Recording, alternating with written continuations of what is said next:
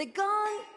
The gong rings loud, performers crowd round. Hey, that sounded pretty good.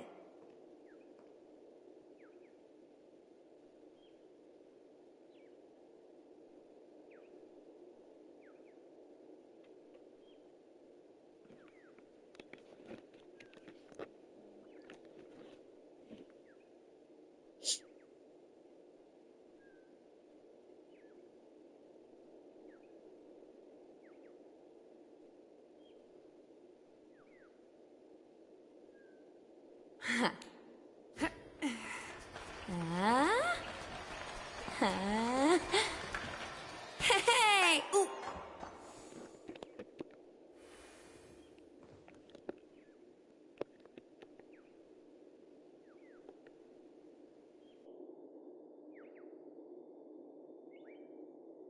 Yeah!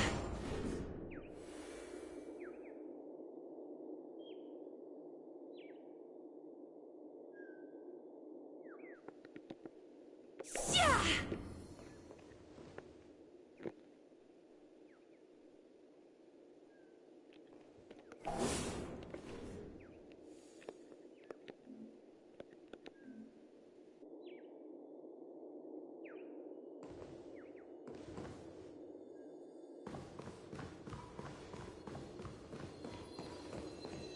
Gosh, the atmosphere here is so creepy and unsettling. Even if there's no audience yet, there should be some staff around. Why is it so silent?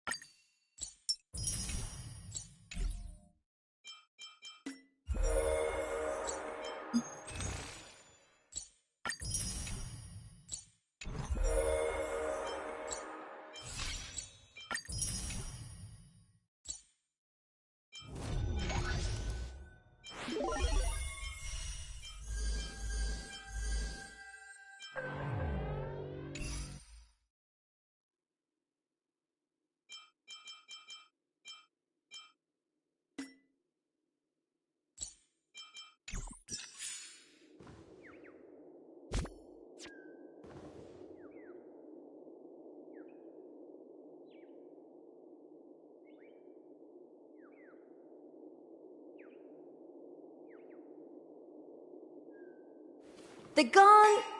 The gong rings loud, performers crowd round. Hey, that sounded pretty good.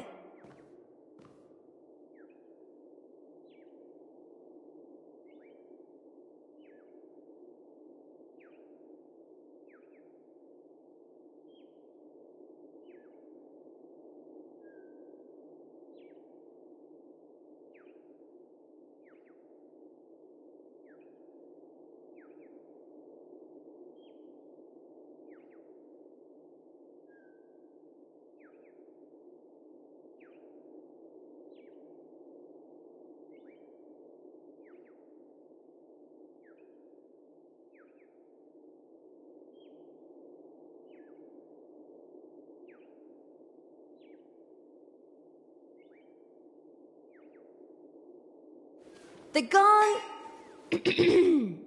The gong rings loud, performers crowd round. Hey, that sounded pretty good.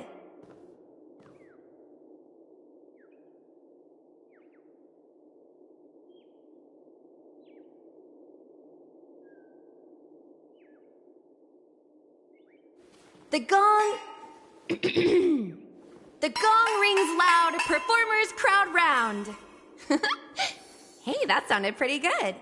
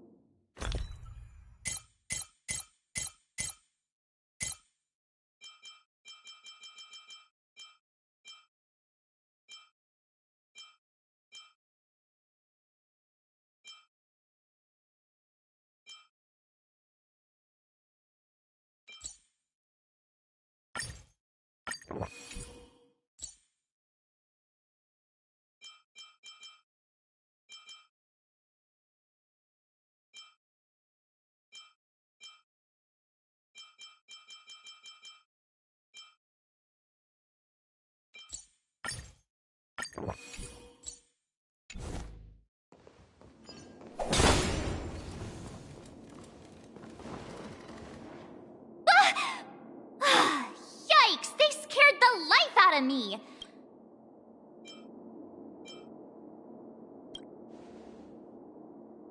What? You're so annoying. Stop scaring me. Are these puppets part of the stage setup? Even so, it's so eerie that the entire front hall is empty.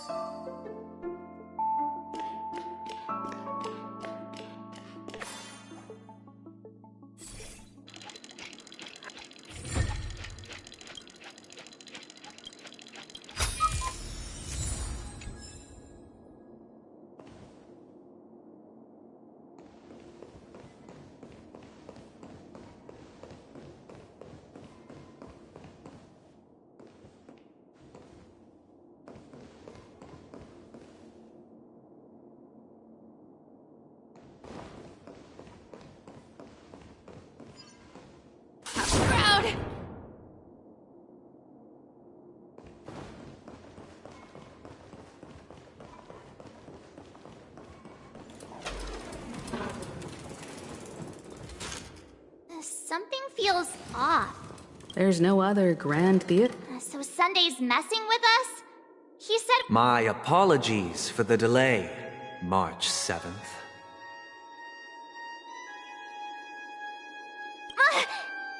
You scared me! Where are you now?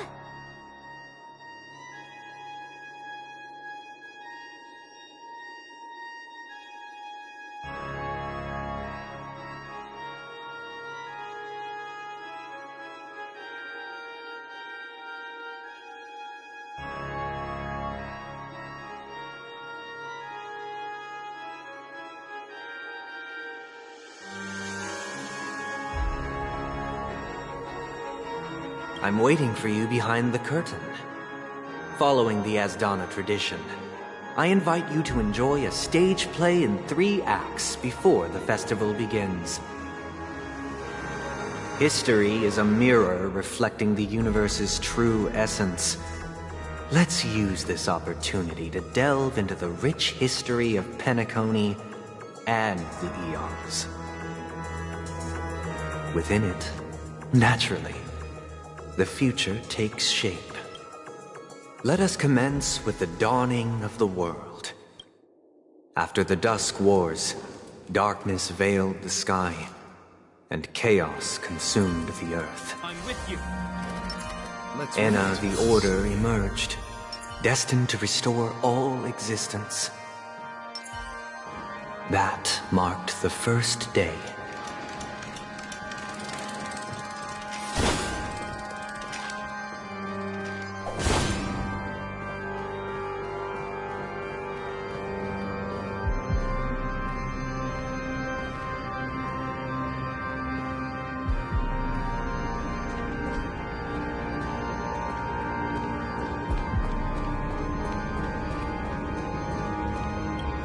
They gathered nebulae and forged them into picks, thus creating a grand lyre with black and white keys. Strike the white keys, and the sun rose. Strike the black keys, and the moon rose. And so, the cycle of day and night arose. That marked the second day.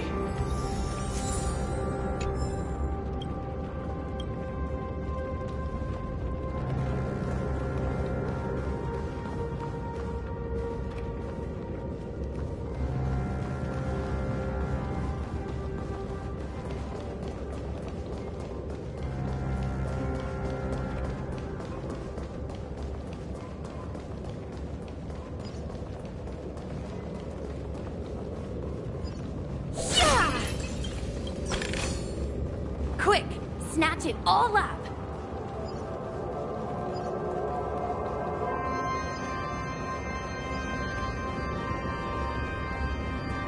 The puppets are gathering around the frame. Are they expecting us to enter it?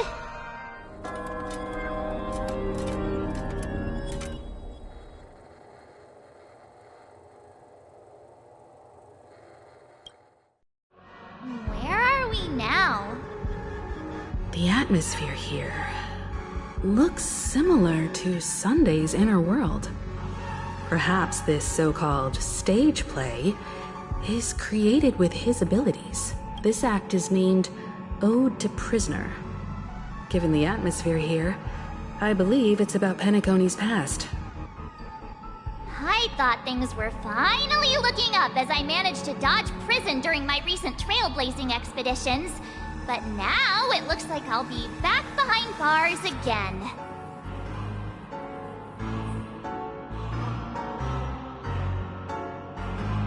I genuinely wish to avoid a violent clash with my esteemed guests from afar. Therefore, I've arranged 3 acts before the situation becomes irreparable. Where shall we start our narrative? Well, let's start with the time when Penacony was still a frontier prison.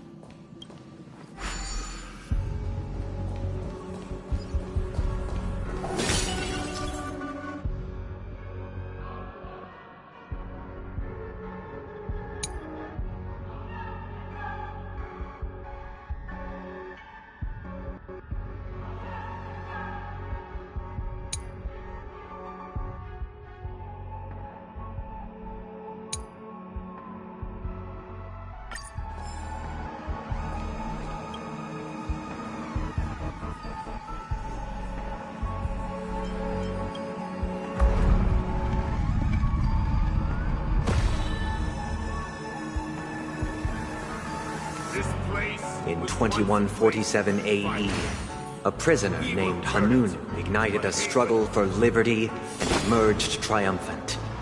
IPC referred to it as the War of the Frontier, while the Asdanians dubbed it the War of Independence.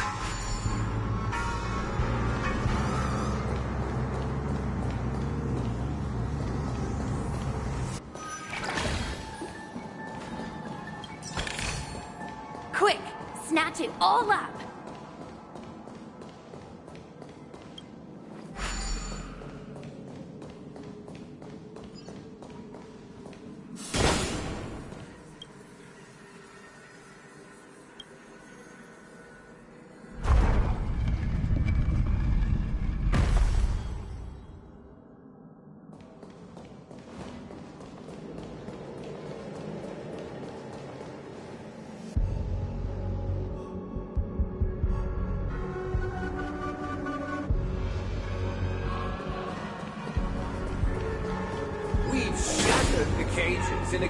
It's true that Hanunu was a legendary hero, but it must be acknowledged that while he bestowed freedom upon the prisoners, he didn't grant them true liberation.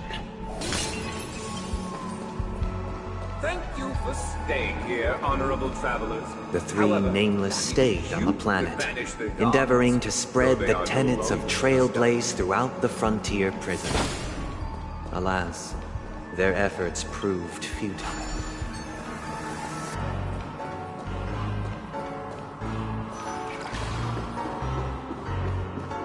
Let's build another prison. Once again, Asdana was engulfed in war. This time, the enemies originating from within. The prisoners remained prisoners for the rest of their lives, fighting for freedom rather than living for it. Ooh, extra tips.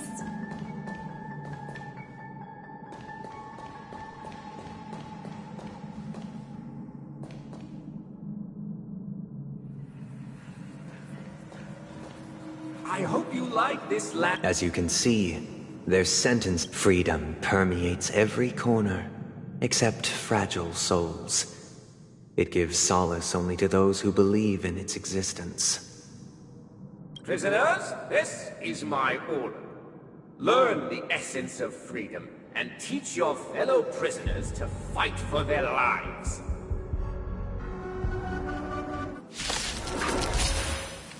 Hey! Why do we have to fight while enjoying the show? For I desire not only your enjoyment, but also your assistance in its completion.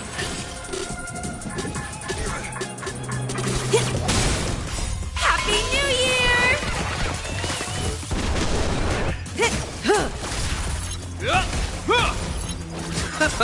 Stand still.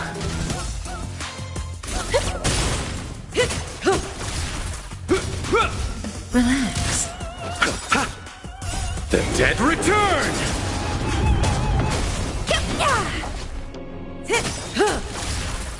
Time to say bye. Boom.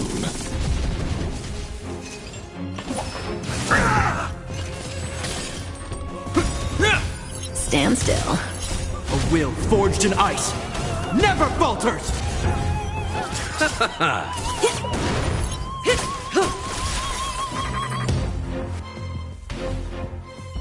No one can restrain you anymore. You are free. Thus concludes the first act. Amidst a raging war, the frontier prison headed toward becoming the land of the exiles. This must be how Penacony was constructed. With the aid of outsiders, the prisoners were finally liberated and established the land of the exiles. However, it appears that Sunday aims to convey the spiritual plight of the prisoners more than the physical aspects of imprisonment. This show is a bit too literary for my taste. But the battle part is quite easy to understand. Anyway, we've arrived at the exit. Let's go!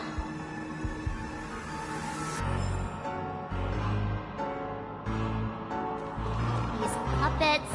Where are they guiding us this time? They transmuted streams of stars into inked nibs, creating symbols to be pronounced and counted. They molded stardust into flowing rivers, assigning the righteous upstream and the unjust downstream. Thus, all things were marked, and the world learned to discern between good and evil. That marked the third and fourth days.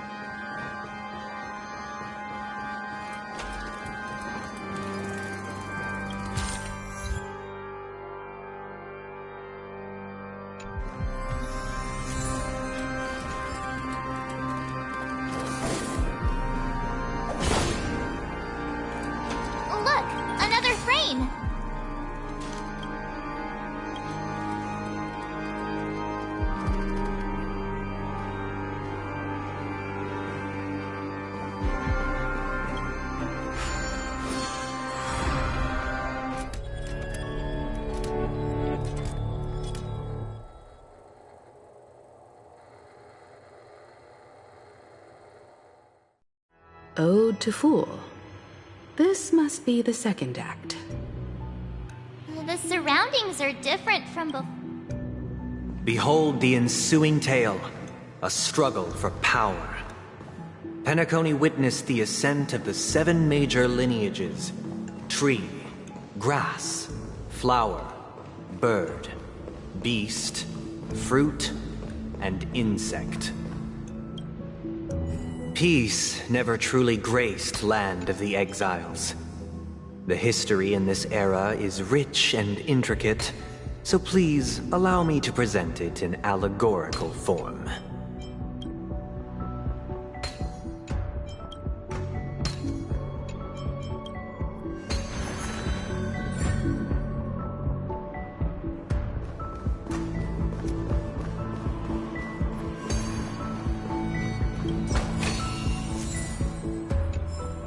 Welcome to this mansion, dear outsider. Land of the Exiles was in disarray, besieged by both internal and external perils. Though the 7 major lineages appeared united on the surface, each harbored their own ambitions, leading to ceaseless conflict. Accountant! We are the pillars of this mansion. The Black Plum family was the first to fall. They withered away in the White Desert event, orchestrated by the Alfalfa family. Because Master shaped you, my child. You did not serve the old master. The leader of the Alfalfa family sought to defect to the IPC, trading freedom for survival. However, his eldest son slew him in the name of righteousness. and ascended as the new family head.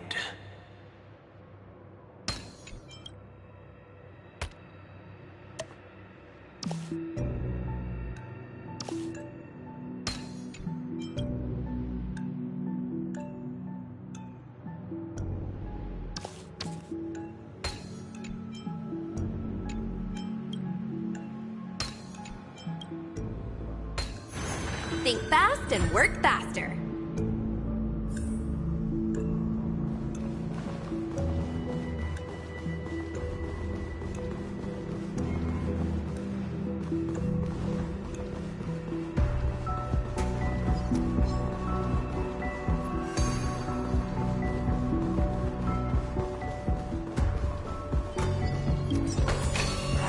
Quick, snatch it all up.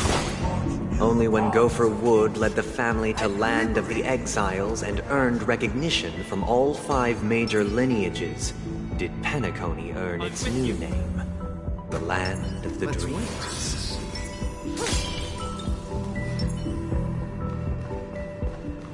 Dear outside, I wish. This is the second act. Looks like it's about Penacony. But this new master seems like a bad guy to me, don't you think? Perhaps this is the truth Sunday is trying to express, if you read between the lines. The Harmony changed Penacony just as the guards once did. Looks like we've gotta help those guys kneeling down over there calm down a bit. Either I shall be my own master, or I shall return.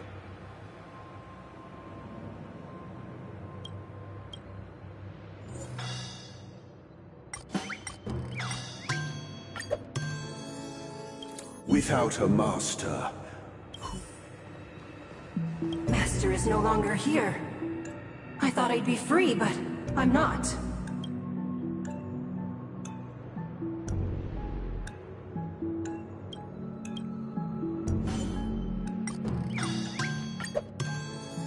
Master is no longer here. Once, I stood as the most loyal guard.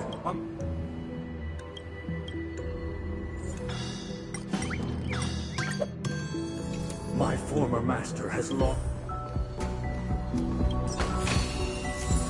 Ooh, extra tips! Master! Oh, you will return in Dooku.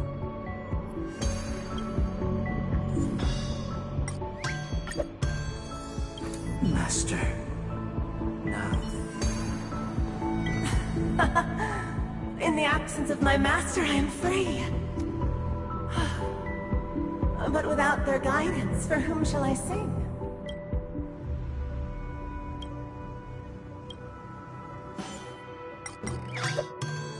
I shall sing for my new master, just as their noble voice once resonated throughout the cosmos.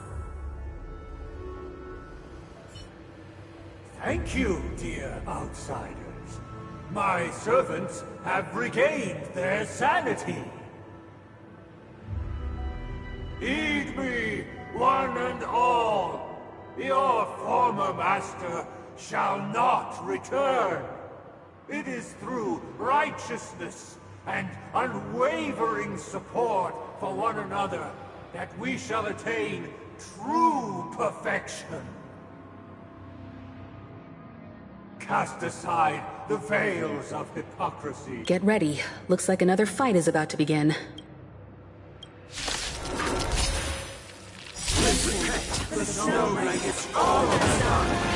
The sky fills, and the earth teeters on the at the end of the silver universe, the first bud sprouts the rising sun. Major.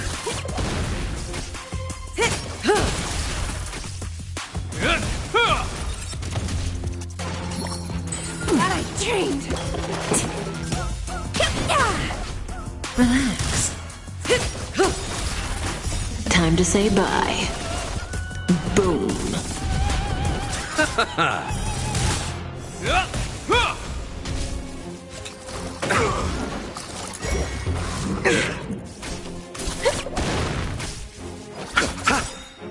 Then dead return!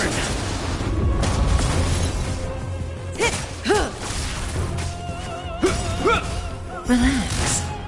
A will forged in ice never falters!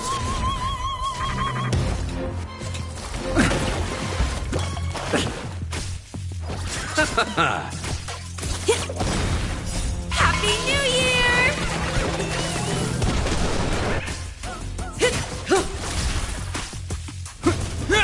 Stand still. Is that all? Receive divinity. Repay.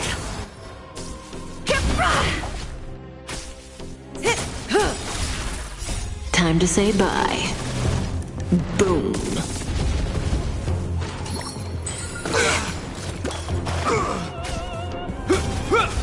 Relax.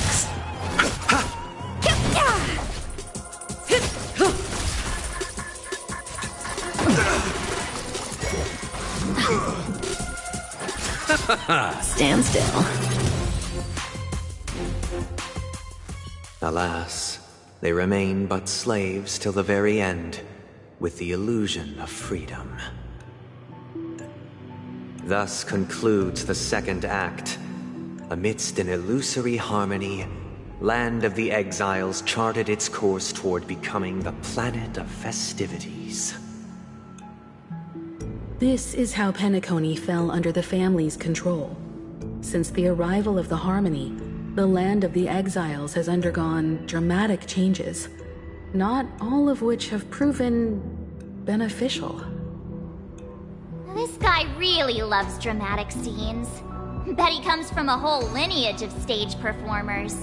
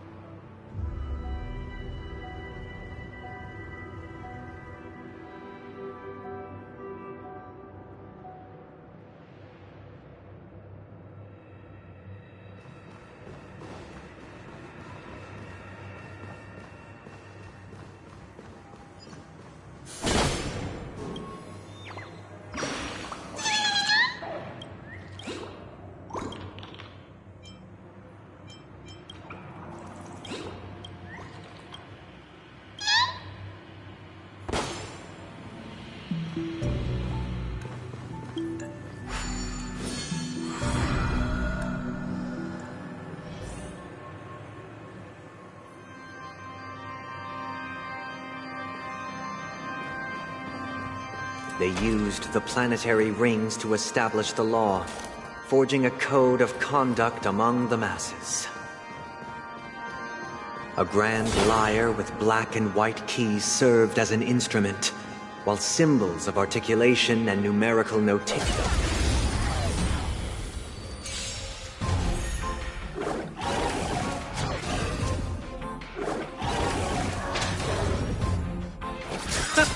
Relax. The dead return!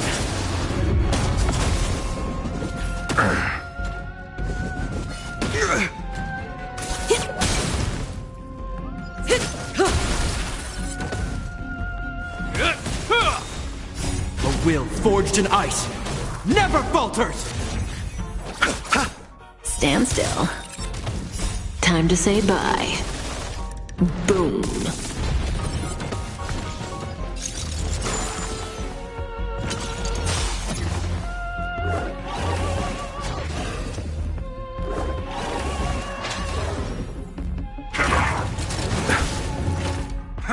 Glad I trained. Oh. Happy New Year!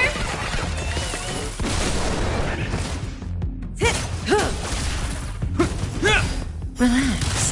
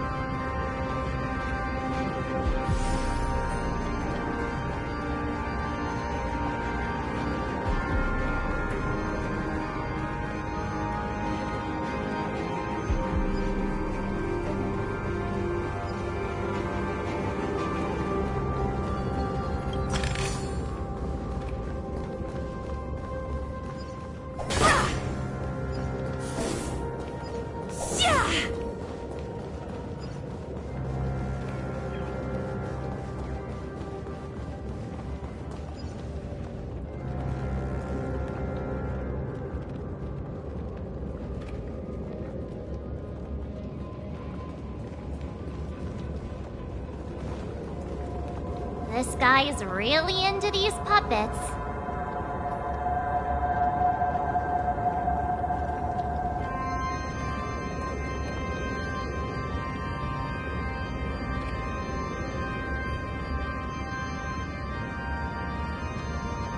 The gong... The gong rings loud.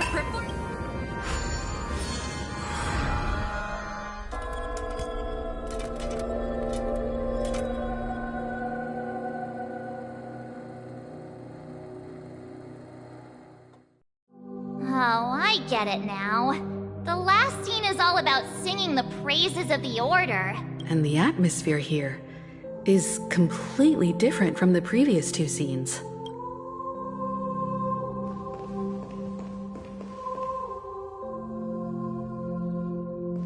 This is the concluding act of this play. I have showcased the past and present of Penacony, hoping that my desire for change resonates within you. And now, I shall reveal its future to you.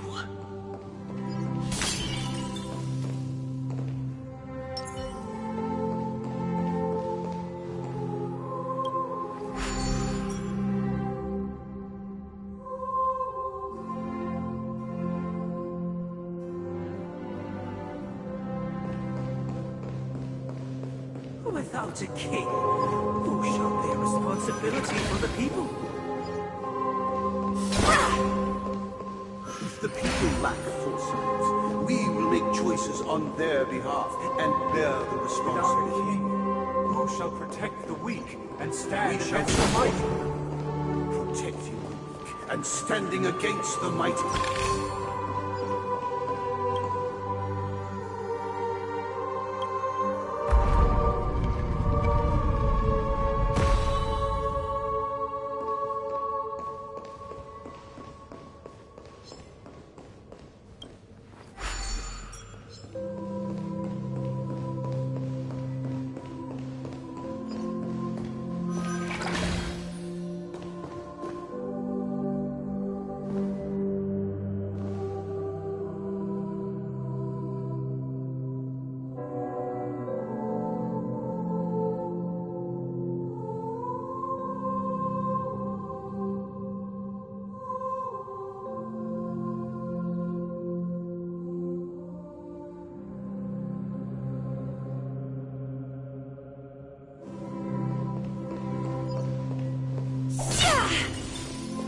Without a king, who shall govern the movement of stars? before the arrival of the king, everything followed its natural course, and so it shall continue even after the king's departure. But after the king's departure, we no longer have need for a king, for we have become kings.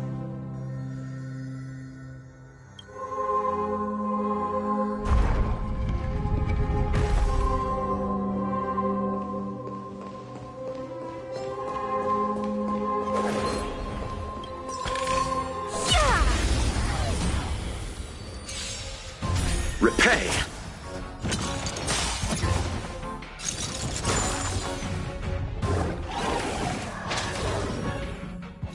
Is that all?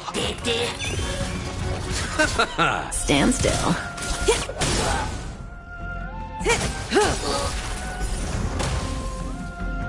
Time to say bye. Boom.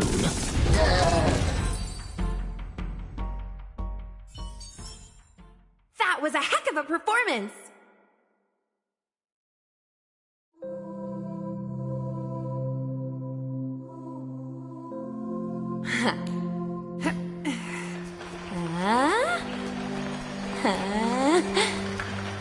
Hey! Ooh.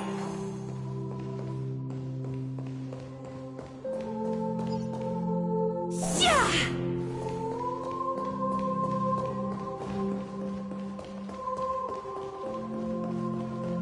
But after the king's departure, who shall become the new king?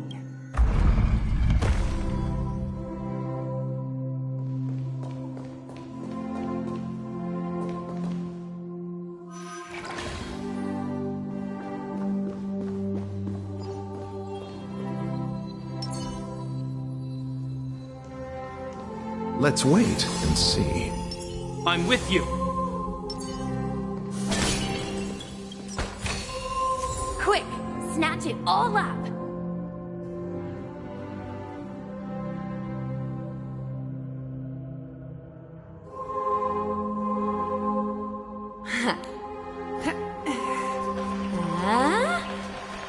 Hey!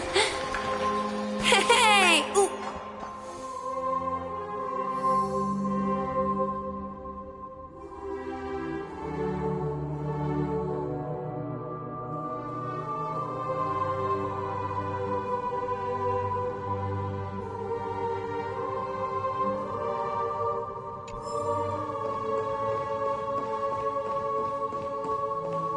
Hey, aren't we... Perhaps we'll need to complete. So, do you think they're mine?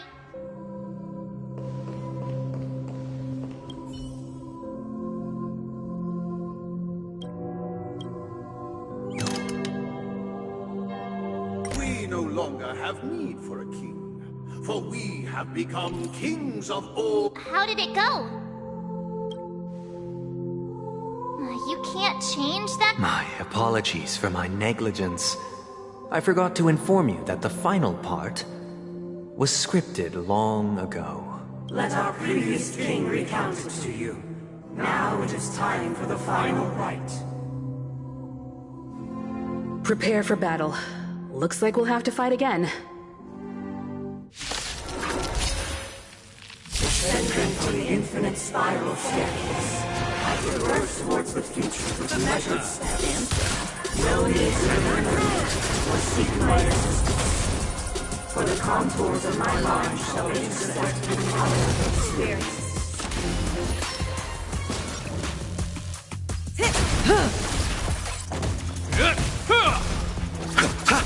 Relax.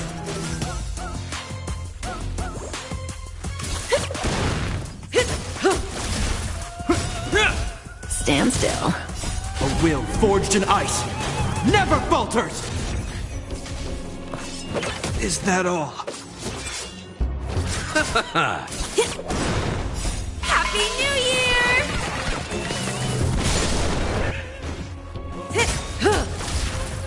Time to say bye. Boom.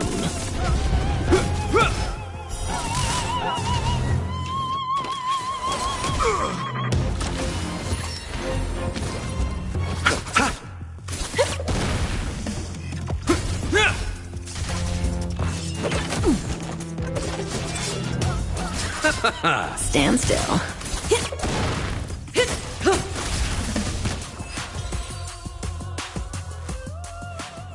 In the hushed expanse of a nocturnal reverie, I leave faint traces behind. No need to remember me, or to recall the essence of dreams. What is mine shall wane. This is the final scene. It's much. Let's go. Once this stage play concludes,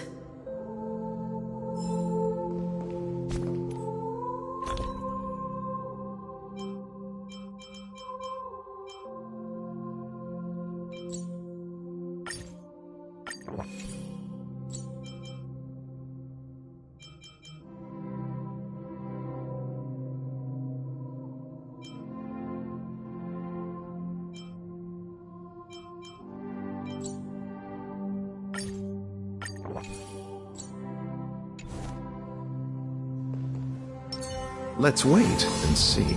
I'm with you.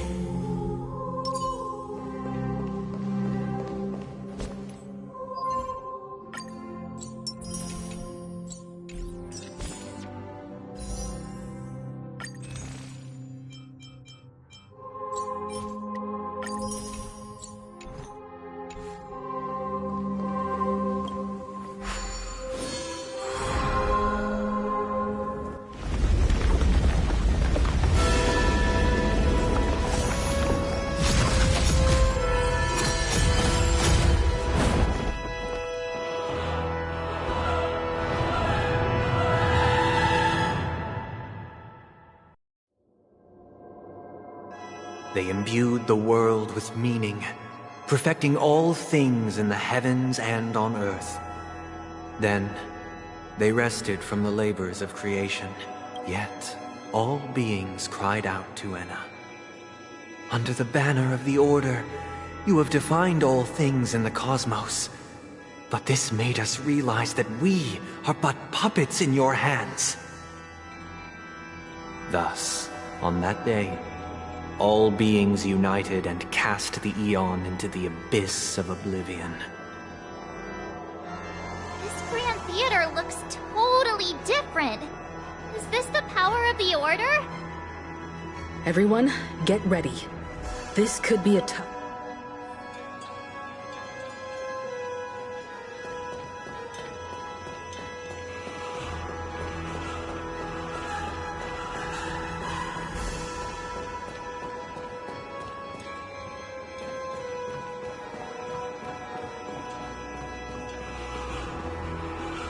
That marked the seventh day. Cheers and chants reverberated in unison. The stars shine bright. Praise the Great One. The Order is dead. The Order is dead. The Order is dead.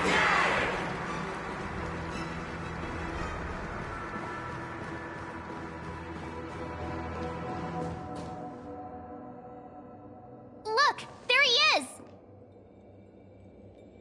That concludes everything related to the Order. What are your reflections on this, my dear guests? Nevertheless, this is but a trivial blip in the annals of galactic history. What truly matters is the course this river shall take in the days to come. You've arrived at the perfect moment. The Charmony Festival is about to commence, and it would be a shame if you were absent for the Harmony's prologue. Allow me to extend my warmest welcome once more. Welcome to Penacony Theater, the very core of the Sweet Dream, the abode of the Stellaron, the grand stage of the Charmony Festival, and the very place where the future of Penacony shall be determined through conflict.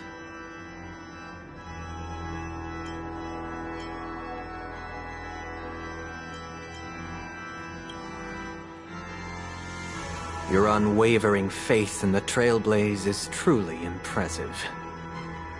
True goodness can only be achieved through faith, Allow me to point out that falling into a permanent slumber is not happiness, especially when those people are driven by someone else's will in their sleep. Do you still believe that the Order only seeks to control the universe as their puppet, Himiko? No matter how perfect your vision of paradise may be, a cage remains a cage. People will never achieve true happiness in a world like that. They would just be toys for the Eon. It seems you have misunderstood my intentions. Allow me to clarify. My desire is not to resurrect a fallen Eon, or become one myself. My sole objective is to create a paradise free from Eons, where the Order ensures the dignity and happiness of all humanity. A paradise exclusive to us human beings. That's not the case. If people are to live with dignity, there must be nothing and no one above them. In your so-called paradise, you would be the one reigning supreme. Looks like we won't be able to convince each other. Now that our conflict has been destined, let's unveil our paths and reveal to the universe the true path. However, before the prelude to the future begins, please take a moment to ponder the questions I've posed. Is darkness equal to daylight? Are sinners equal to the righteous? If you are born weak, which god should you turn to for solace? How tragic. Repay the Eon with great might. Don't get complacent. Under the banner, you have defied all things in the cosmos. Eternal sleep is not that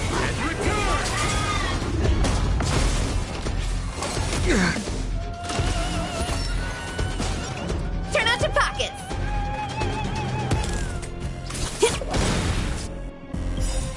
Come feast Happy New Year!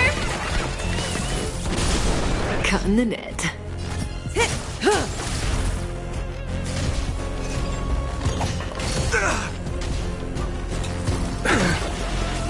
I'll see you off. Stand still. Good times. Time to say bye. Boom. In the name of Lend, a will forged in ice never falters! Don't throw the game!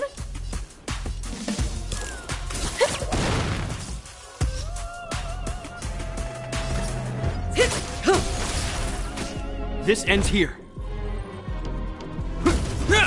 Relax.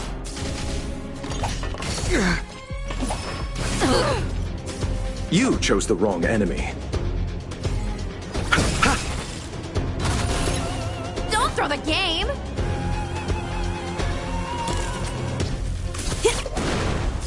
May as well kill them all.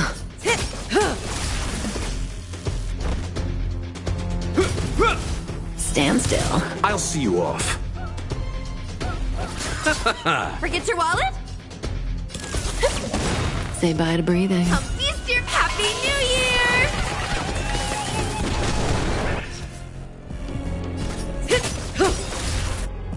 Good times never last. Time to say bye. Boom. Is that all? The world is in honor. The stars shine.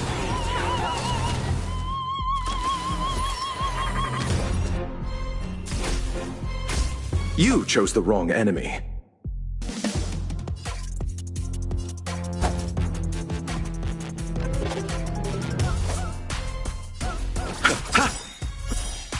Relax. Eternal Step. Dead return! God, I dreamed!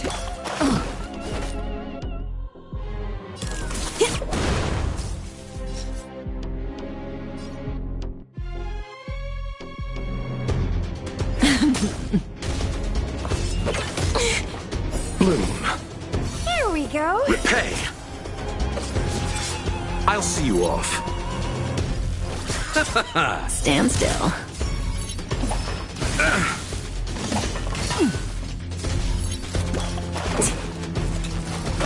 Trained. Hope you're prepared. In the name of Len, a will forged in ice never falters!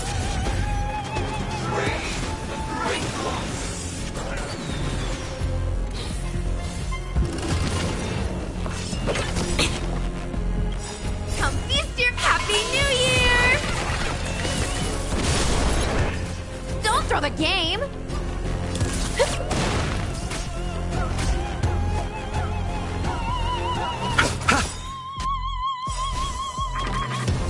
Glad I trained! Eternal Step. Dead return!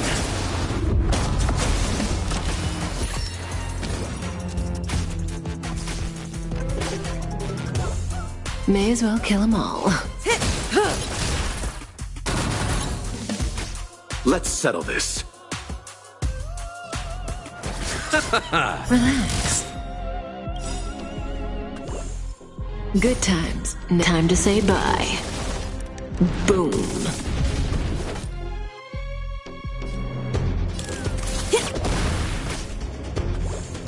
This ends here.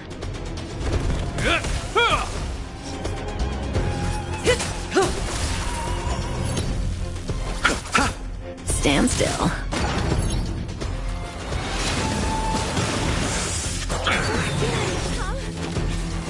Is that all? Turn out your pockets!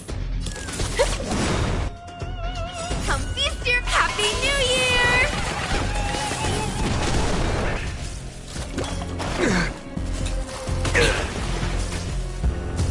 Hope you're prepared. In the name of Len, a will forged in ice never falters!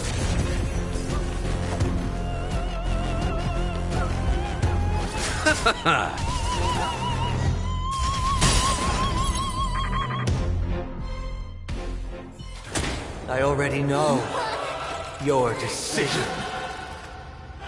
I now permit you to gaze into the sun. On these 107,336 stones, the almighty and powerful springs of harmony are at my disposal! The supreme tuner, harmonious choir, Dorminicus!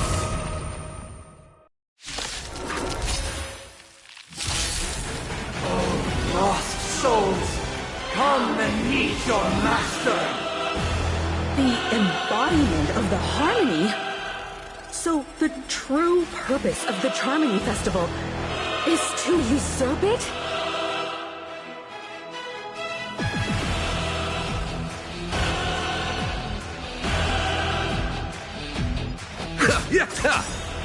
Relax. Forget your wallet? Eternal sleep. The dead return! Disorderly noise!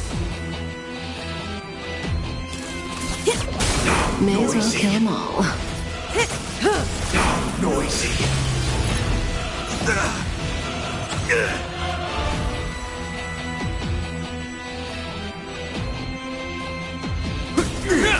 Stand still. Is that all? Why isn't perceptive as you are? Answer me this. Why could the harmony and the order merge into one?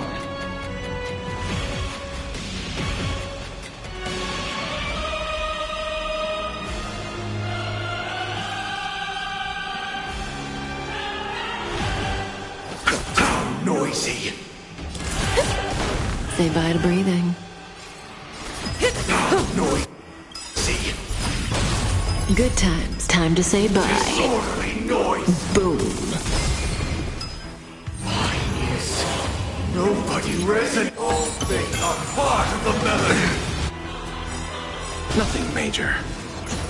In the name of Len, a will forged in ice never falters! Come feast your Happy New Year! hope you're prepared. Relax. Enjoy eternal peace. I'll see you off. Turn out your pockets!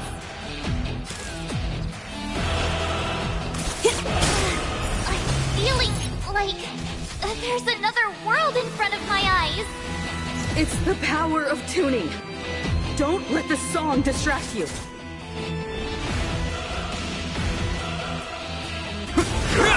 Forget your wallet?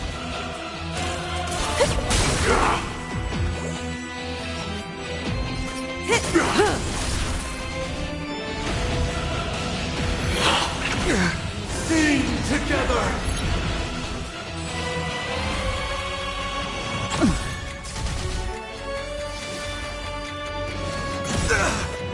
In the name of Landa, a will forged in ice never falters!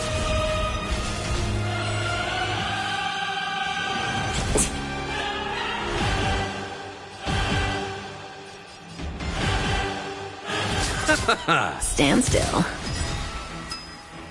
Because neither side could tolerate discord. Disorderly noise! Eternal slip. The dead return!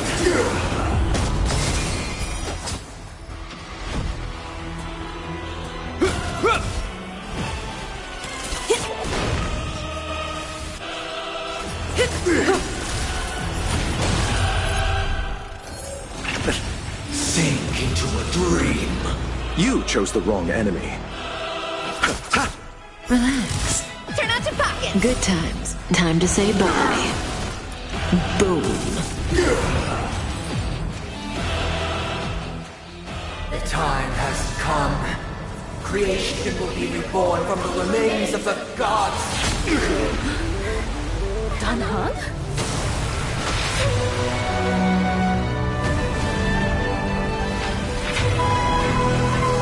Radiant spirits, heed my word. Show no mercy!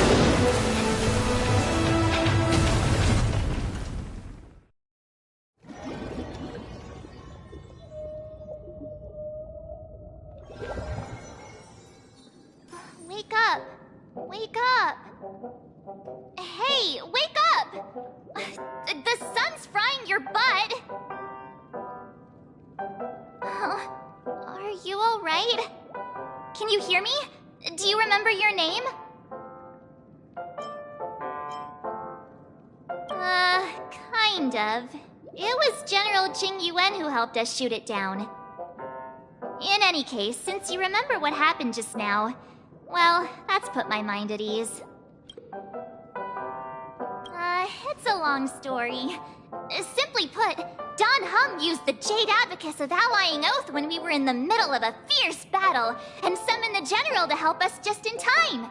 And then we returned to reality. Look, this is your room. Everyone else has also returned from the dreamscape. Himeko and the rest are at the lobby discussing matters with the General. And now that you're awake, we should tell the crew that you're all right.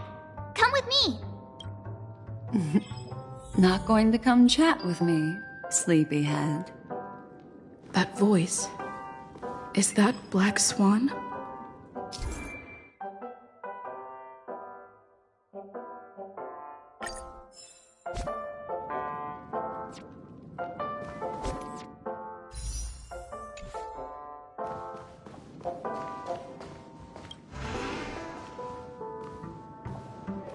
Hey, where are you going?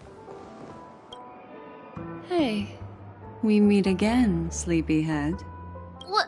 What's Miss Black Swan doing here? Nothing, Miss March. I noticed she was awake and wanted to check to see how she was doing. Though the strike from the General was timely, its destruction was also immense. When emanators collide, ordinary people inevitably suffer. But, luckily for them, the dreamscape is my home turf. Thankfully, I managed to get everyone out before the Harmonious Choir collapsed.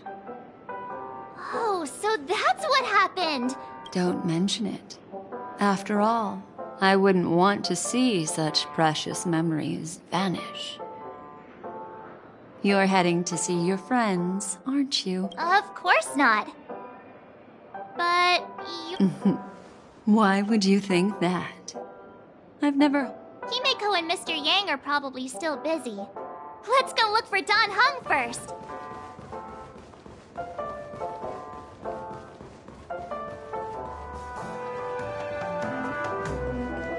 Look, he's still talking to that cowboy.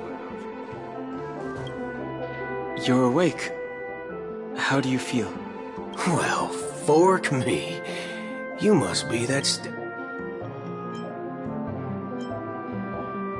Allow me to introduce him to you. This is Boot Hill, a Galaxy Ranger. During our pursuit of a certain person, we crossed paths and just so happened to uncover a shocking plot being concocted by Mr. Sunday. Which is why we sought you out, to help the Astral Express save the world together. No need for thanks. The Galaxy Ranger's principle is correct every injustice one sees. That's how you lot in the Xianzhou put it, right, Don Hung? More or less. Wait, hold on a sec.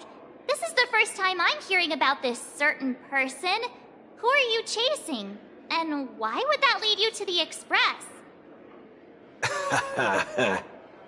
Good question. It's, who was it again?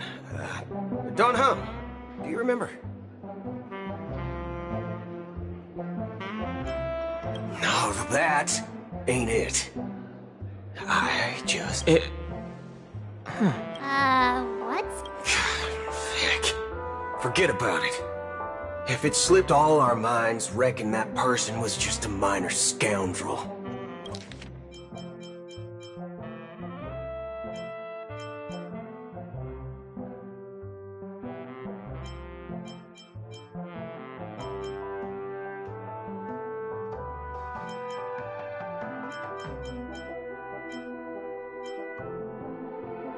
Unimportant. Yes.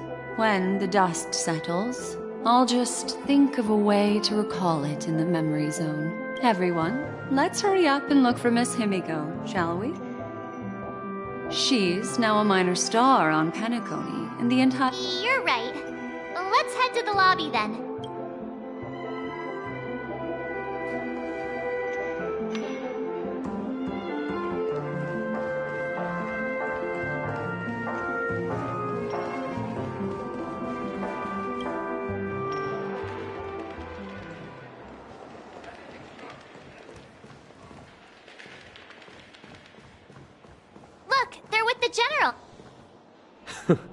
That's all right.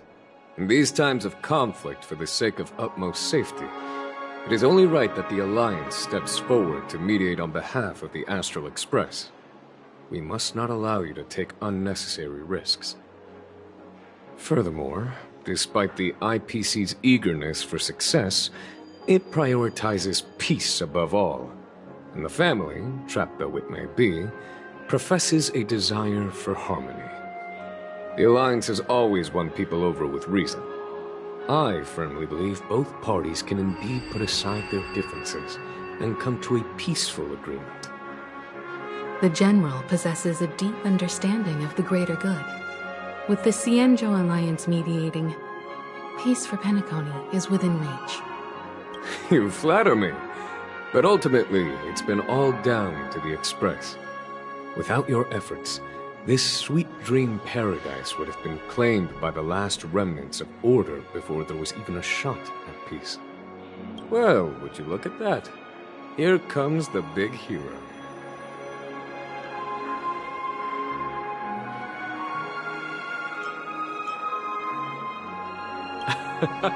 If it isn't the galactic baseballer, a hero with unparalleled insight. Are you okay? I heard you couldn't wake up. Are you feeling unwell? Don't worry, Mr. Yang. There's nothing wrong with her. She practically burned through a lifetime's worth of jokes on the way here. What about you, Mr. Yang?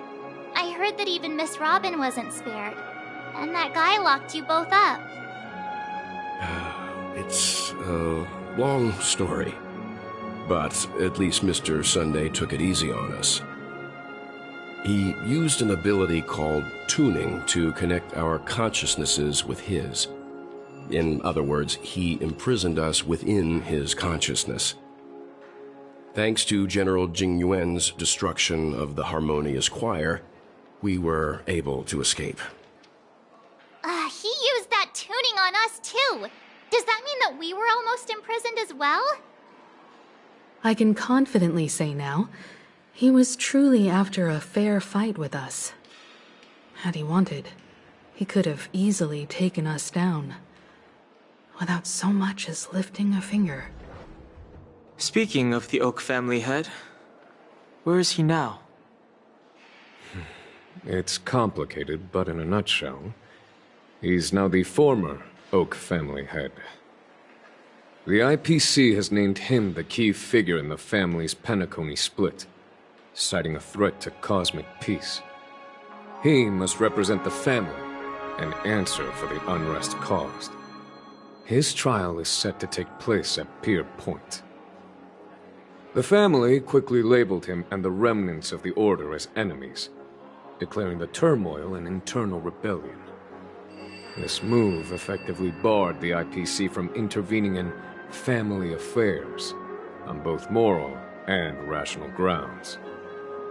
Everyone really has their own agenda, after all. Then, what's going to happen to Miss Robin? Why the sigh, General? I can only say that this incident is an unexpected mess for the girl. The Alliance will try to persuade the family to consider this matter carefully during mediation. It's time, everyone. The IPC's key members and I have agreed to consult one another before the upcoming negotiation. Given the General's invitation and the matter's significance to the universe, the crew will naturally accept. However, if the IPC has any reservations... Why, of course you're welcome. They've mentioned that your team is a trusted ally of the IPC in Penacony, so there's no reason not to welcome you. Besides, if there can be reliable observers from the Astral Express present, discussions will go more smoothly. So, what do you all think?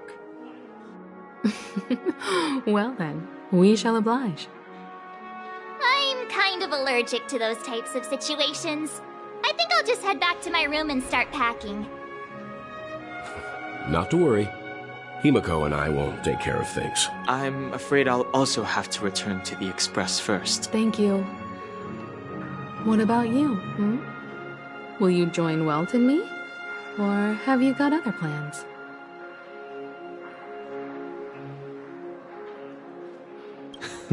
Great. Although I'm not too sure of the reason, the representatives from the IPC have insisted on her presence. Allow me to lead the way. Follow me, please. The negotiation will commence at the hotel lobby. Everyone, please follow me.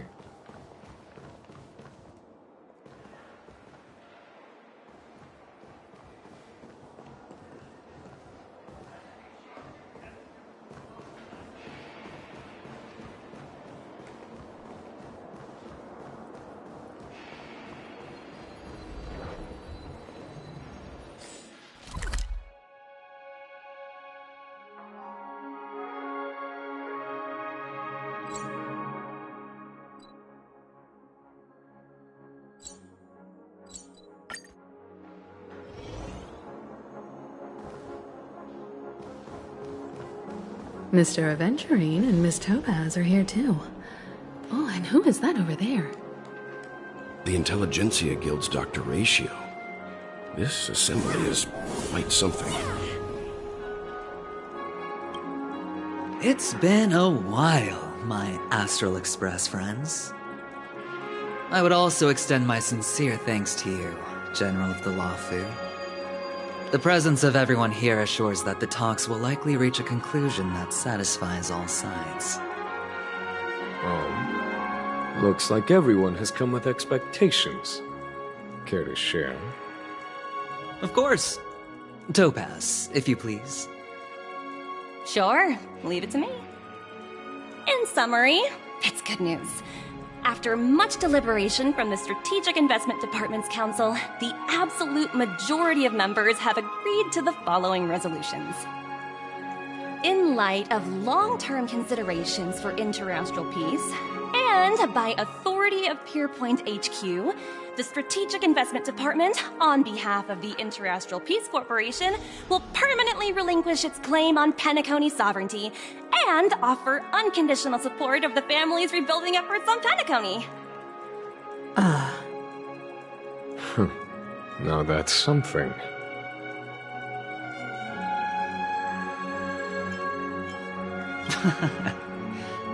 Well, if that's what it takes to bring peace to the entire universe, it's a price I'll gladly pay.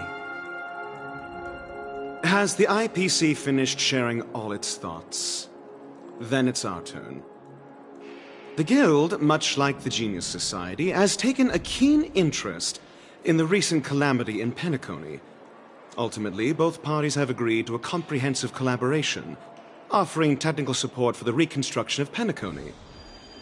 The floor is yours for the finer points, Mr. Screwlum.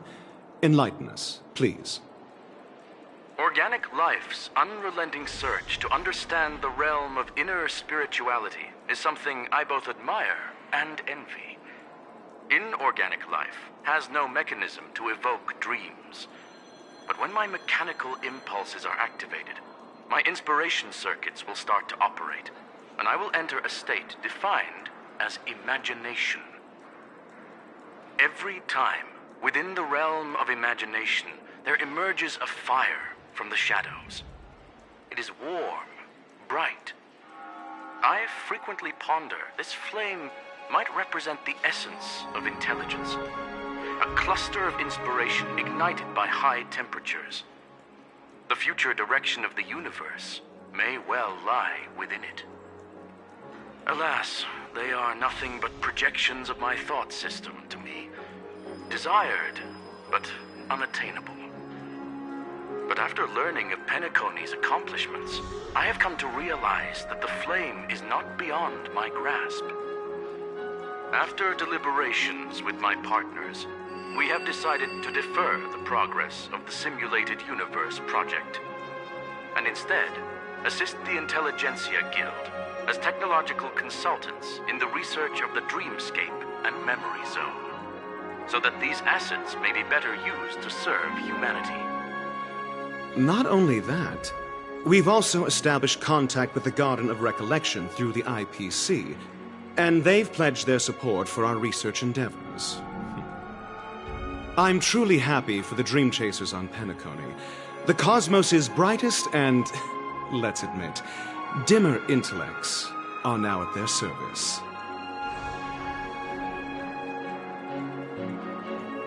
Agreed. It's hard to imagine members of the Genius Society taking an interest in such mundane research. Never mind. At the end of the day, this is a positive outcome. No wonder everyone insisted that she be there. It heartens me to learn that everyone is willing to put aside their differences for Penacony's plight. I trust that everyone will surely reach consensus in the upcoming negotiations. Looks like Penacony's future is decided.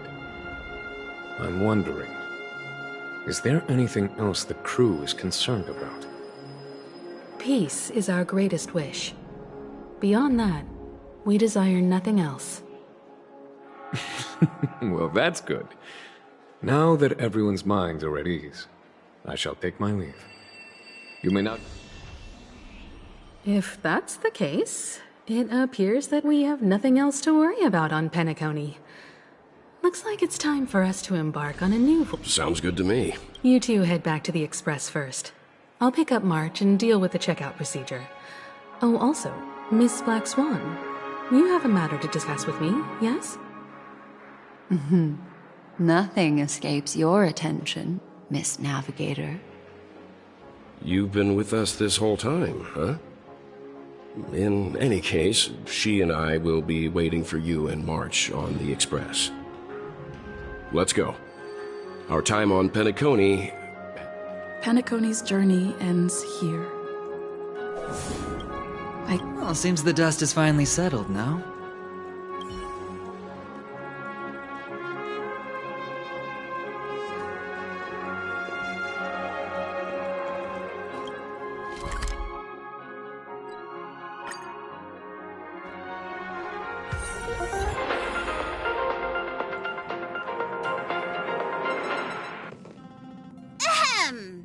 Looks like everyone's present. This a meeting to decide our next stop? How we doing this? Hold your horses, cowboy. It's for those to decide. Allow me to explain. Mr. Boothill and Miss Black Swan submitted a request to temporarily travel with the Express for their own personal reasons. As you all may know, the Astral Express never declines any passenger whose heart yearns for the distant stars. Therefore, they will be traveling with us for a while until they reach their destinations. Whoa, the Express is going to be much livelier now. But, Miss Black Swan, you better not use your memo keeper abilities to pull any pranks. Understood, Miss March. I promise you, you'll never see me in your room while you're taking a break. Don't! You're freaking me out. All right. Now that everyone's met everyone, we can continue our navigation meeting. Firstly, Pom-Pom wishes to thank everyone. If it weren't for you all unearthing the truth about Penacony, Pom-Pom would have never known where Mikhail and the rest had gone. What they had to go through was regrettable, but I reckon they all fulfilled their wishes.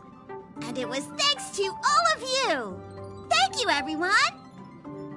Now then, we come to the crux of this navigation meeting. We must decide on the Express's next stop. Let me introduce our current options. The first choice is from Himiko, the oceanic planet of Lushaka, a planet composed entirely of water. Many aquatic races reside there. Of course, it's also the home planet of the venerable, nameless Mikhail. The second choice is the agate world Melustanen, suggested by Welt. It's famed as one of the initial sites of the Stellaron disaster, and the place where the beauty Idrilla ascended. Today, it's celebrated as a planet of undying allure. The third choice is Edostar, a planet nestled within a vast ion storm region, currently under assault by the Antimatter Legion. However, the distress signals from there have recently ceased, prompting the IPC's wish for us to check in on the situation. The last choice, courtesy of Black Swan, is the glass belt Petravia, a massive belt of asteroids that was turned to glass by the Lord Ravager Zephyro. These days, it's apparently known to house one of the branches of the Morning Actors Troupe. Ooh, so many options. I'm seeing stars already. Next up, everyone will select the destination that they wish to visit, and then we'll put it to a vote.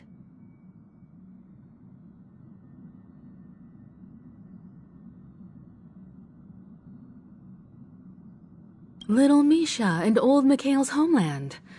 Having been through so much in Penacony, as an aspiring nameless, I believe a visit to his homeworld is a must. Count me in.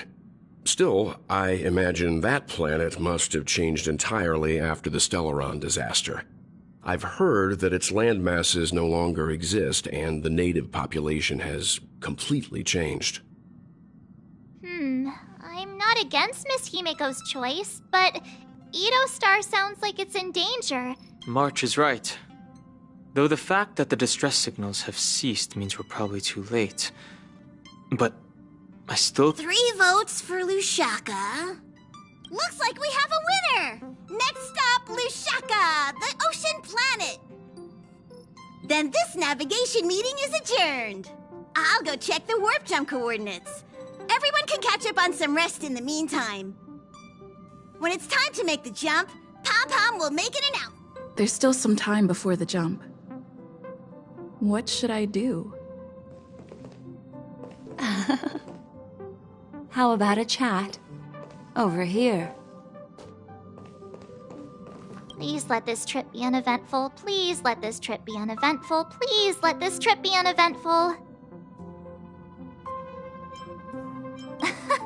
What's with you and always copying the way I talk? The last couple of trailblazing expeditions have been downright terrifying. It's about time we had some fun, cozy, and cute adventures for a change. Come on, start praying with me. Please let this trip... Huh. For some reason, I'm suddenly stricken by the feeling that we haven't crossed paths in quite some time. I should have known better than to expect anything serious from you.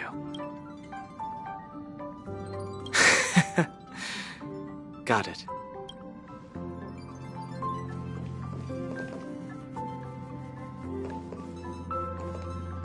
This Astral Express sure is comfy. I can live without malt juice. At least stock something else.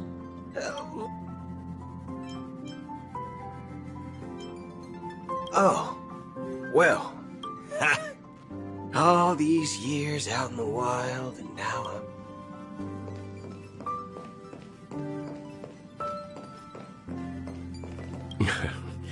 You're fast becoming an excellent trailblazer. It's an honor to be able to watch you grow. Don't downplay your achievements. Everyone has witnessed your growth. I've known many warriors in my time, and only a few achieve the kind of growth you have. Back home, where I'm from, you'd be rated at least an S tier. It's not been easy for you these past few days. You've earned some downtime. I'm looking forward to seeing how you'll perform on our next journey.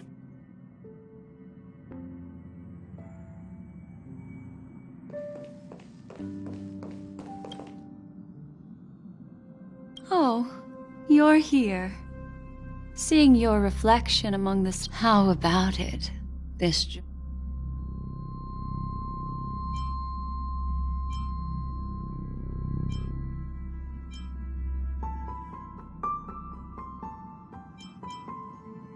There's a rich scent of curiosity here. Such memories can be irresistibly captivating. So, how about you hand that small parting gift back to me? I'm quite...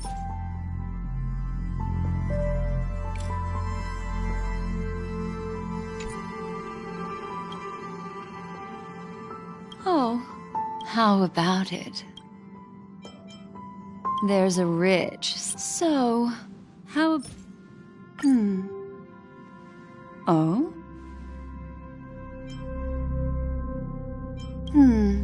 I just stumbled upon a particularly fascinating spot in your memory. Before I explain, I would like to apologize to you. This farewell gift I gave you isn't really a compass from the memory zone. Remember when we entered the hotel in the dreamscape for the first time? And I procured a few trinkets. This way, I can always be attuned to your location, ready to assist immediately. But this is not its most intrinsic function. Light cones are slices of light used to encapsulate solidified phenomena. It can etch your memories in their most vivid form. And then... allow me. All the world is born from the power of mind and soul. And that power is life, seemingly vast, offers but a scant collection of impactful memories. Some joyful, some sorrowful, some light, some heavy. But you are different. Memory is a reflection of the future. Within that reflection, I see your unparalleled worth. You have the power to craft memories that can captivate the world. Your memory can illuminate the universe's future path. And that memory will be as scintillating as the star clusters you see in this porthole.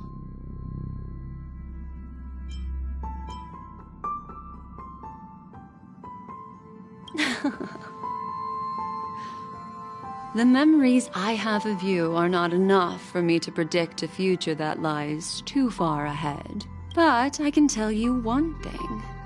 My favor towards you stems from a more profound reason. The reason is simple.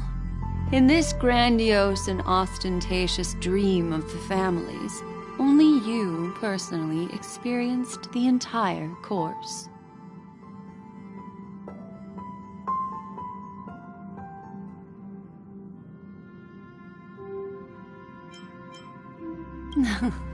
Patience, my friend. I will reveal the answer to you, but that time is not now.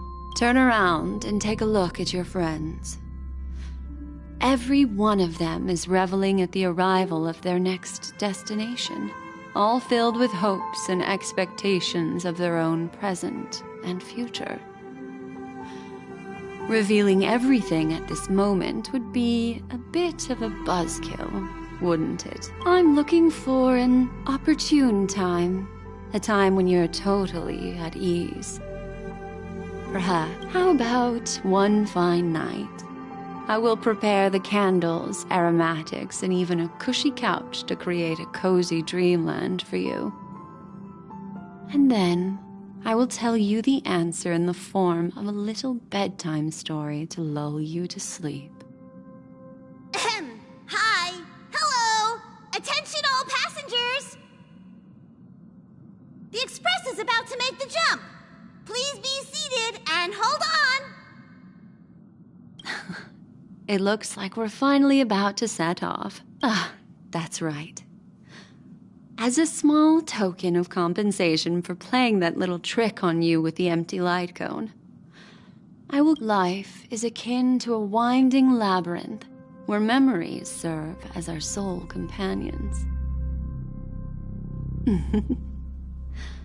You'll remember these words dearly, won't you? In the year 2158 of the Amber Era, the first year of the new epoch, the universe resumed its intended trajectory. The kindling of conspiracy smoldered in Penacony, the land of the dreams. Failing to erupt into a blaze, it instead flickered briefly on Klapoth's anvil, before vanishing in the blink of an eye. The dead and those fated to die remain in their eternal slumber, while the living find solace in deep sleep. All clamored in a cacophony of silence, and then went about their own ways. The cosmos emanated a vitality characteristic of a new era, all for the modest price of a brother and sister's mild grief. Babies are born as stars extinguish. The silver rail unfolds. The story of the Astral Express comes to a close, yet it also embarks anew. Time marches forward, heralding the arrival of a new chapter in the history of trailblazing expeditions.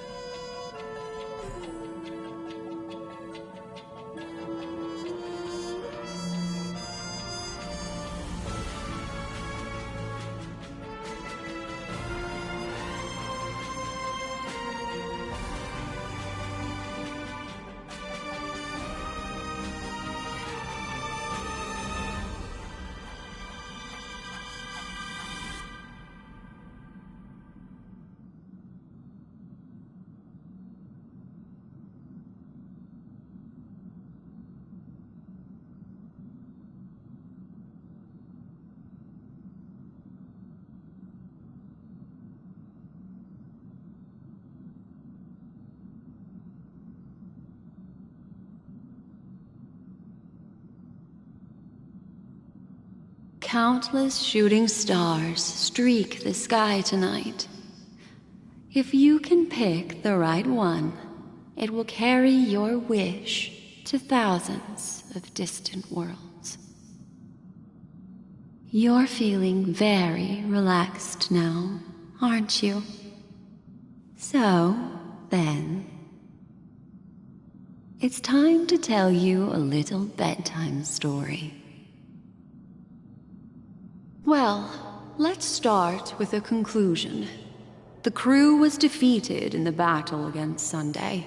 Everyone in Penacony failed, and no one survived. But don't panic. The truth, as horrifying as it may be, is not yet irreversible. There's still a glimmer of hope, and that's why I'm here. Next, I'll use this empty light cone that carries all your memories to relive everything that happened before. And when this story reaches its end, I'm sure someone as clever as you will notice that. There's a major flaw in the story you have experienced, yet within that flaw lies a glimmer of hope. Are you ready for it? Do you remember everything? When the clock turned back, the Express started a warp jump, sending you to a strange dream. You were bewildered back then, and then a Galaxy Ranger named Acheron showed you a way out. When you arrived at the Reverie Hotel, you met the doorman Misha and had a confrontation with Aventurine, an IPC representative. Thankfully, Acheron appeared again and helped you. After that, you saved Firefly and explored Penacony together. During the tour, you ran into Sparkle disguised as Sampo and accidentally entered a child's dream. There, I rescued both of you from death, but Firefly didn't return to reality. She realized the truth and tried to involve you in her plan, but that resulted in an accidental death. Even more unsettling, you soon encountered another murder. The 2 cases of death prompted you to investigate the truth behind the sweet dream. Despite your efforts to gather information about the 2 victims, you didn't make much progress. But you did learn about the watchmaker from Gallagher.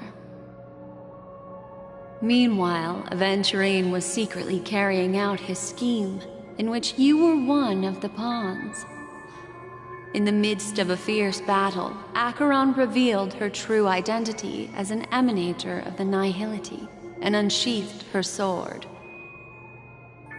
That strike foiled Aventurine's plan and opened a passage between the sweet dream and the original memory zone.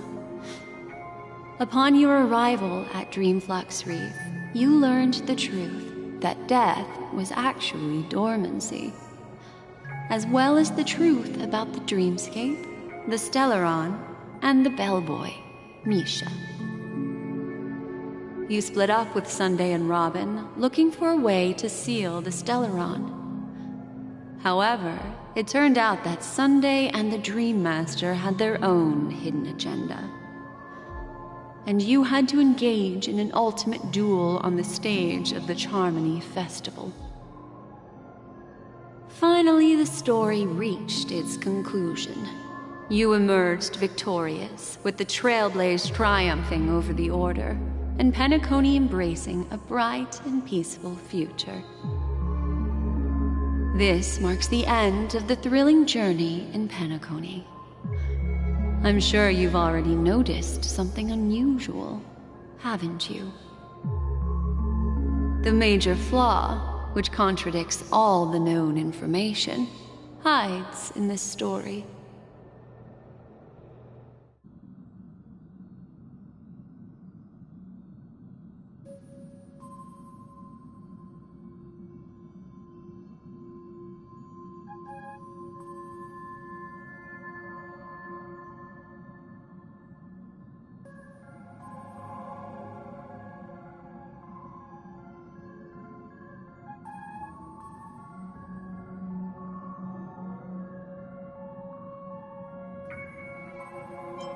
Well, although the fake deaths of those two ladies don't align with our... I'll go ahead and eliminate that incorrect answer for you.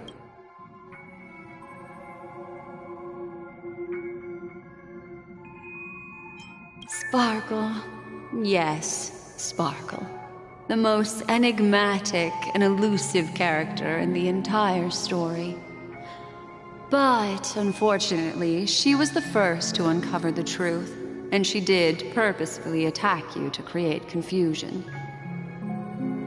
By the way, she left me a message to pass on to you. Always make sure you can distinguish reality from imagination.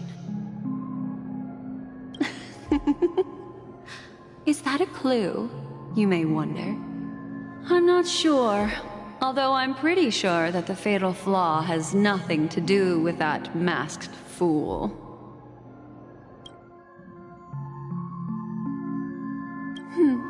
Little Misha. He's only a segment of memory in a dream bubble, but his ambition for the Trailblaze led him to leave the bubble and embark on a grand adventure in Penacony.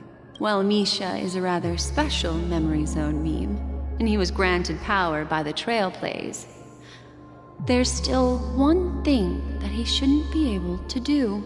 A life born in the Memory Zone could never manifest in reality. So, why did he appear in the Reverie Hotel in reality? The answer is simple. He is the one fatal flaw that contradicts all our known information. This means that you, who wholeheartedly believe in this memory, are still trapped in the dreamscape at this very moment. Wake up, sleepyhead. Break free from this eternal dream and return to the real world. We'll find our answers there. The train is about to make the jump. 5, 4, 3, 2.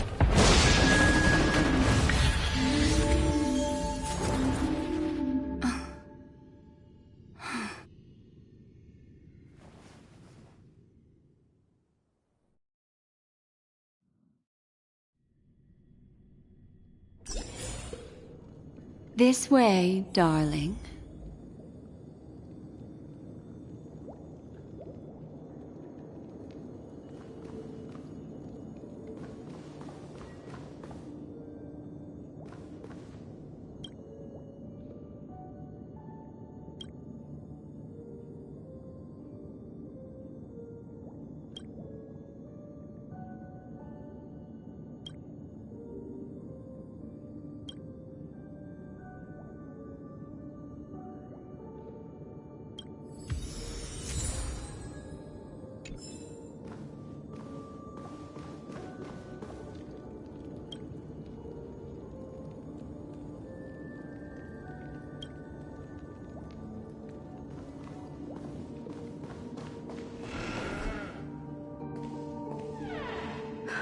Not another one. Thank you so much, Black Swan. Finally, I can breathe a sigh of relief.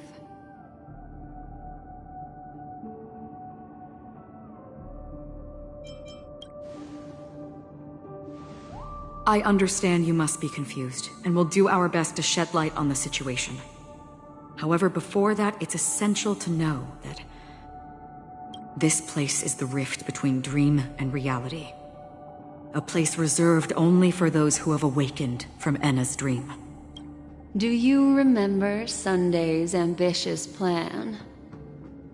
He intended to harness the power of the Stellaron, the collective will of over 100,000 Oak family members, and the desires of everyone in Penacony to usurp the harmony and restore the order.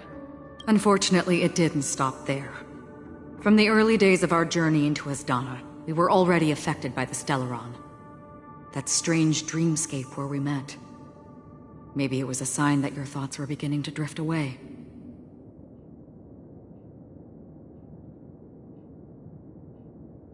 I don't think the goal of the Order was to put everyone into a deep sleep. Quite the contrary. They used the Stellaron to catalyze the leakage of Asdana's memoria into the material world, allowing the dreamscape to blend with reality. And that included a lot of memoria from the Beyond the Sky Choir. As time came and went, the dreams eventually became indistinguishable from reality, and reality became an illusion. People think they are awake, but their spirits have long since stepped into the Temple of Order.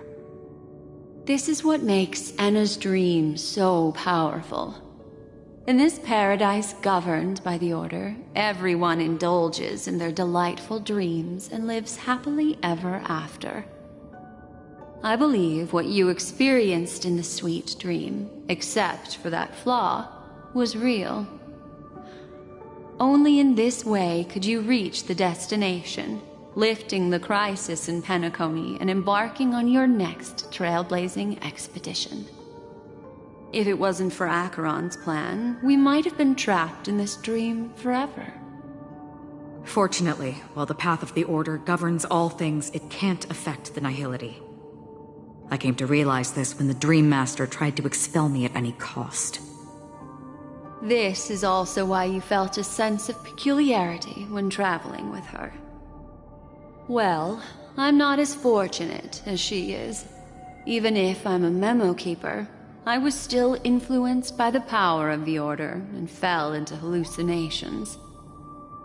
However, thanks to your memories, now we still have a chance to turn the tide. For mortals, even if they possess the great power of a path, they can't create a flawless world like gods do. That's why there was a flaw in your dream. In other words, once you have realized the world is not real, you'll have a chance to break free from the dream. The flaw in your dream lies within Misha, who could have never appeared in reality. When I turned the pages of your memories, I realized that I was in an illusion too.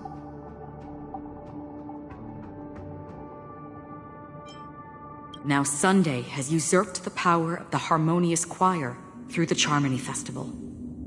Asdana has thus fallen into Enna's dream, transforming everyone equally into the notes of the Aeon. Failure doesn't mean weakness. Only the strong can gather the will to resist the Order and try to break free. We still have a chance, though. To make it happen, please, Black Swan, guide us to those with a strong will. All right, please come with me. These people are... They're the ones who accept Enna's dream and indulge in their happy illusions. We have no means to wake them up now. However, there are still other things we can do. Let's keep going.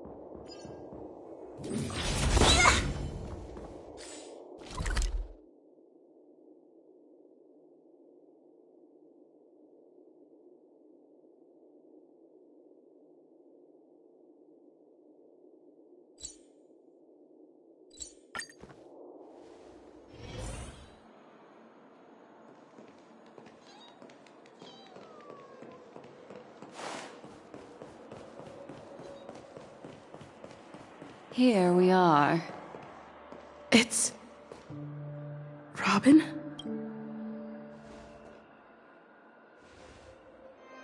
Finally, you've arrived.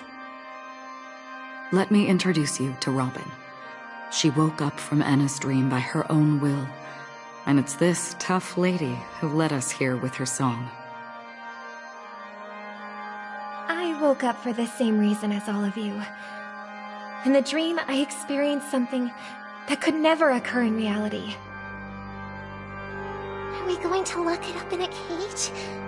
I want to see it fly freely in the sky. Without us, this bird would be too fragile to survive on its own. No, but... Then let's take care of it together until it can return to the sky. Huh? Birds have wings because they're meant to fly. Birds belong to the sky. The illusion was so impossibly blissful that I realized it was just a dream, and this is our final hope. Anna's dream is founded upon the Harmonious Choir, namely everyone's shared wishes. It will only materialize once the aspirations of all beings in Penacony merge as one. At present, it has become impervious due to people's desire to remain slumbering within the dream. And in order to destroy it, we must make everyone in Penacony want to wake up. Now comes the tricky part. How do we do it?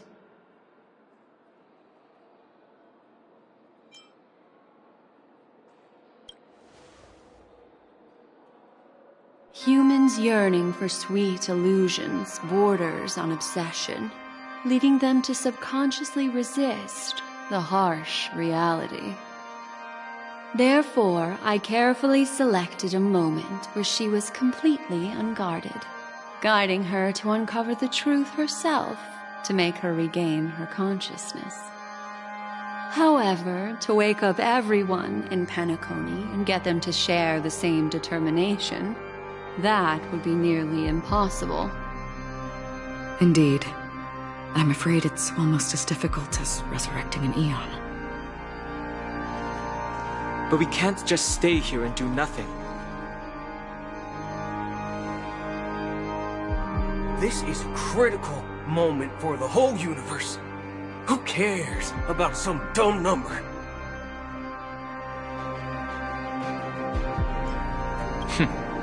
Thanks to Black Swan.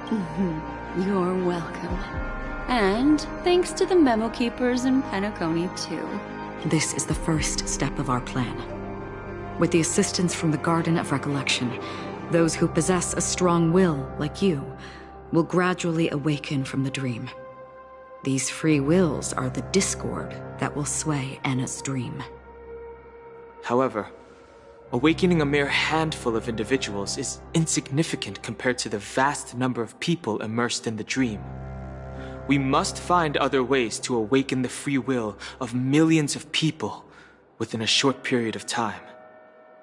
If breaking through from the inside proves challenging, we can seek assistance from the outside. We've long been aware of a potential solution. Asdana is a galaxy known for its abundant memoria and the remarkable phenomenon known as synesthesia dreamscape. When people first enter this place, they often find themselves and others sharing a collective dream. At this very moment, there is only one dream encompassing the entire Asdana system. So, you mean, if we can attract a large number of outsiders to this system, their free will would intertwine with this dream and shake it to its core?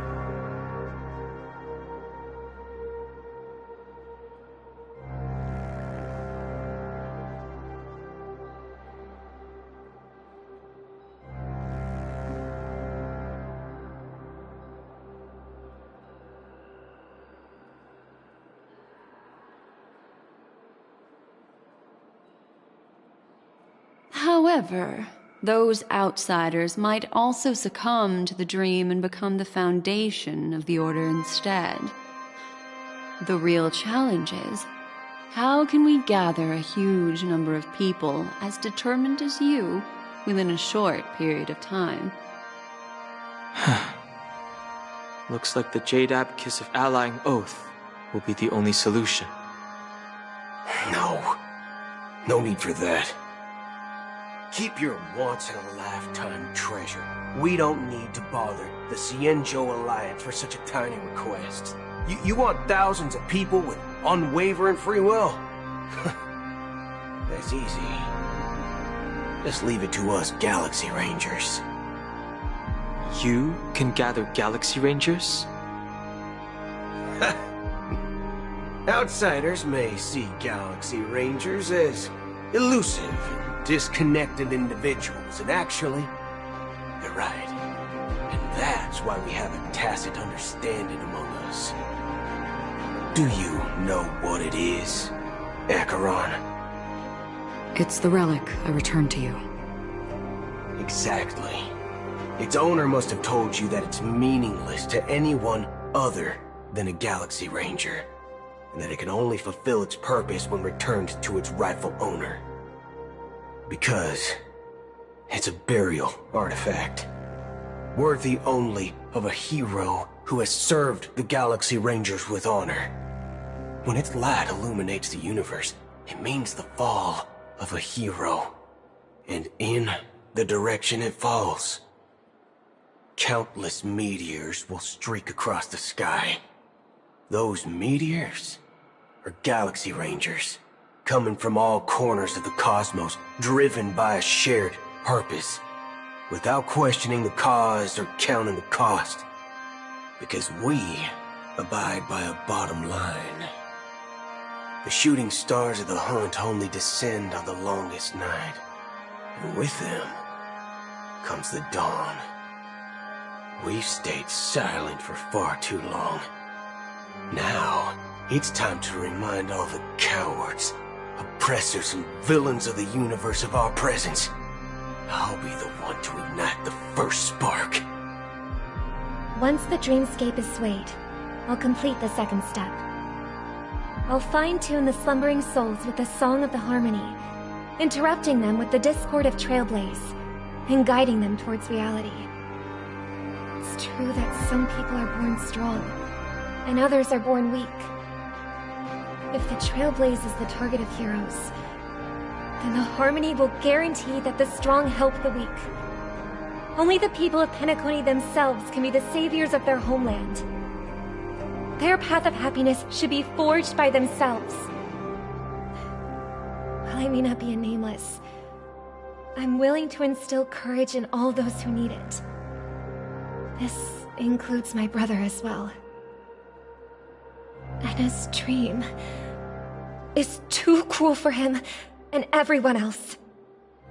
Your plan sounds well conceived, but still, it appears somewhat idealistic and romantic. The flaws rooted in human nature can't be eradicated overnight. Do you believe these efforts alone are enough to convince everyone to choose the right path? I agree with you, Black Swan. That's why the most are to inspire them to save themselves. So, you're the key in the end, I assume? The Harmonious Choir possesses the power of an emanator. To overcome it, you'll need the same level of power.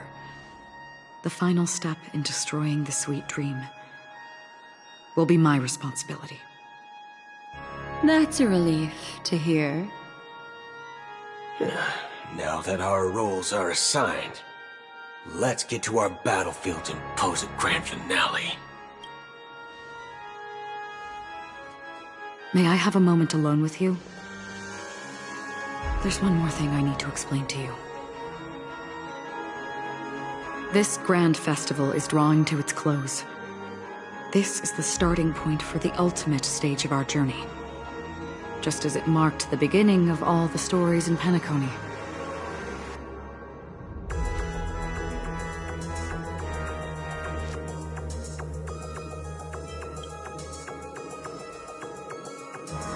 Indeed. She was the first to discover the world beyond the shores of death, and shared this truth with all of us. There's something you should know. We were able to locate you within this boundless dream, and find the key to breaking free from the dream. All because of one person's unwavering dedication. Firefly. She awakened from the dream ahead of others, discovered the Express amidst the stars, and brought us valuable information about the remnants of the Order. She may have been aided by the script, and it came at a cost. As you know, Firefly is a stowaway who entered the dreamscape in a different way from ours. Without the dream pool in the hotel or assistance from the family, she can only awaken from this dream in one way. A real death. We mustn't fail her determination.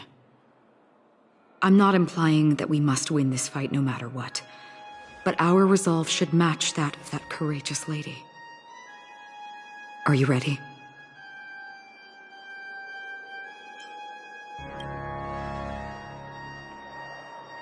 That's all right. Take your time to contemplate this moment.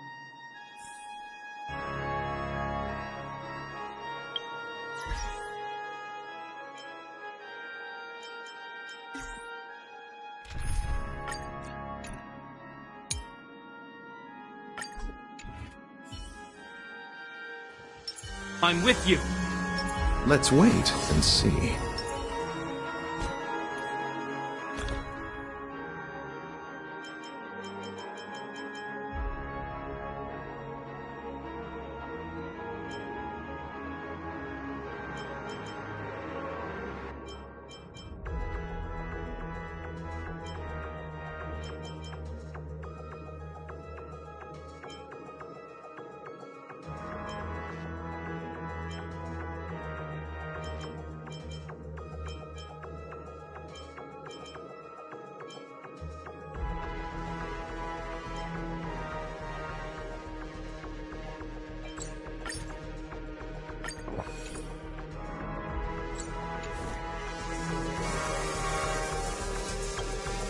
Are you ready?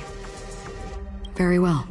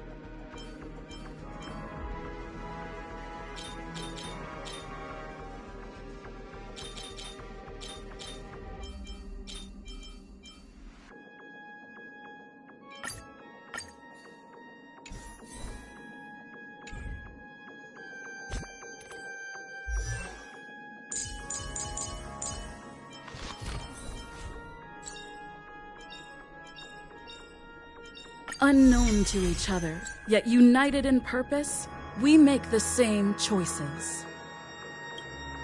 Are you ready? Very well. Now please.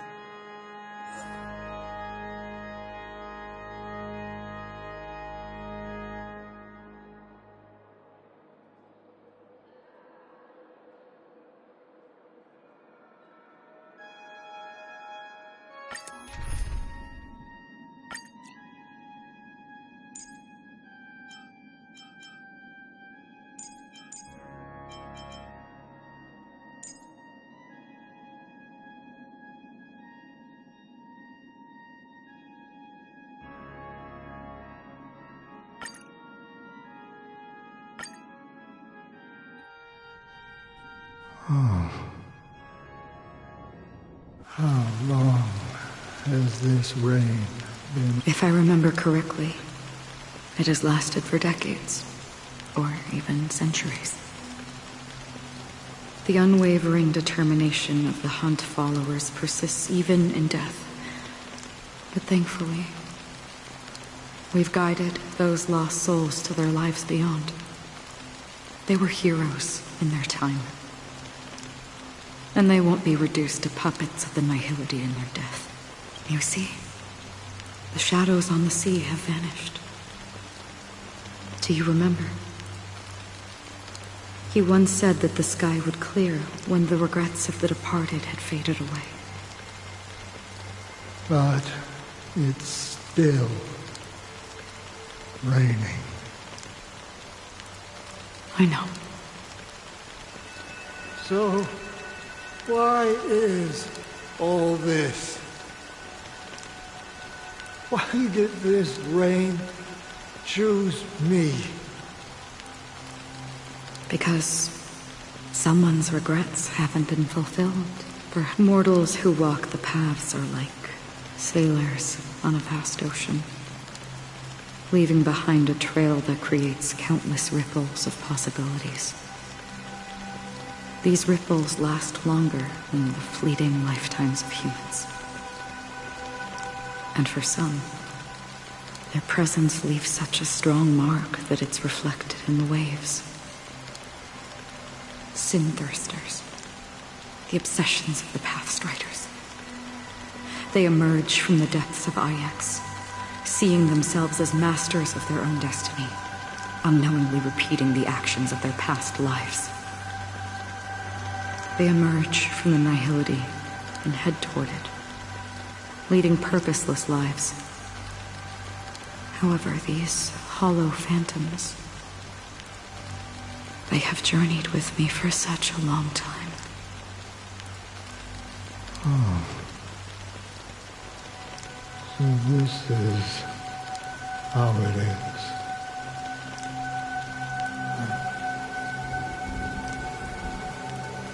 I'm already dead. Yes. Are you watching over me? This is my duty as the Watcher of the Acheron. I'm guarding the path to the abyss of the Nihility, guiding every soul reluctant to become one with it. Back to this side. But if this is what the departed ones expected, should you try to change it? I don't know. But someone once told me that when the inevitable moment came, he hoped that someone would stand at his grave and place a bouquet of flowers. Even if it doesn't make sense at all? Some tasks have to be done, even if they are pointless. I have experienced that much already. Please extend your hand and then close your eyes.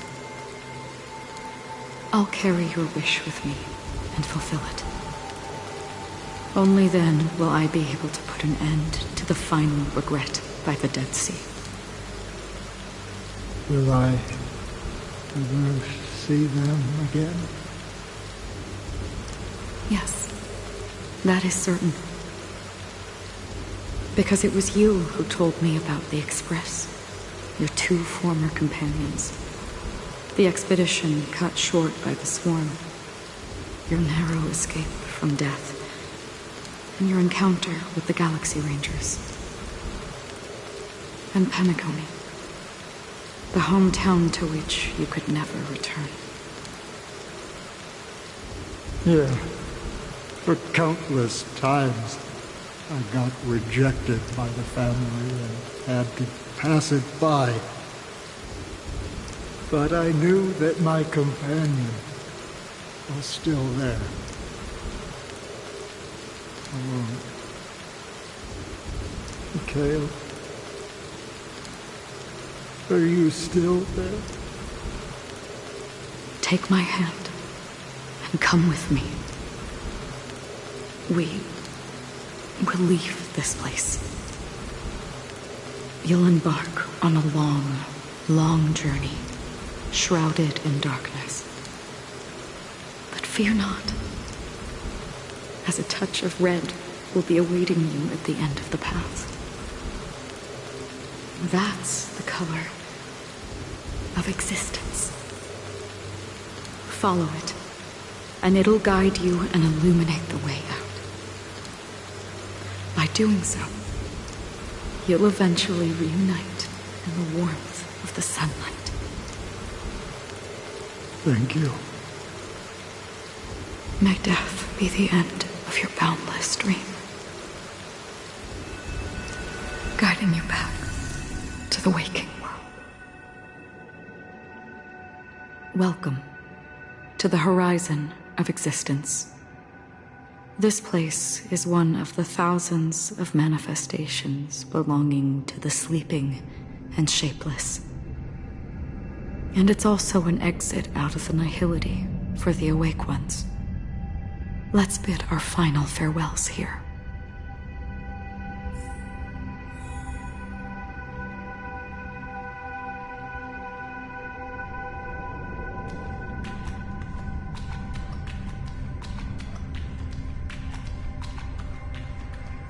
Always distinguish between reality and imagination.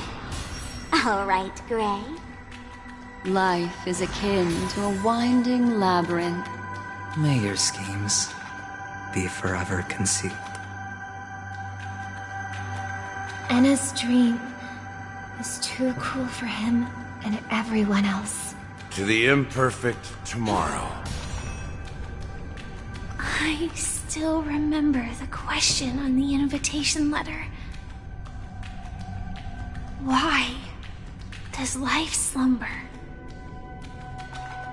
Why does life slumber? We don't know the answer yet, but we're about to awaken from this dream. Or perhaps such is the answer itself. Leave this place, return to where you belong, and awaken Penacony from this dream.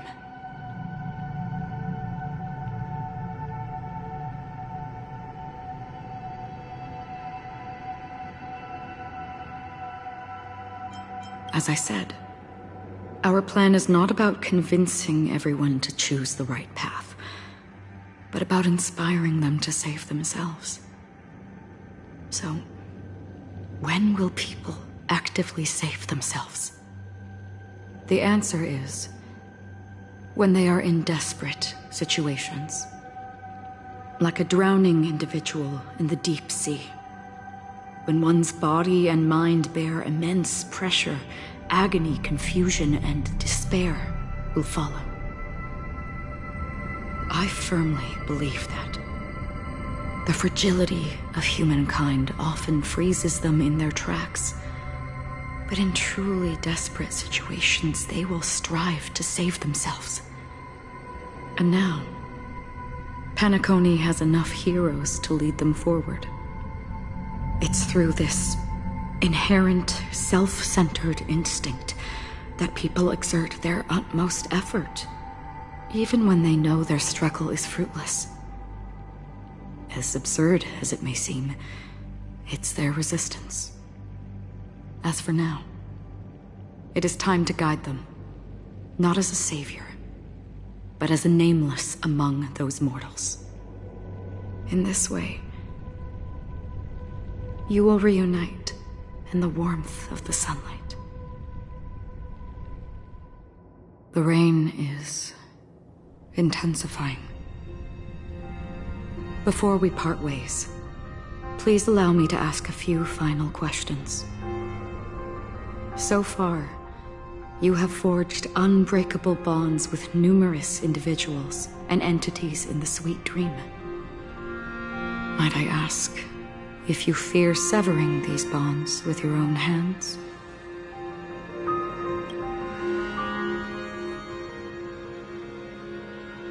If there is a vast, lifelike dreamland that is virtually indistinguishable from reality, a realm without death, where everyone can attain the happiness and fulfillment they deserve, living blissfully ever after, I would ask, would you wish to stay?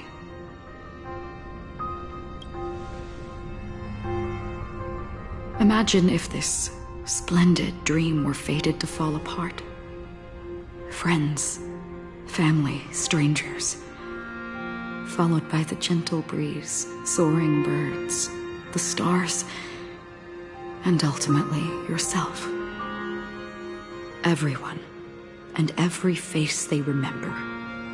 The joy and the heartaches, the vows sealed and those left hanging. All will inevitably march towards a predetermined ending. If you had grasped the journey's finale right from its inception, I would ask, would you still embark on this journey?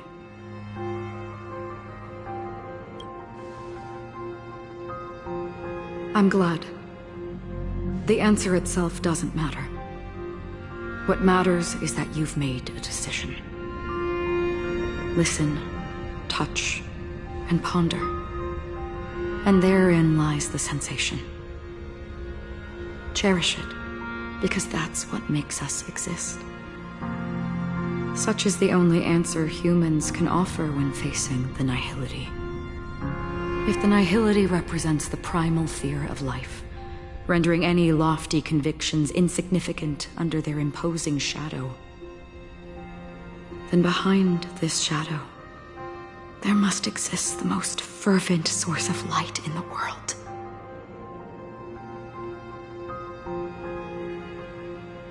Just as every life that edges closer to death fervently approaches the end of the nihility, we must pursue that primordial light. Now come to think that you exist in the nihility, and you watch over others to depart it. Such a task is absurd and meaningless. Nevertheless, someone had to do it. As for the meaning you mentioned, even if it's a meaningless task, I've come this far, haven't I? Even if the future you forge may not even belong to you. It may not belong to me, but it definitely belongs to someone. What hardships you must have experienced. In that case, allow me to do something meaningless too. Please, tell me your name.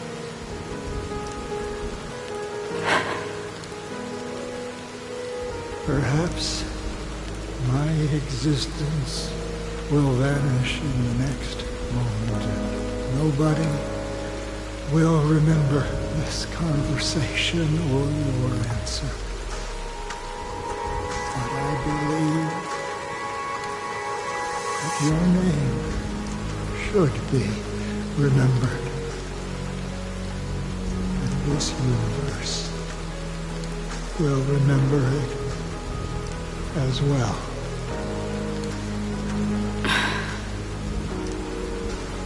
For me, some things are difficult to recall. Yet there are others that I find challenging to forget. Such is memory, a creation of the past that blossoms into significance in the distant future. I remember that marks the start of my journey. The origin of the vibrant red hue in my life. And the most fervent element amidst every tempest. That's my name.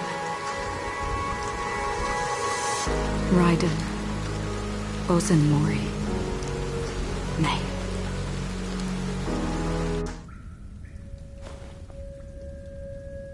The Golden Dream is getting restless. In the coming long nights, I'm afraid you will face many setbacks and witness many tragedies. And in the end, you will only see in black and white. But please believe me, that in that monochrome world, there will be a glimpse of fleeting red. And when you make a choice, it will appear once more.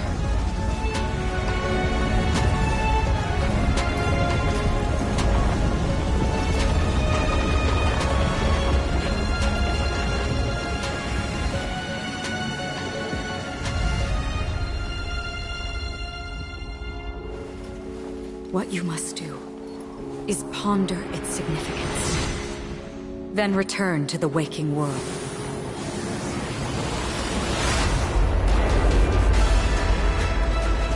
That's where we all find our answers.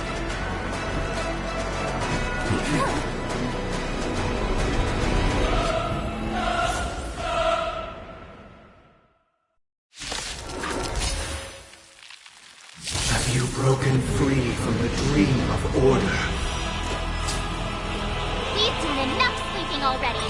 Let's show them a wake-up call. You chose the wrong enemy.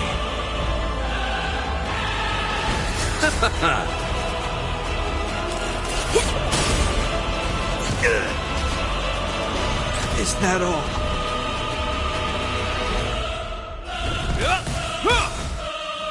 In the name of Landau, a will forged in ice never falters! Without order, how can the weak be righteous?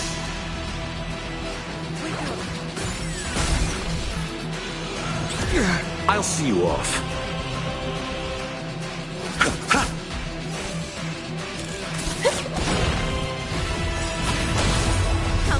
Happy New Year! Disorderly noise! All things are part of the melody! Is that all?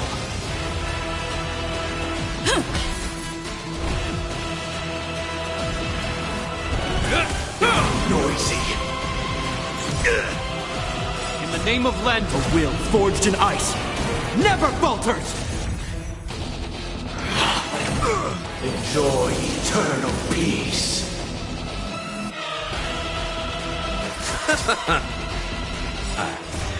The dead return! Forget your wallet? Let's play our own melody. Let the show begin.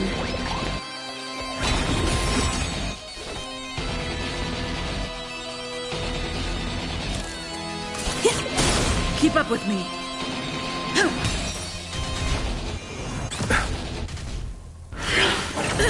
Sing together!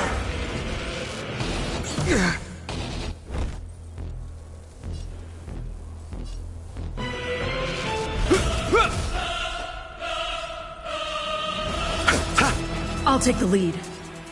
Listen up. Turn out your pockets! How noisy! If you have any objection, feel free to make your case. Is that all? Still the same old. Easter of Happy New Year!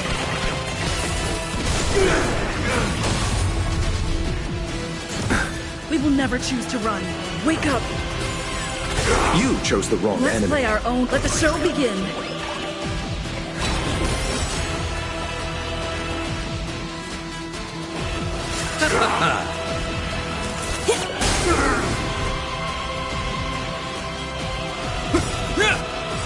In the name of Len, a will forged in ice never falters! Keep up with me. Listen up!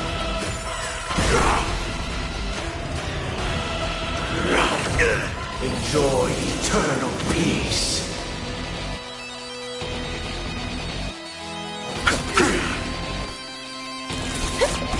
I'll take the lead.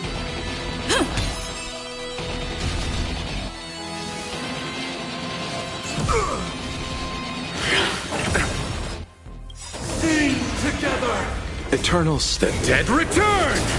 Noisy. 7,336 notes. I solemnly invite you to join the glorious chorus and ascend to the heavens! Wake up! Uphold the truth and you will.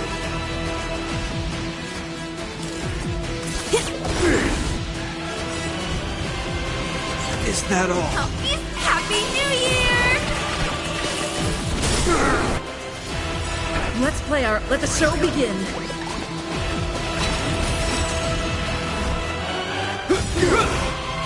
In the name of Len, a will forged in ice never falters!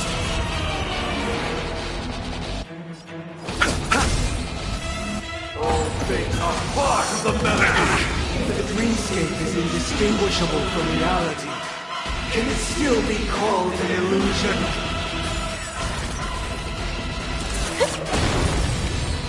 With this perfect melody I command, recreate paradise anew!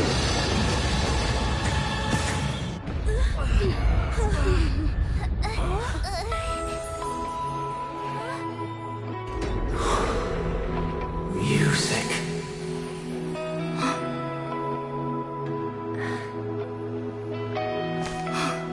There seems to be another kind of sound coming into the Order's symphony.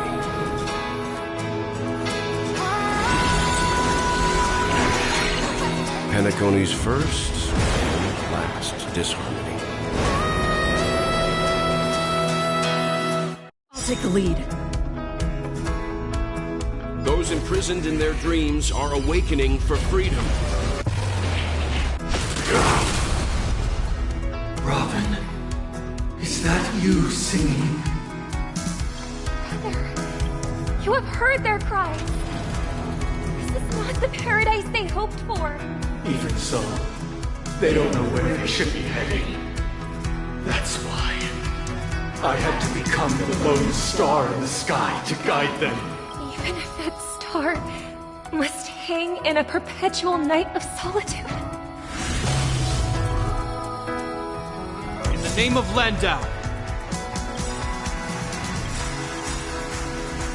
a will forged in ice never falters! Let's play our own melody. Let the show begin. Eternal sleep is not The dead return! Happy New Year! Disorderly noise!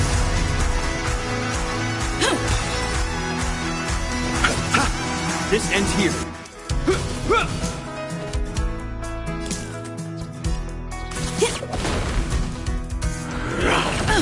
With wisdom comes protection.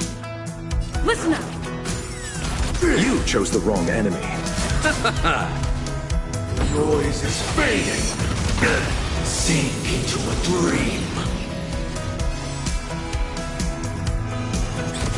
Keep up with me. Wake up!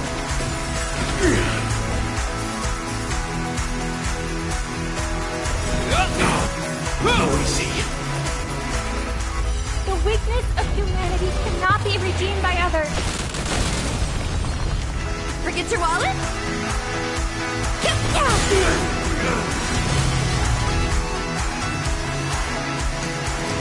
Is that the name of a will forged in ice? Never falters! Still, same old. Let the show begin. Let's settle this. I'll take the lead. Listen up.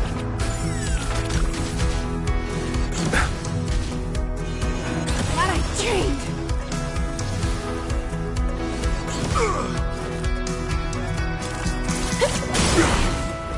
Now feast your eye. Happy New Year!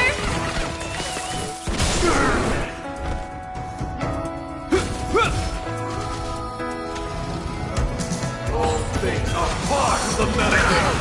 Wait for good tidings. I'll see you off.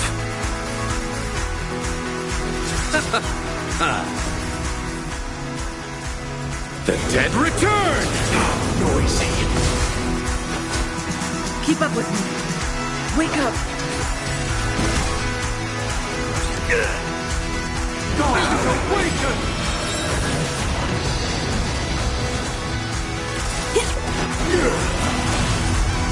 Even if the future is full of pain, we won't escape from it! If we had never experienced solitude, how could we have embarked on different paths? Now, our final talk has concluded. All the work of creation has been completed. The inevitable day has arrived. The embryo of philosophy will reshape for us all of reality. If your paradise can save more people, sever my path with your hands. I swear on truth. Let's play our own melody. Let the show begin. I'll take the lead.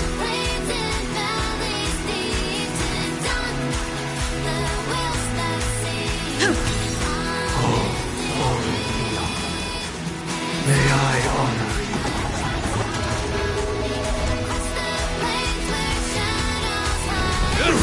It's the name of Len. A will forged in ice. Never falters! With this 7-day vow, I command you to heed my summons. Uh-oh! I have a bad feeling about this! It was not you who created all things. It was humanity that created you! Your divine being will become the foundation of our paradise! Wake up! How insolent! You have a noble soul! Don't be shackled by the past!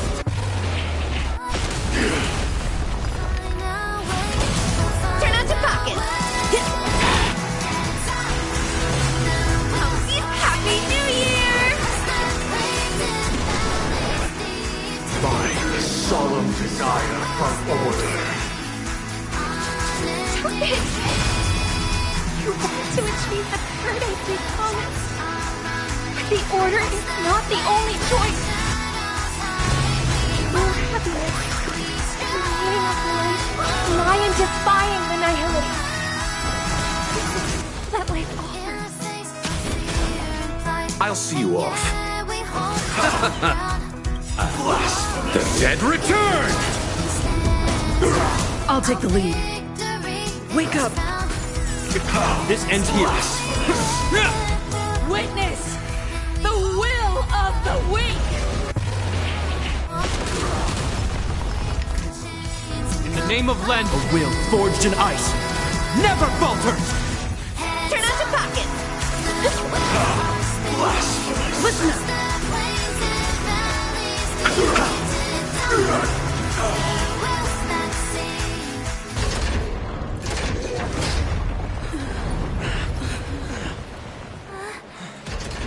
So, why does life slumber Because someday,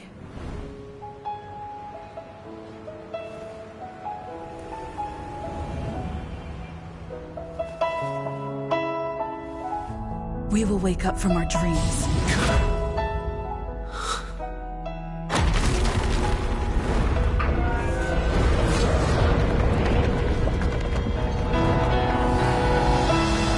The night is still too short.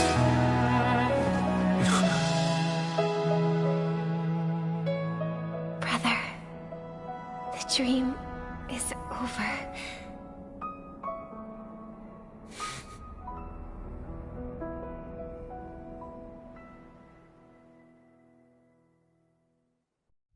In the first year of the AE 2158, a fiery conspiracy erupted in the land of the dreams, but soon faded in chaos and destruction.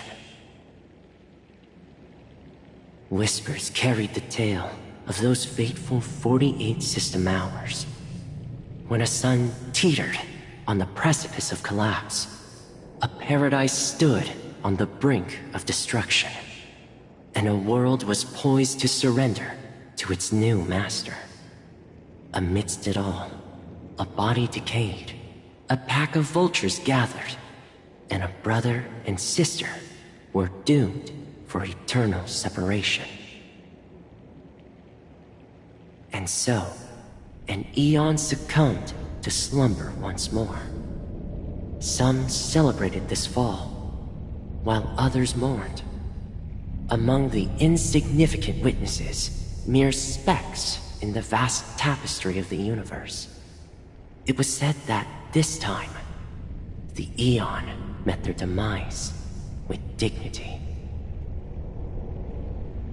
As the cosmos bathed in the radiance of a pure dawn, a tempestuous storm brewed on the horizon. The chant of "All for the Amber Lord" grew ever louder.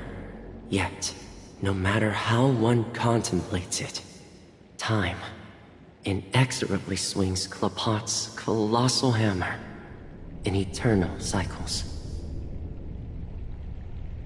The tale of the Astral Express reaches both its conclusion and a new beginning. Time marches forward, heralding the arrival of a new chapter in the history of trailblazing expeditions. Brother, do you think the stars will fade away? Where did that come all of a sudden? Because the constellation that looks like a bird, the Torrent Eagles, looks a bit dim lately. It's the Torment Eagles. Don't worry, it's still there. It's just it's located in the inner ring of Penacony and can only be seen when spring and summer overlap. As for the question you asked, I think stars do die, just like people. But do you know, sister? No star actually belongs to the present. The light we see from them is from a long time ago. Even after the stars perished, their light will travel millions of light years, spanning countless years, to illuminate the night sky of another world. In our paradise, I believe there will be a star like that, shining with the same light. Its radiance will last forever, and its name will be happiness. No, not just one star. We should have 2 stars. Or maybe even more. Yeah, you're right. It's a deal. It's a deal, then. This is our promise, and nothing will sway our ideals. Yeah, you bet.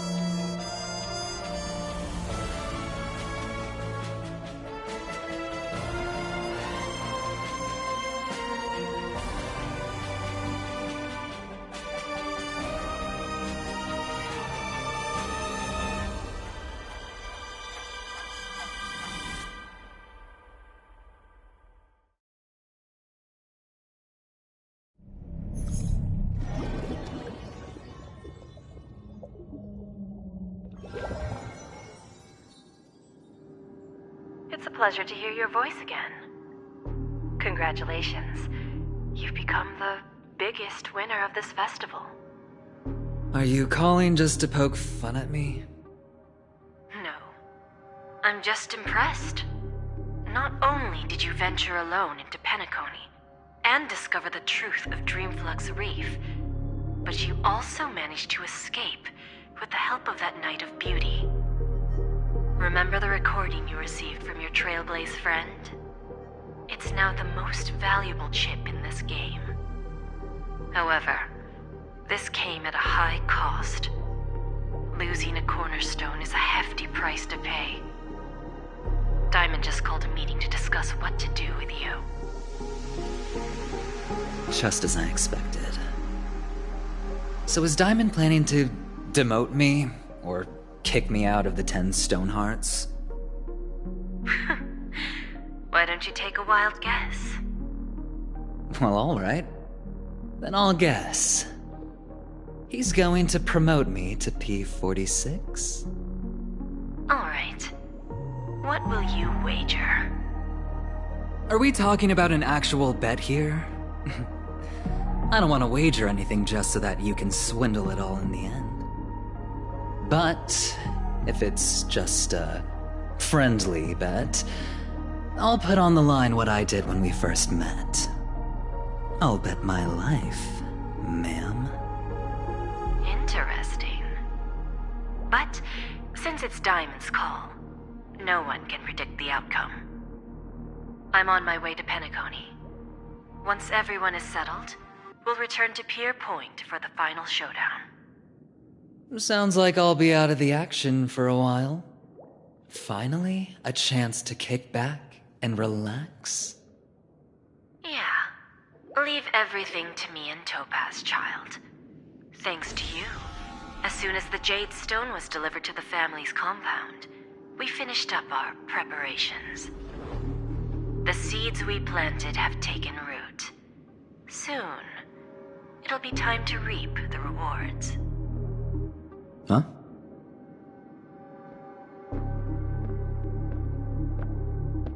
Let's wrap it up for now. Looks like I've got a visitor here.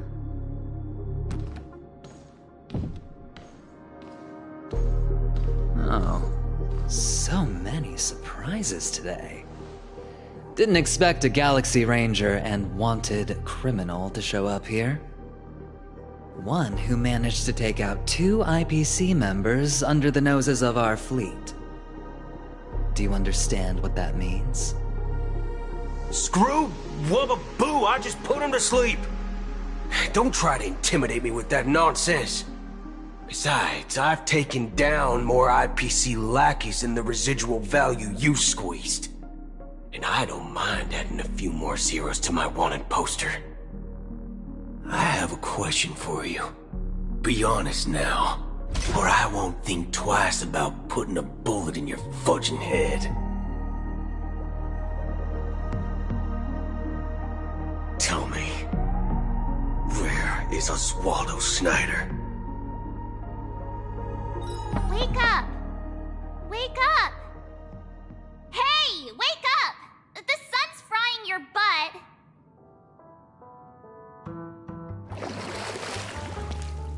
Are you okay?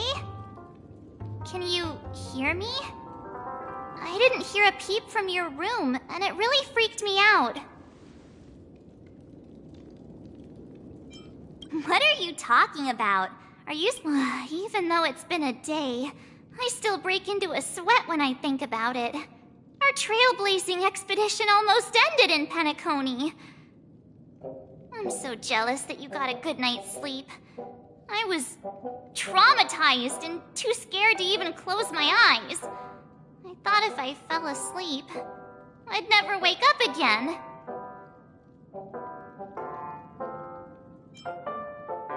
The Stellaron was sealed while you were sleeping. The ordinary people in Penacony have no idea what... The family's official statement was like...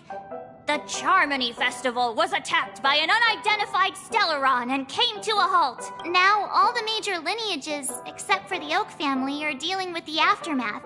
The The family has invited the crew to the Radiant Feldspar as witnesses for an important meeting. Everyone's waiting for you, so hurry up and pack. We're leaving as soon as you're ready.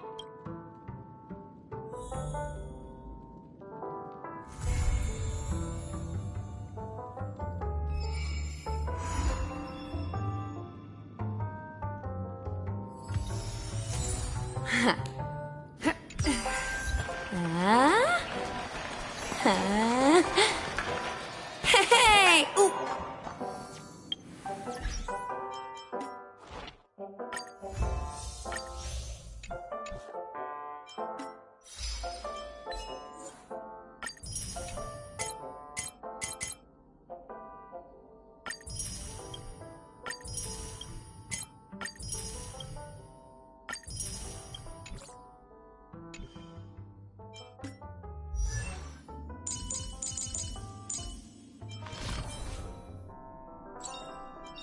Unknown to each other, yet united in purpose, we make the same choices.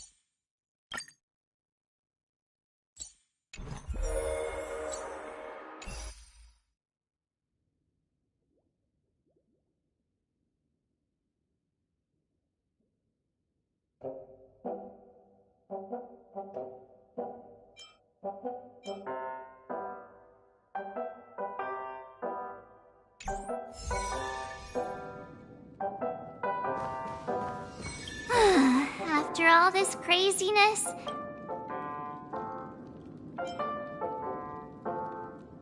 Why the sudden interest in that? Well, I was dragged into the sweet dream. I felt a cold tentacle diving into my memories. But something else was there. So the tentacle suddenly disappeared. And then I dreamed about stuffing my face with delicious food and going on a shopping spree. Sunday didn't see... Oh, okay.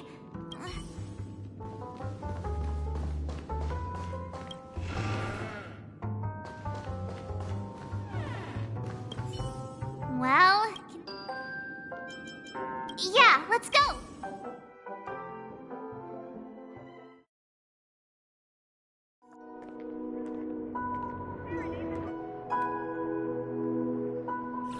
How extravagant. Just like Epsilon.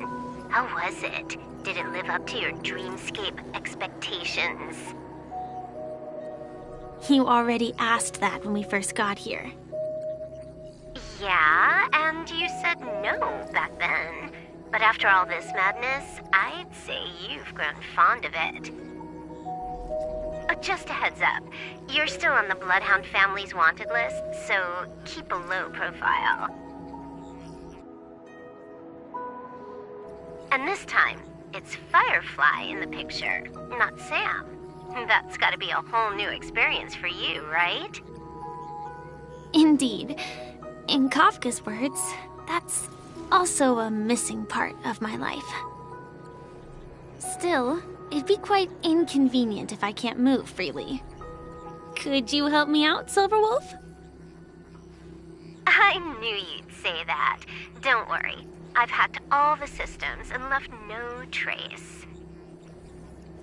Don't do anything that may draw attention, and don't talk with guards. They might recognize you. Keep these 2 points in mind, and you can go wherever you want, unbothered. Thank you. No problem, Miss Samuel.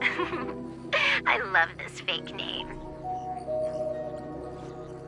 Now that we're done here in Penacony, what will you do in your free time? I hear the Genius Society is here. How about we go stir up some excitement?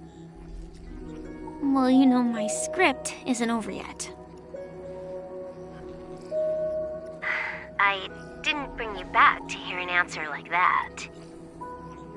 Don't worry. The script says that I'll experience 3 deaths, but also receive an unforgettable reward on the planet of festivities. How will I know if I don't try? All possibilities exist until the outcome actually happens, right? You may not realize it, but you have a bad habit. Whenever you seem to be asking a question, you've already made up your mind, and no words will dissuade you. Anyway, Kafka asked me to pass on this message. If you see anything fabulous in Penacony, get one for me too. Just swipe my card, you know the pin. She didn't specify anything, but I guess she means a dress, coat, sunglasses, or something else. You know better about fashion than I do. Sure, I'll keep an eye out. There's tons of options at OT Mall. Do you think she'll like trinkets, like hair accessories or brooches? Those sound more like something for young girls. Maybe you should keep them for yourself. Oh, by the way, Blade didn't explicitly say it, but I think he was trying to say something like, temptation will show up again in Penacony. He's always so subtle with his words. Got it. He was just worried about me. Relax, Silverwolf. You know me. I won't do anything crazy. I just want to wander around and see more of the world for myself. I want to buy some oatcake rolls. I've had a cake roll every day since I arrived in Penacony, from the first day to the last. But today, I'll buy 2 and give you 1. And if you don't like them, I'll enjoy double the pleasure. Or I can bring one to Kafka, as she never refuses. Or maybe I'll give it to Blade. He'll appreciate it. That's not written in the script, right? But as you see, I have added new footnotes to my destiny.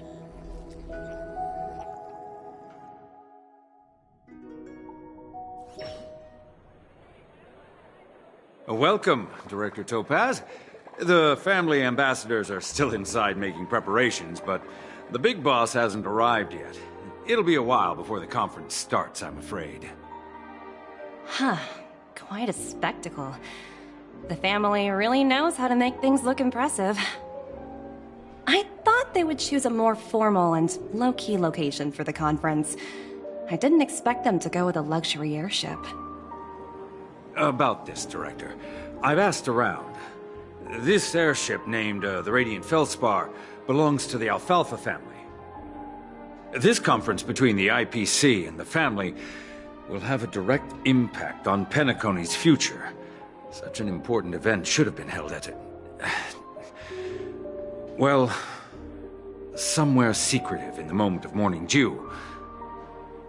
The atmosphere here, it doesn't feel serious enough.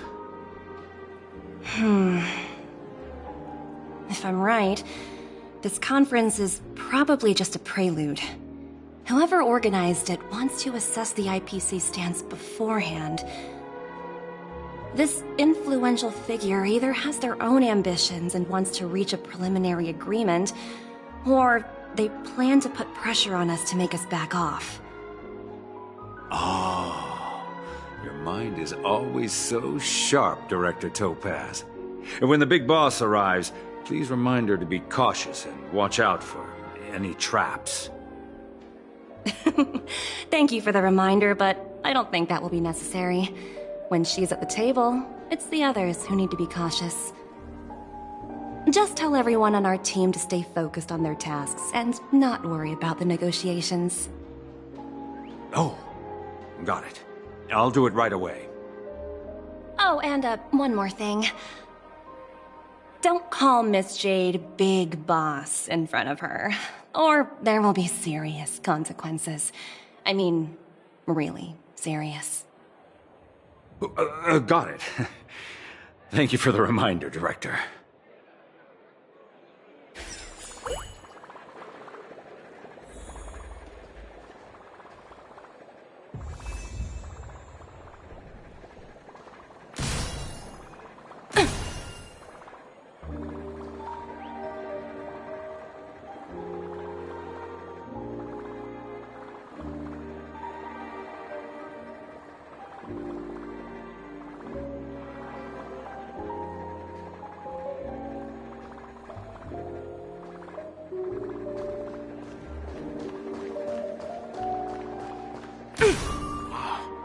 So this is the legendary Radiant Feldspar.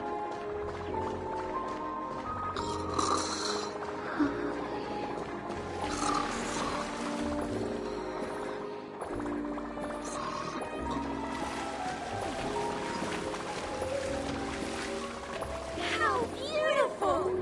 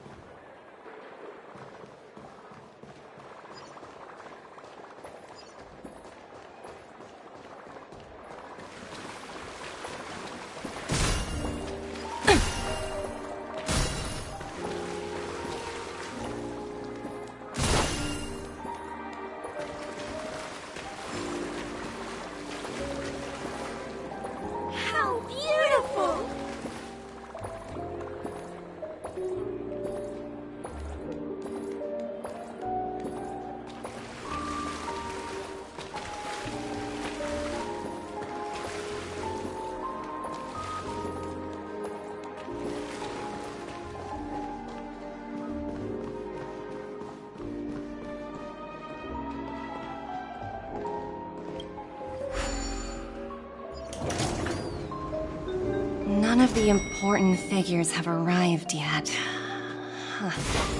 Looks like the conference won't be starting for a while. Such a bustling place. I think I'll take a little walk around.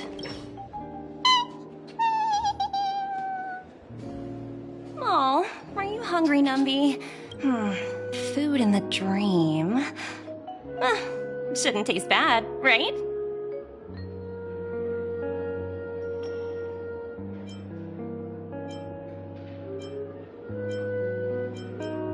Numby! Catch!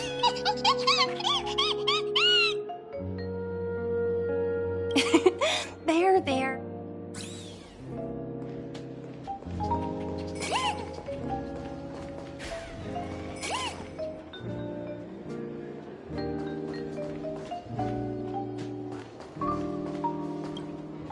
So many buttons. How many centuries would it take to press them all? Huh. Didn't expect those pooches to actually recycle them all. Huh? What are these?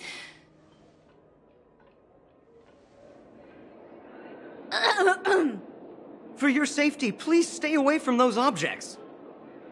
For my safety? Are these buttons something dangerous?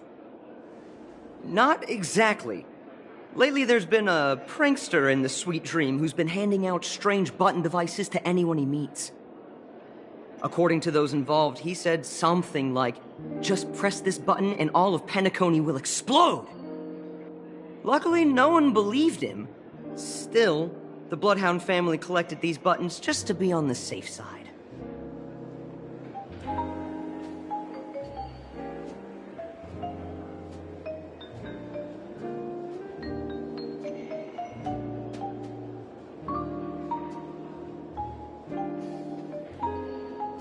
What will happen if you press it? Hasn't anyone actually tried? Well, perhaps you don't know much about Penacony? All the guests... Anyway, the family will deal with these things.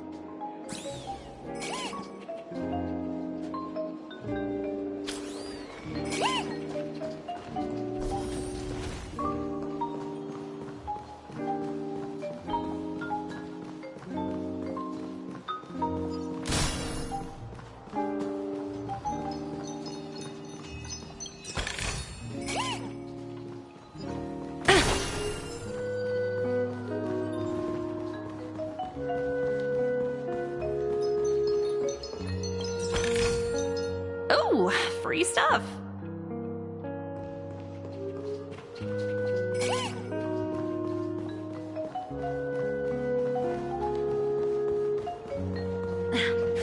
Watch yourselves in front of the IPC. Don't you dare embarrass me.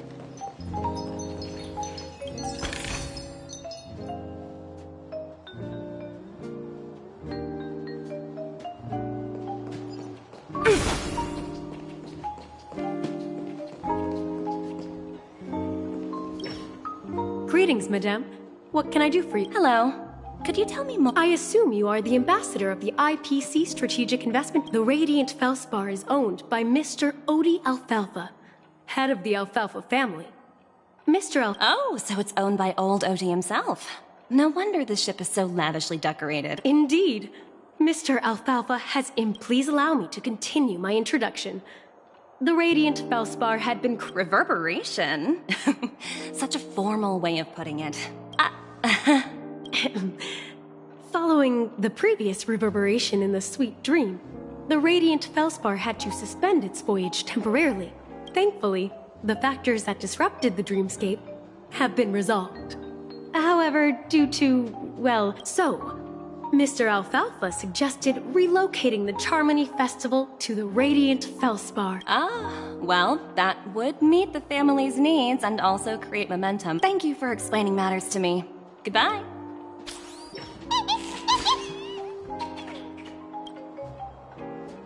Hello? The Talent Motivation Department? Again? I'm working on a major project. I don't have time to squabble with you guys. The way I handled the Urillo case was approved by senior management, and all of the project logs and calls are complete. Can't you check on them yourselves? I just don't understand. Why are you so fixated on this minor case and constantly escalating it? Seriously, what's your purpose? Sounds exhausting. Why not just hang up? In my opinion, you handled that project quite well.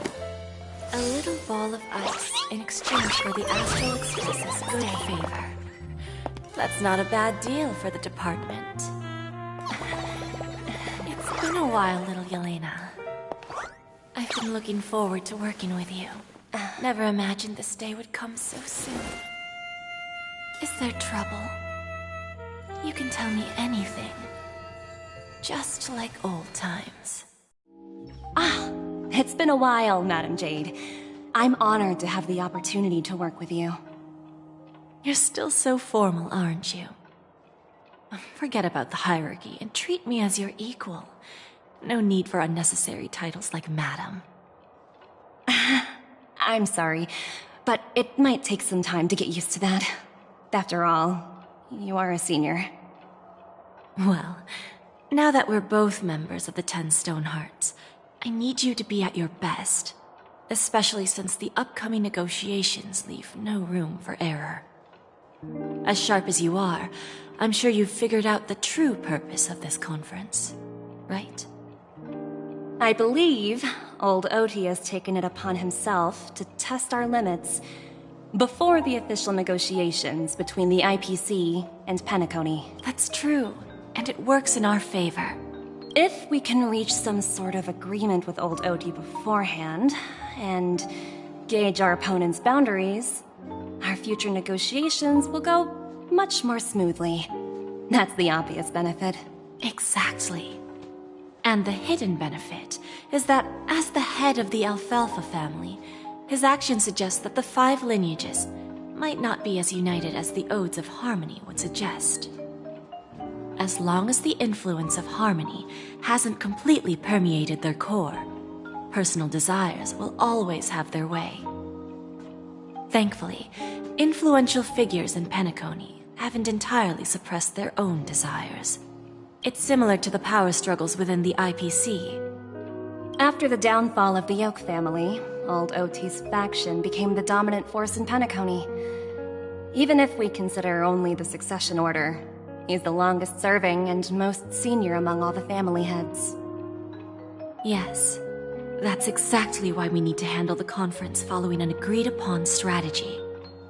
It's like playing a game of chess, where every move needs to be carefully thought out. Absolutely. The 3 steps of negotiation. Listen, test, and strike. That's what you taught me. Pretty clear.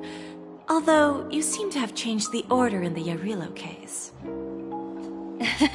That was based on my personal experience.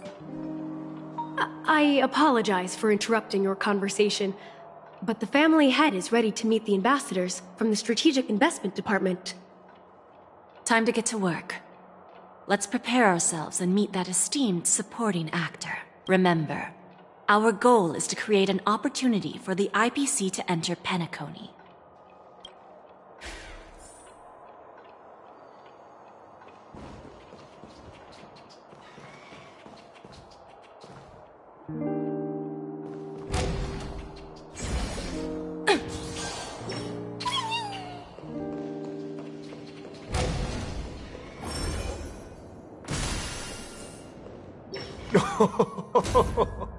Welcome. Please, have a seat.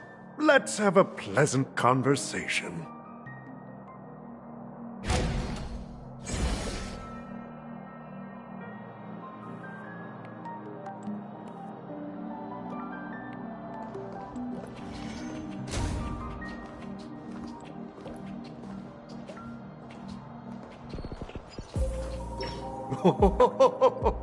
No problem at all, Mr. Alfalfa. It's my honor to meet you in person.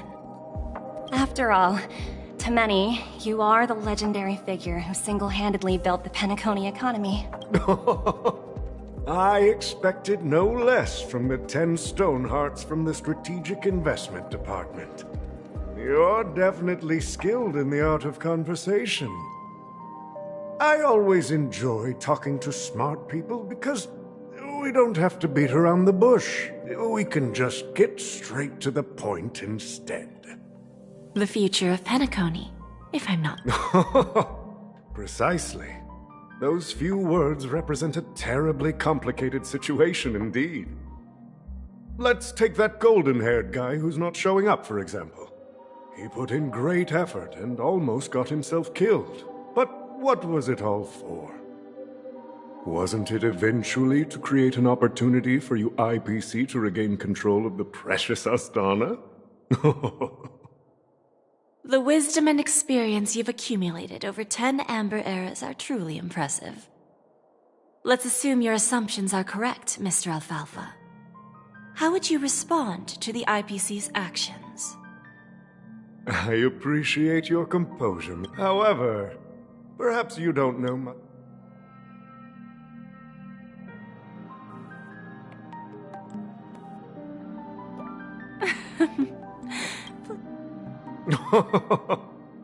Then I'll be straightforward. I requested this meeting before the official conference to dissuade the Strategic Investment Department from trying to lay... If you back off now, you can make a smooth exit and prevent the IPC from losing face during more important negotiations. One of our P-45 executives was attacked and nearly killed in the Dreamscape. The IPC can't simply ignore this incident. Moreover, considering the turbulence during the Charmony Festival, Penacony's credibility has taken a hit in the public's eyes. Despite your determined attitude, the issues plaguing Penacony are real, are they not? You use the term real, Miss Topaz, but let's not forget that this is the realm of dreams. If you want to succeed here, you need ambition and unconventional thinking. Curious about how I plan to respond to the IPC? Well, I don't mind sharing. My actions will help Penacony... Going public? If I'm not mistaken, you want to bypass the IPC and go public on a universal scale. Precisely. Instead of watching the IPC gnaw away at Penacony, I'd prefer to open the doors of the sweet dream to the entire universe. Starting today, anyone in the cosmos can become a shareholder of the Land of the Dreams. This is the path of harmony I'll choose.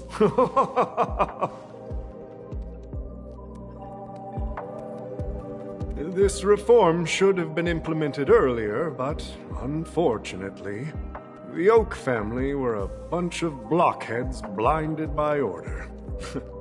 Their level of intellectual flexibility doesn't even come close to an old fellow like me.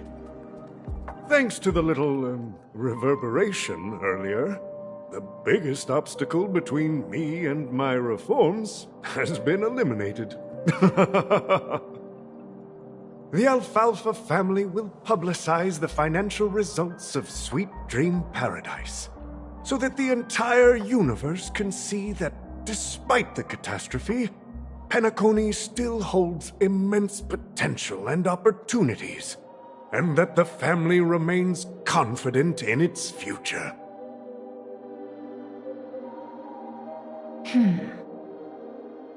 Crisis and opportunity are two sides of the same coin. So, you've been waiting for the right moment for Penacony to regain the spotlight. And if Penacony should seize this opportunity to overcome adversity, even if the IPC tries to intervene, every move we make will be scrutinized by trillions of people.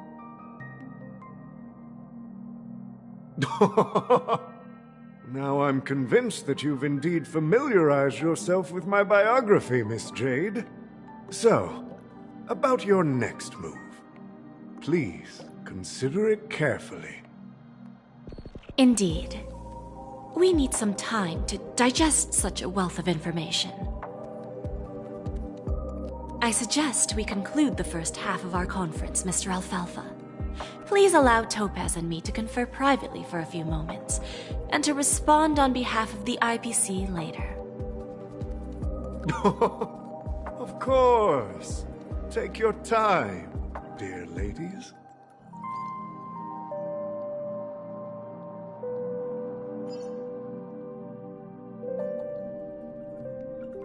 The Alfalfa family had a meeting with the IPC?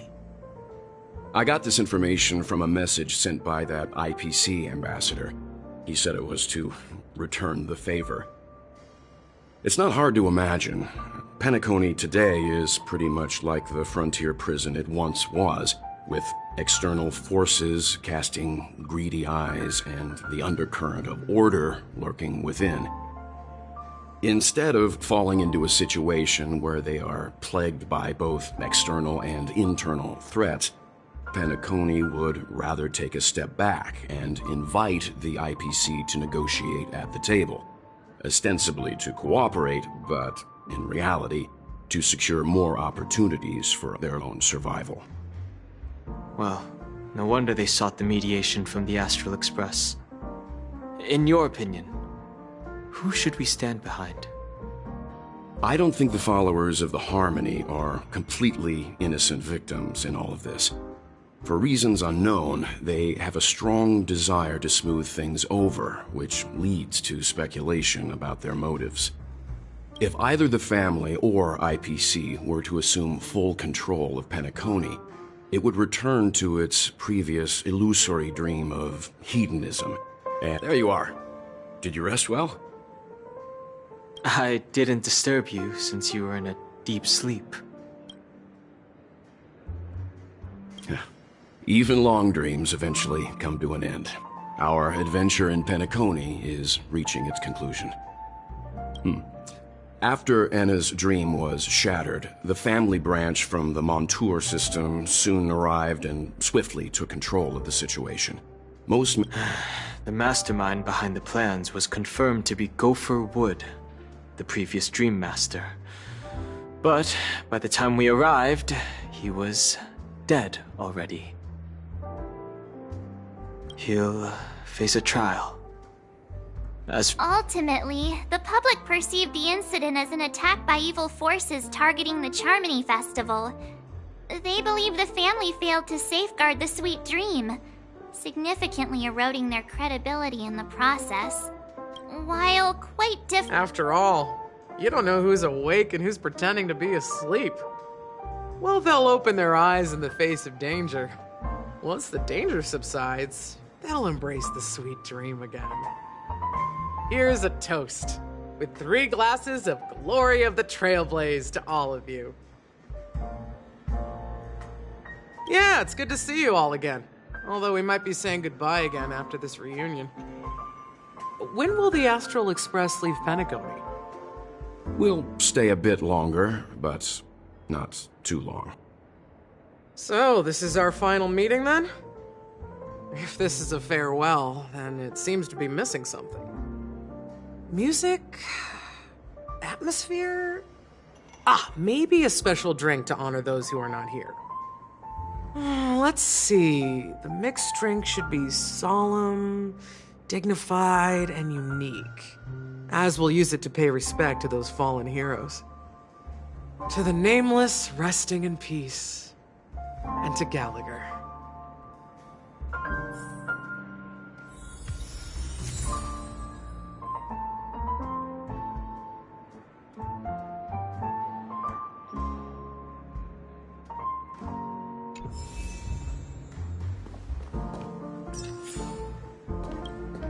Ready to mix your drink?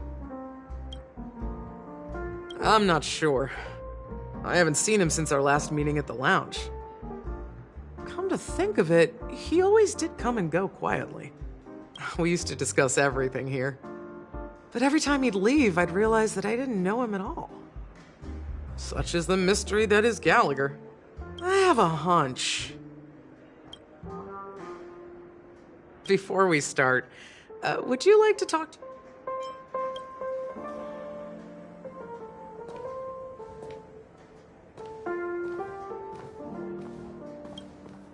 This trailblazing expedition has been thrilling and memorable. One bird longs for the earth and the other longs for the sky. Even if Robin had to stop her brother with her own hands, she won't give up on him. However, facing punishment from the Harmony is inevitable. He will face a trial.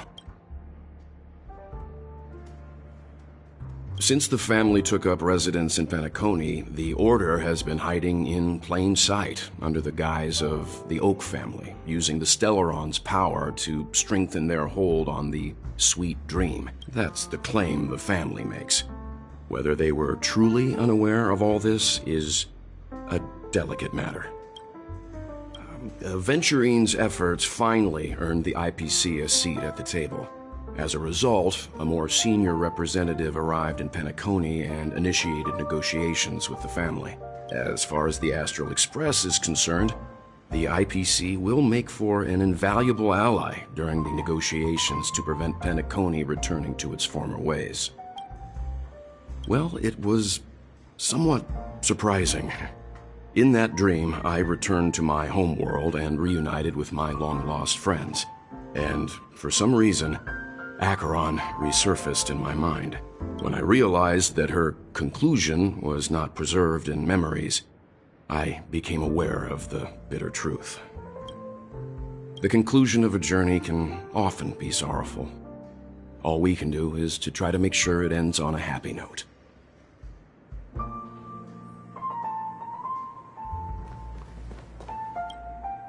It's rare for all passengers to leave the Express together during a trailblazing expedition. But for Penacony, it seems most appropriate.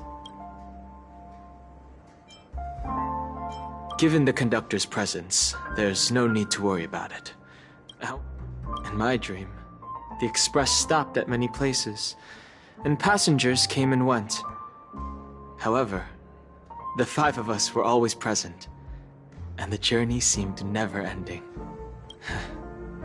Perhaps this could be a deep-seated desire inside me. And upon realizing this, I knew it wasn't real. No related records exist in the databank, but I have a theory. However, now that more powers in the universe are aware of this secret, the situation in the cosmos will become more complicated. Like I said,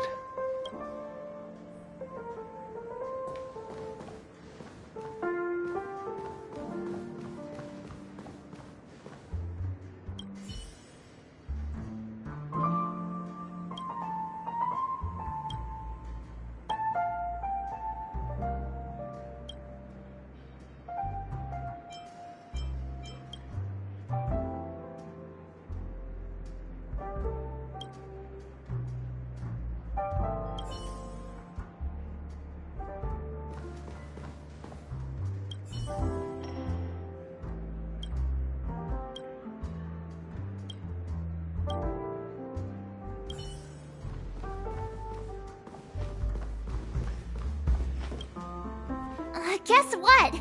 Something weird just happened when I was on my way over here. Someone gave me a strange gift. So I unwrapped it and found out it was a button with a message on the back.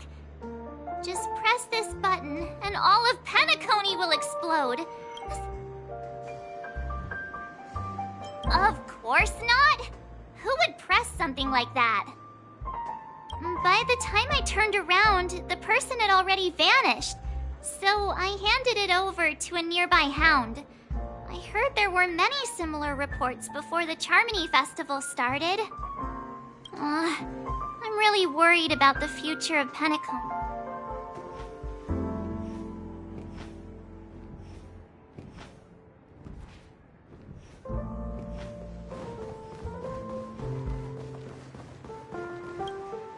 Ready to mix your drink? Before we start, all right, as you wish. I think I have an idea about what drink to make. Would you like it bitter or sweet? It's up Drowning sweetness. One of the most challenging drinks to make. A slight imbalance in the ingredients can result in an overwhelmingly viscous, sweet taste. However, with the right ratios, not a bad choice. Let's start mixing.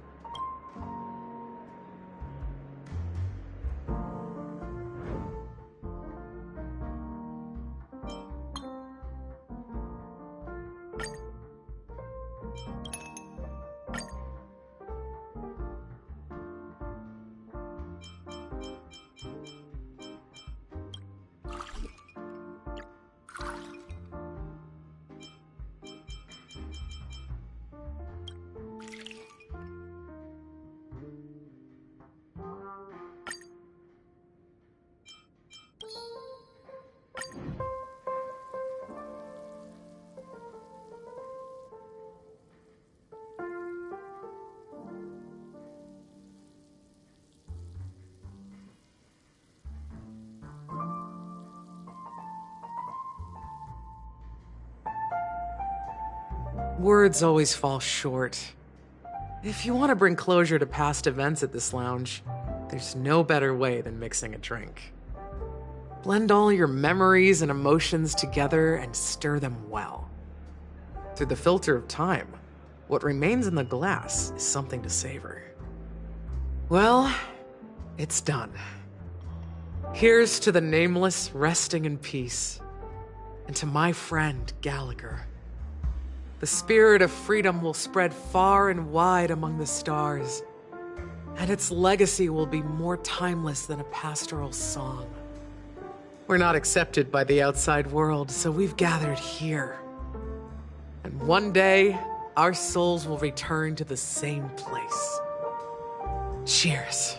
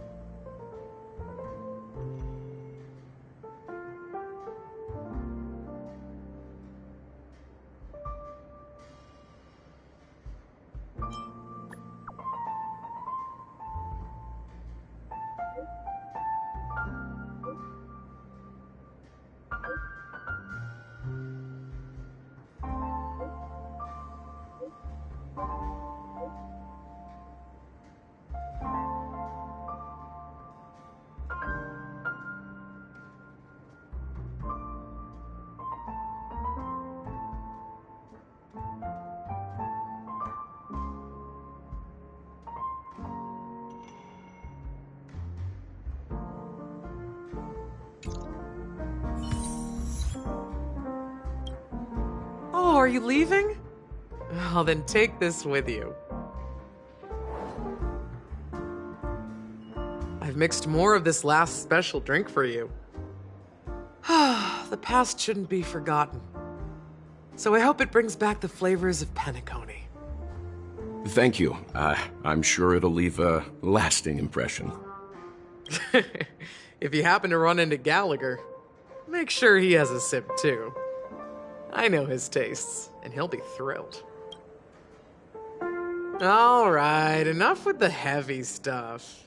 You guys have important things to take care of, so let's not dwell on things. Whether it's the Astral Express or Penacony, there's still a long journey ahead. So let's lift our spirits, guys, and embark towards our tomorrows.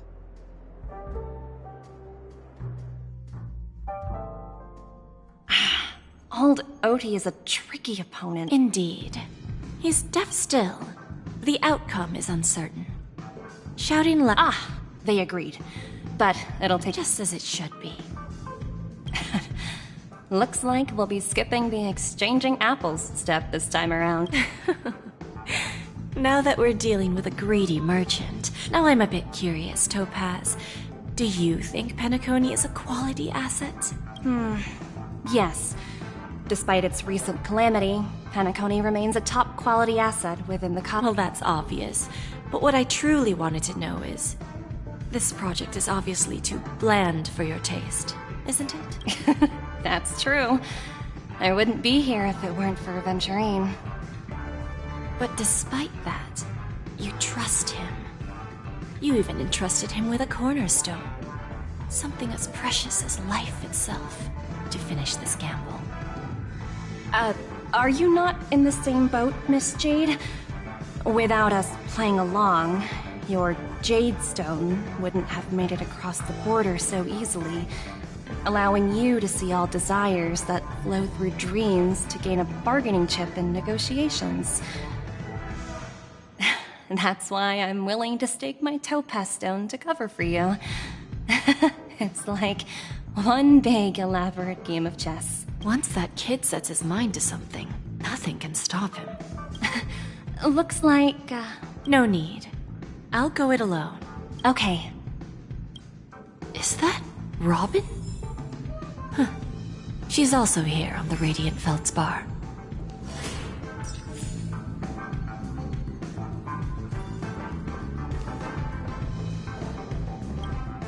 Greetings, Miss Robin. Miss Jade? Greetings. The opening ceremony for the Charmony Festival has been moved to the Radiant. How about you? I'm actually on my way to meet him right now. Unfortunately, I've never met him. I've only heard a few comments from the former head of the Oak family. Mr. Alfalfa is respectable when it comes to business. Where do you think the future of the planet of festivities is headed? I believe the sweet dream will see its rebirth. Just like the Radiant Feldspar resumed its voyage, the Harmony needs a new direction. Only by bidding farewell to the past, there are no permanent allies or everlasting enemies. So let's both take what we need from this deal. Naturally. I'm looking forward to your performance. See you later, Miss Jade.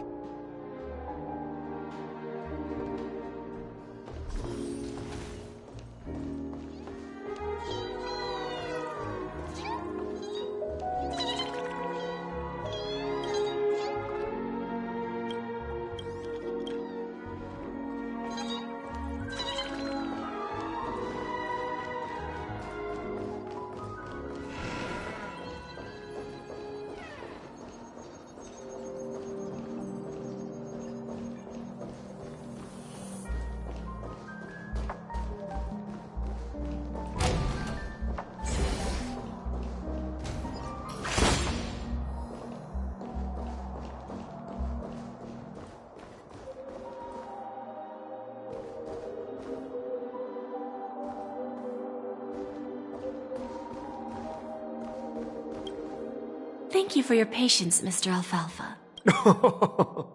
Figured out. Topaz has something else to take care of. You'll be seeing her later. Is it just me, miss? I need to set a good example for my junior. It's not a good habit to be too loose-lipped during negotiations, right? Now we can speak frankly and openly. Do you believe what I said, Odie? You're not the only merchant who has seen the changes in the cosmic market over the past 10 Amber Eras. Interesting. Good. It's good to be straightforward. Openness and transparency. Unfortunately, I'd like to speak the harsh truth before laying out my plan. Let's cut to the chase. Second, you can't stop the IPC from entering Penacony. We've got all the time and connections in the world. Now, I'm repeating your words exactly. If you don't want to be a laughing... Oh, interesting. Indeed. You surely have a way with words. Now, Mr. Alfalfa, let's not forget that the IPC controls the biggest interstellar publicity. The moment news spreads about Penacony going public, trillions of customers will immediately receive a message like this. The family's protection for Penacony has expired. Any mishaps in the dreamscape could result in permanent brain death. Care to guess how many ways we have to turn Alfalfa credits into worthless junk within a measly 24 system hours? You really think you can pull that off? Even from Pier Point, as distant as it may be, I'm more than capable of keeping you on a tight leash. However, if you agree to give up that half-baked plan to go public, the IPC will assure you that we'll never jeopardize the interests of the family heads under your leadership. After all, we also need allies here in Asdana. The IPC can assist Penacony with financing, starting by acquiring 30% equity shares. 30% equity, you say? Who can guarantee... That's the brilliant part of it all. The answer is simple. You're a smart merchant, old Odie. Isn't the whole purpose of this It benefits us if we both take a step back. And if that's not enough for you, I understand your concern. And I have... Fine. Now I see your sincerity. However, as their chosen one, I still need one final answer. Go ahead. I'm listening. When I was a child, I heard the adults recite the tale of the ancient Amber Era, about the ascension of Xipe, the Harmony, and the downfall of Enna, the Order. The Order and the Preservation used to be close in ancient times. So, why does the IPC, as a follower of the Amber Lord, seek collaboration with the family instead of aligning with the Order? The answer is simpler than you think. It's all about credits. Everyone's favorite thing and the universally recognized currency among the stars. The IPC has the power to perpetually ensure their value. With each new world integrated into the credit system, the IPC adds another building block to its cause. Eventually, all exchanges, capital, and businesses will operate within a unified monetary system. By then, all planetary developments will be recorded in accounts with well-defined values and the ability for exchange and circulation. And the heart of everything will be Qlipoth's credit. Ah, and then the IPC will be able to... Our intention is to establish enduring preservation, so I'm sure you can understand.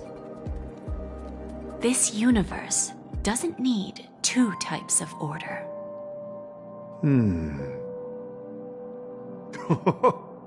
Well said. Now you've all right. Tell me your... Then let's continue our conversation.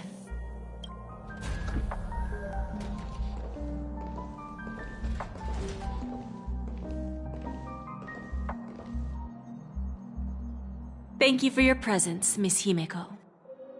Please allow me to introduce her to you, Mr. Alfalfa. This is Miss Himeko from the Astral Express, one of the future shareholders of Penacony.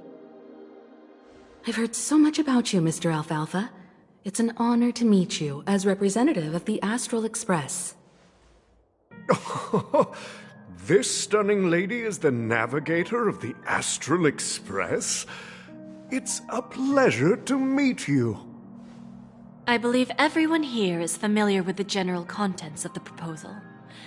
After this round of financing, the IPC is expected to hold 30% of Penacony's shares. Then, the IPC will transfer 5% of that stake to the Astral Express and recommend Miss Himeko as an independent director to honor the sacrifices and contributions made by the former Nameless to the Land of the Dreams.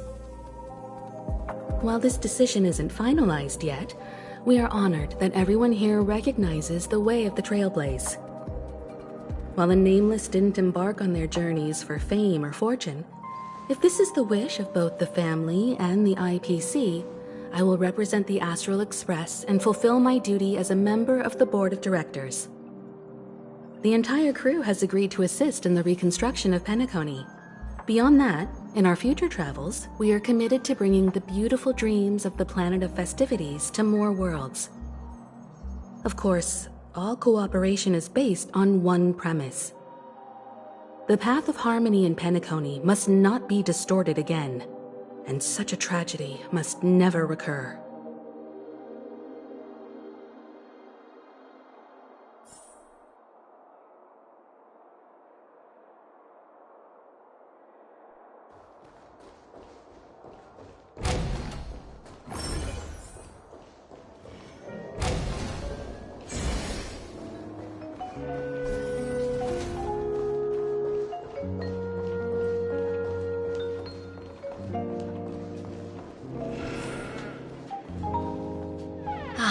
Old Oat, they will soon realize the situation. When should we schedule the formal negotiations? It's all up to you.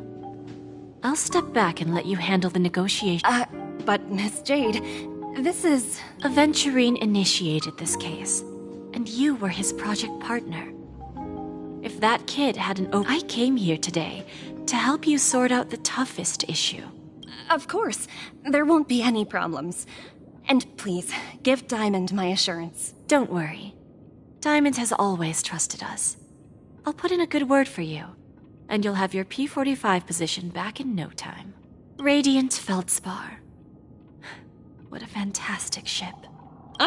You want to open a Bon and Jade exchange branch on this ship too? Opportunities like this don't come around often. Just look at the guests on this ship. They're surely holding a wealth of valuable treasures. Well, I'll take my leave. A pawn shop can't run without a boss. See you around, Topaz. I have one more question for you, Miss Jade. Go ahead. That dose of bitter poison.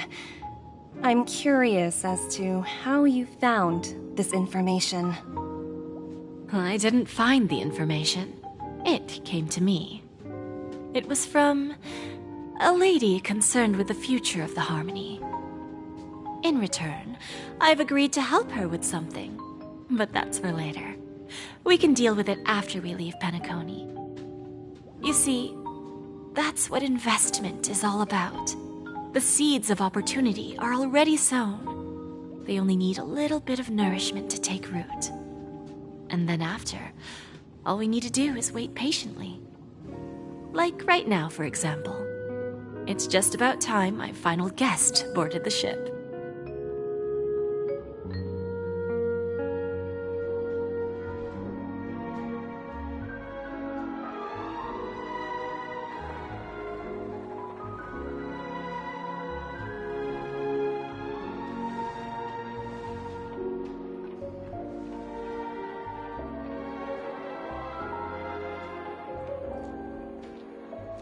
Sneaking in was way easier than I thought.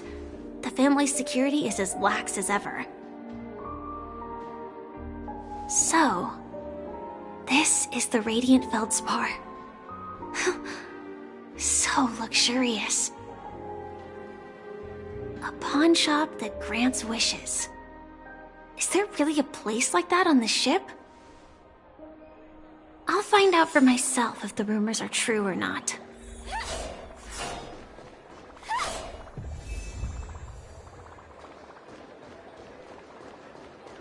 Wow. So this is the legendary Radiant Feldspar.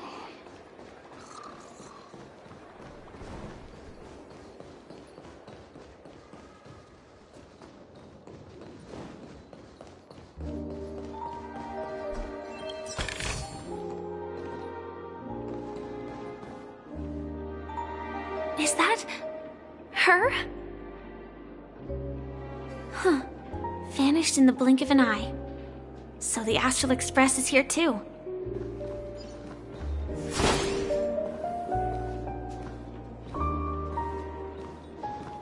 By the way, there's what Mr. Alfalfa and I discussed it.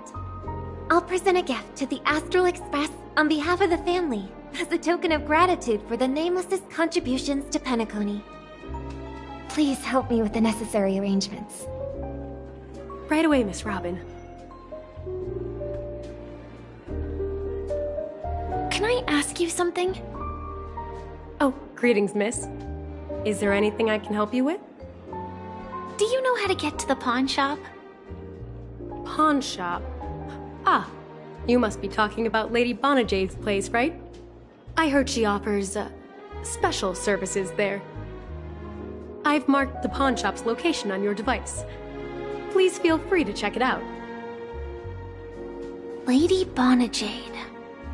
I think I've heard that name somewhere before. Was it from Silverwolf? Come to think of it, she disappeared after mentioning that she was going to meet with the Genius Society. I wonder how things turned out for her.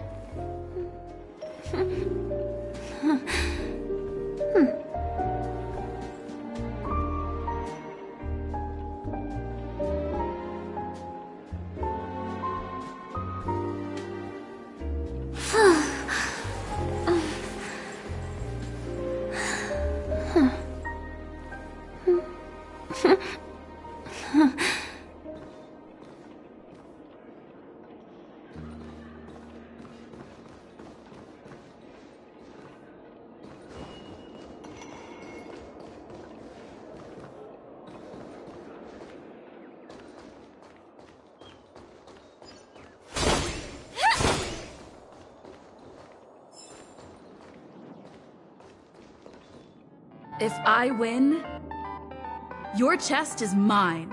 Who said I was betting with you? I did. They are still a ball of fire as ever. Sorry, but I've got to find Lady Bonajade first.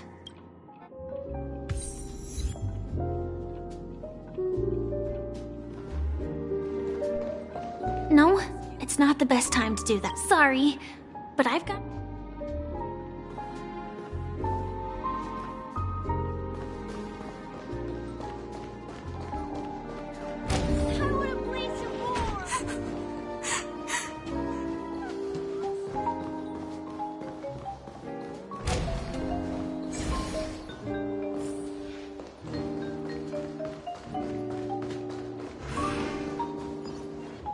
Welcome to Bonajade Exchange, Radiant Feldspar branch. How should I address you, dear lady? Just call me Samuel. Samuel. Nice name. So what do you need, Miss Samuel? And what are you willing to give up in return? I want to keep on living. And for that, I'm willing to give up everything I have. Everything you have? That's right. Everything. Miss Samuel, I think you'd best turn around. It seems you're not quite familiar with the term pawn. What do you mean? I mean it literally. I sense your burning desire to live, but unfortunately, you don't have anything of equal value to offer. Okay. A pawn shop that grants wishes. Well, that's quite a harsh accusation. I understand you may not fully comprehend what I mean. Go and talk to these people. They're all customers of my pawn shop. Once you've done that, come back to me. I'll help you understand the true meaning of pawn. That Lady Bonajade feels more like a moneylender rather than the owner of a pawn shop. Which one should I pop? 1, 2, 3, 4, 5. Dan Heng and Void Ranger Jive. Don't change the words. No, it's not the best time to do that. Sorry. I'll catch up with you later.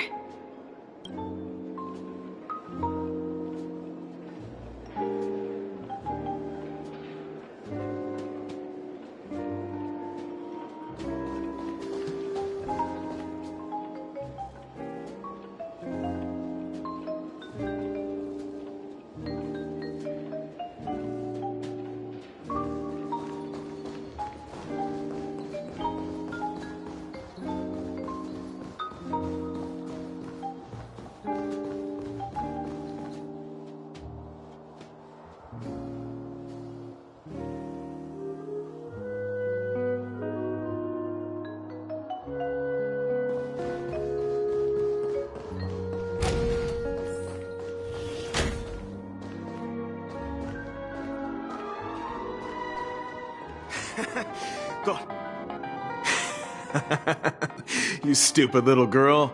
Ugh, enough talk. This will be our final game. I'm betting my entire fortune. Oh, a big talker, huh? All right, let's see what you've got.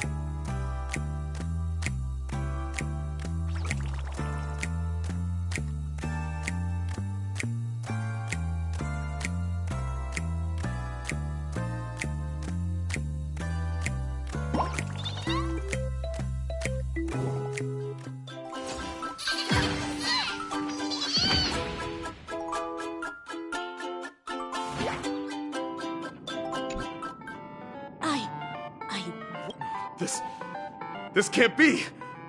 You lost to me 10 times in a row. How could I possibly lose to you at such a crucial moment? It's true, lady.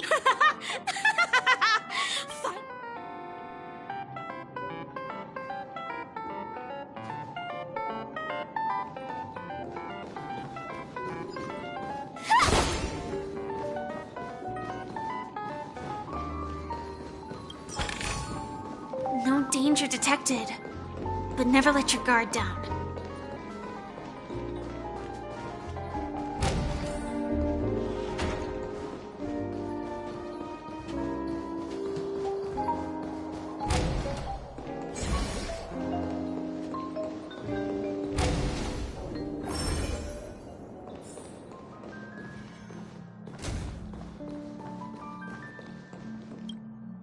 I've prepared a gift for you, Dorothy. Whoa!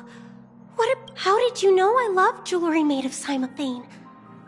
So, well, you... I really... I mean, I never said yes before because I thought you had no idea what I liked. But this gift made me realize you were actually paying attention all along. Wonderful! So, shall we go, Dorothy?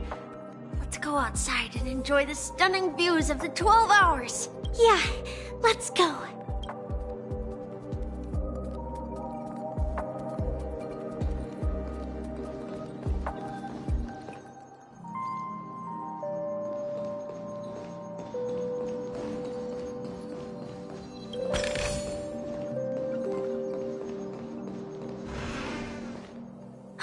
Hey, did you see that? The gray-haired one outside.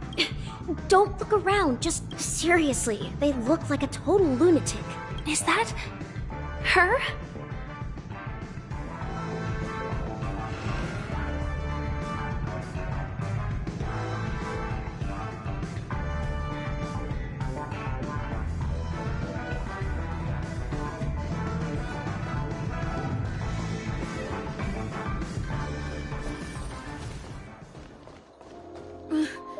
Chirp, chirp, origami bird. Hey, little birdie. Come on. Oh, calm down already. Everyone's staring at you. No, it's not the best time to do that. Sorry. I'll catch up with you later.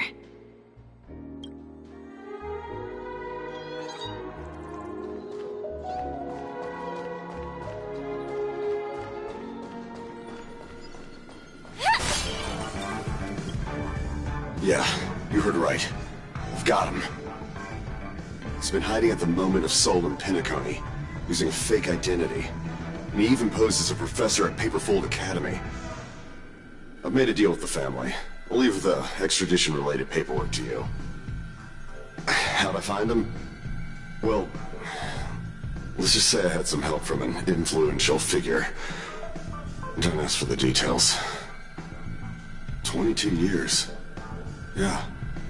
22 years of chasing this guy all over the cosmos. You know, never thought it'd end up like this.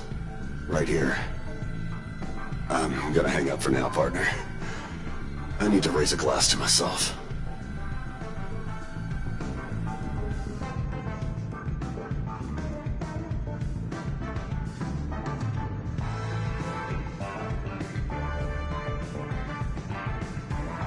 All of their wishes actually did come true. But I just don't understand. How did she do it? And what does pawn really mean? I should go back and ask.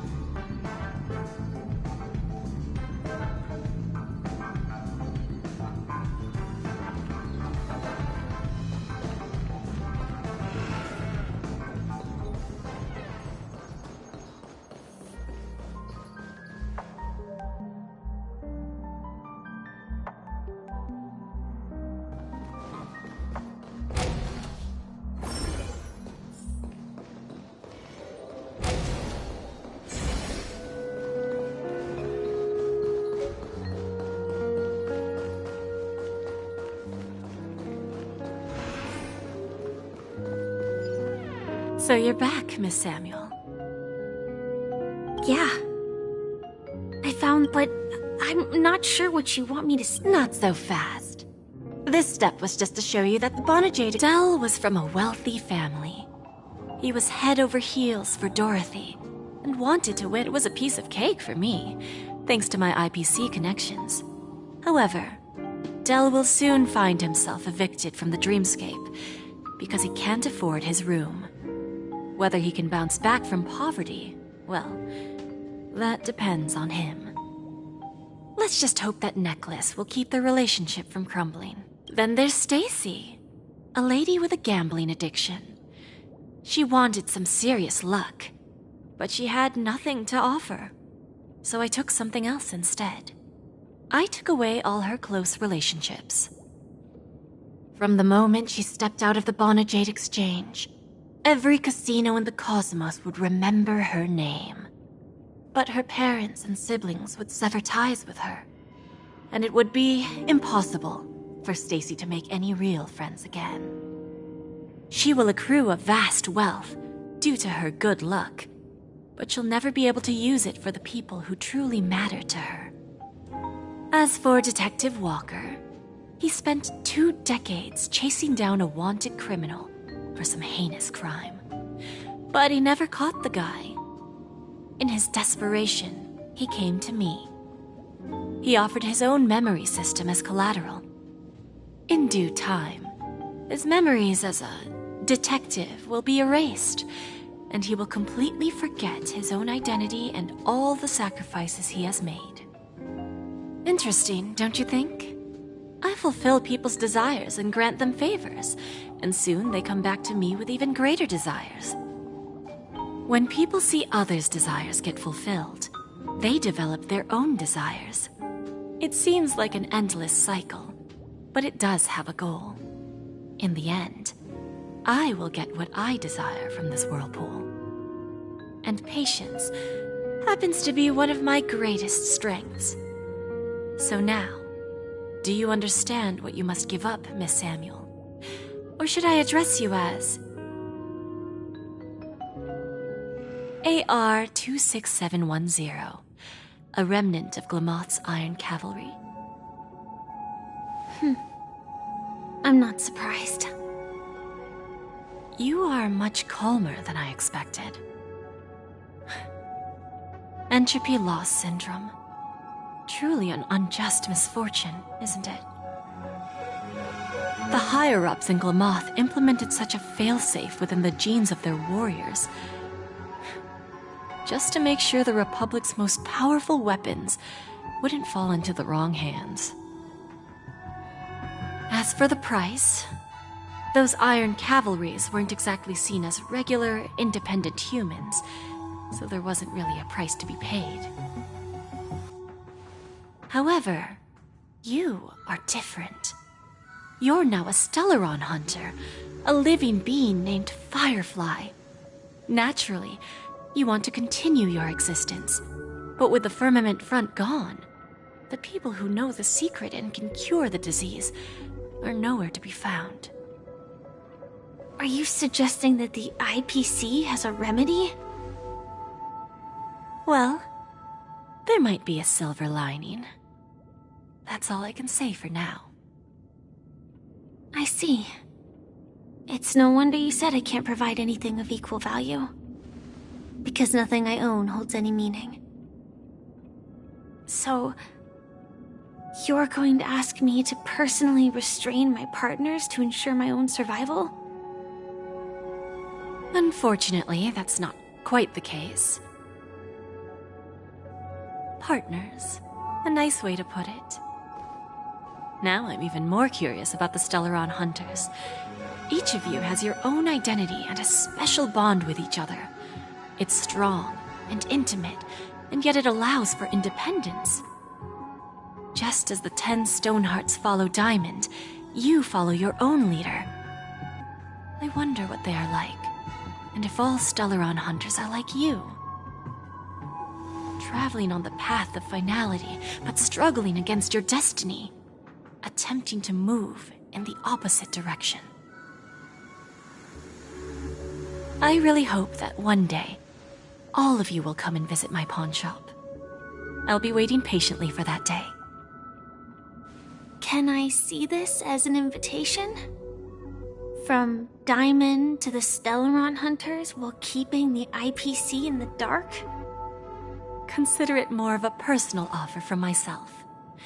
It doesn't represent the IPC or the Strategic Investment Department. The Stellaron Hunters have interacted with the IPC, but not the 10 Stonehearts. Our paths have never crossed. As for your offer, I can pass it along to my partners. But I have a question. You know who I am. And you must know that my partner is keeping an eye on this room. If she wanted to, she could let the entirety of Pierpoint know about it within a few mere seconds. What drives you to take such a risk and extend this invitation on behalf of Diamond, even if it could lead to your downfall? Simply put,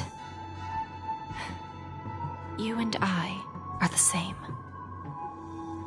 However, unlike you Stellaron hunters or the Astral Express, we band together merely to obtain what we want. Each of us has our own past and destined ends, and on this journey, we have been invited by Diamond to join him. This journey could be either brief or long, as each of us carries a void in our hearts that can only be filled from the outside. So, Diamond made us a promise to divide the power of the Emanator of Preservation into 10 pieces and give each of us a cornerstone to fill that void. Mortal flesh is fragile, yet my heart is unyielding like the monolith. For without this resolve, the way of preservation would fade into oblivion. So, you understand? This pledge goes beyond a mere oath. It's our collateral in exchange for opportunities, wealth, survival, and a future. And whatever we gain from it will fortify the Stonehearts in return, allowing us to achieve the great cause of the preservation when the war among the Eons eventually comes.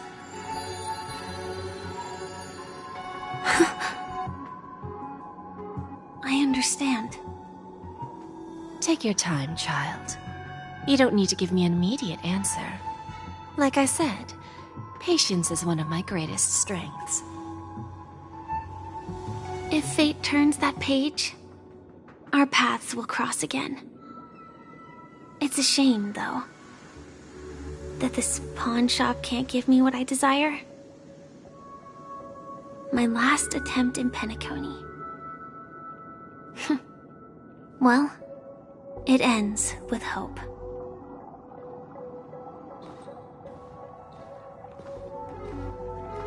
Lady Bonajade, I've come to deliver the collaterals promised.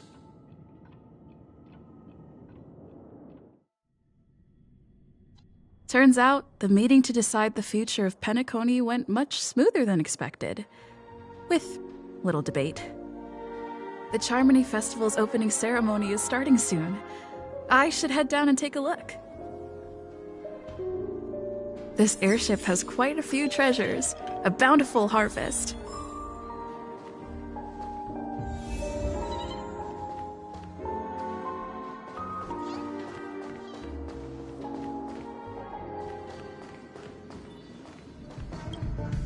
Remember, I can take you out with just one shot whenever I choose.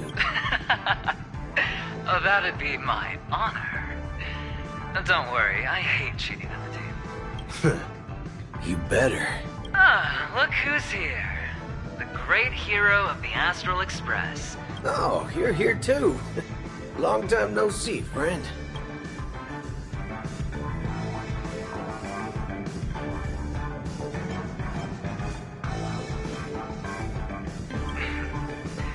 Merely a greeting of platitudes. Let's set aside those under-the-table dealings for now. Oh, I agree.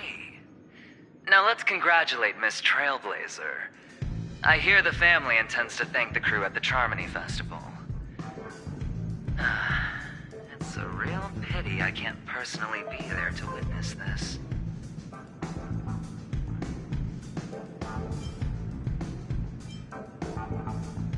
Thank you. And I also hope you enjoy yourself, great hero of Penacony. I'll pass. But I do hope you guys have fun.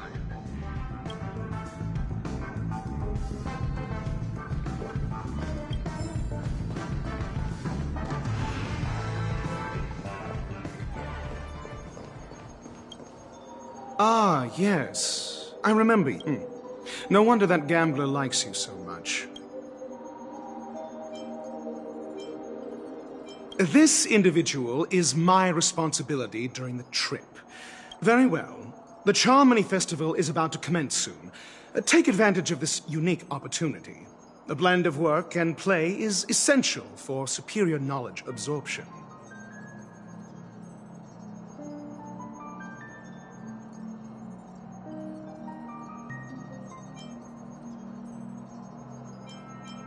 The executives of the IPC and the Guild say that we are strategic partners. Yet, from my perspective, I am invariably the teacher, and he, along with you and every other individual, is the student. From this perspective, Aventurine isn't what you'd call an ideal student. Yet, he's also not utterly obtuse. Alas, the void within him can never be filled by talent and knowledge.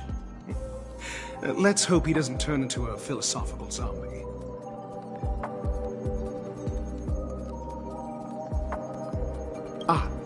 Saying such a thing merely indicates that you have not truly grasped the essence of learning. The principle of balancing work and relaxation is scientifically grounded with... that...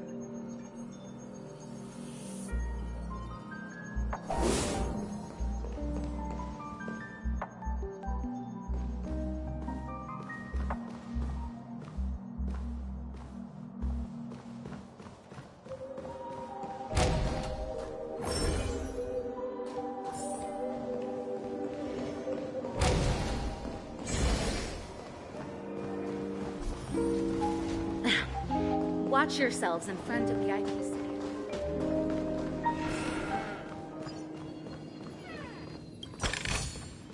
Quick! Snatch it all up!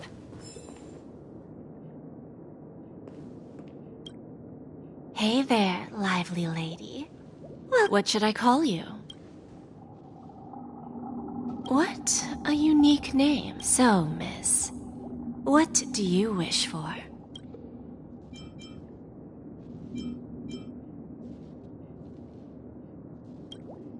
Oh, this is your wish. Sounds simple enough.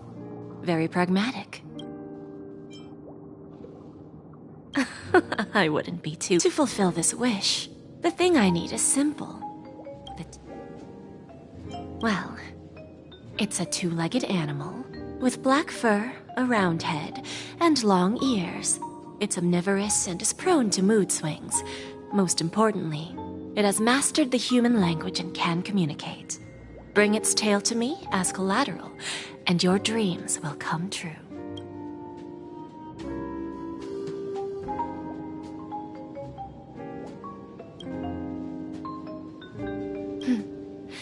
May fate bring us together again, Miss Trill.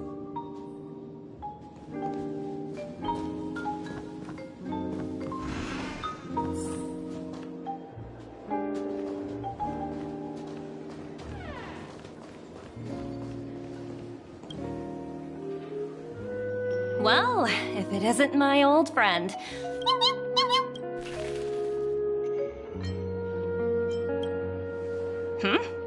So Thinking about it, though, the lives of the Nameless are so excessively exciting. If one day you're tired and looking for a change in work environment, or you want a desk job, just contact me. Look how bustling this ship is. Not bad. Someday when I'm less tied up, I plan to host a grand party on my eco-ship, and you'll all be on the guest list.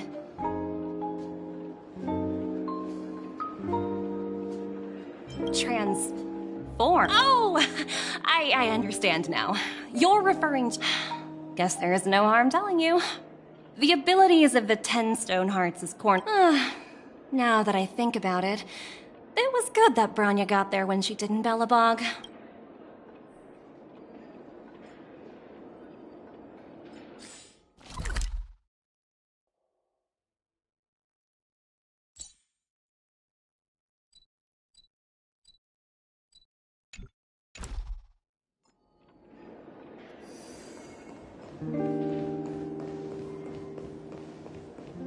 What services do you require?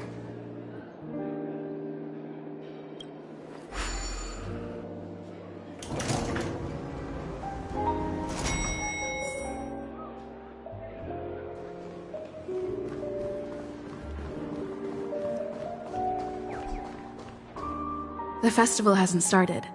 Let's take a quick break. Hi! Who's that? It's really you! I knew I didn't get the wrong person. It was you. I saw you opening treasure chests, hitting balloons, and playing dreamy slots. There's still some time before the Charmony Festival starts.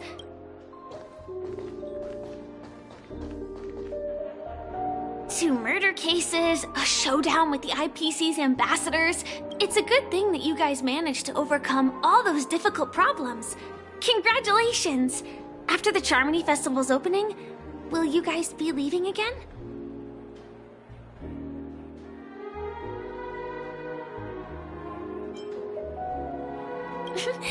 There will always be somewhere.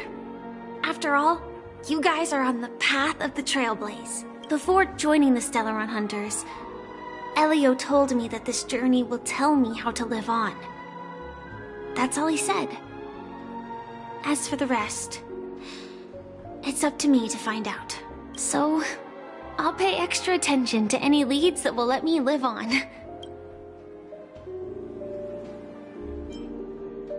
Yes, initially I thought the answer might lie with the riddle of the Watchmaker. I was looking in the wrong place, but I did reap some rewards. Do you know Miss Jade from the IPC's Strategic Investment Department? Bonajade Exchange belongs to her. She told me her price, but...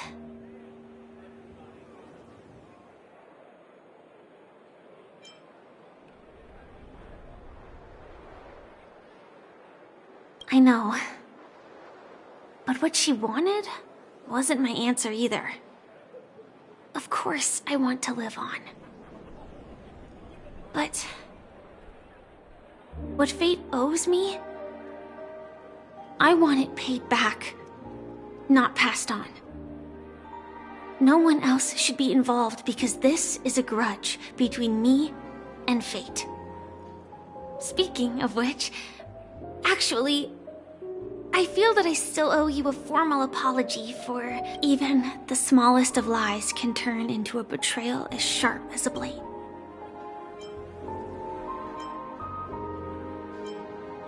It was an emergency, so... and to me, hiding is much easier than being honest. Yet, I still want to try expressing... It's that girl! Get moving! Arrest that criminal before the Charmony Festival's opening ceremony starts! I can't believe they've chased me this far. Looks like we have to say our goodbyes. Don't worry about me, just go and enjoy the ceremony.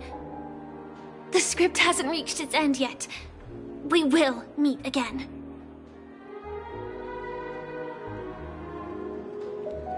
I hope she's okay.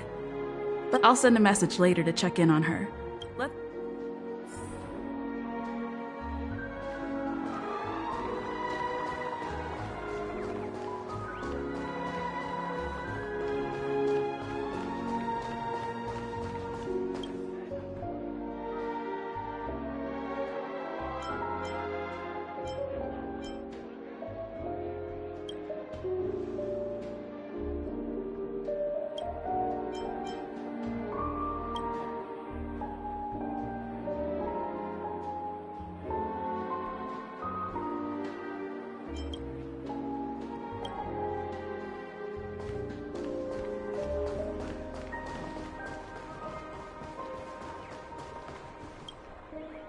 Let's take a seat here. Everything is settled.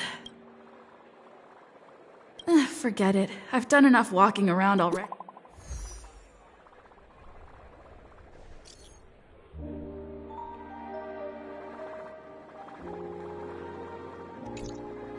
Huh? Looks like I don't have to worry. Wow! Hey, Miss Robin! Hey, Miss Robin! Robin! Over here, Miss Robin! Miss Robin! Miss Robin! Miss Robin! Miss Robin! There it is, Miss Robin!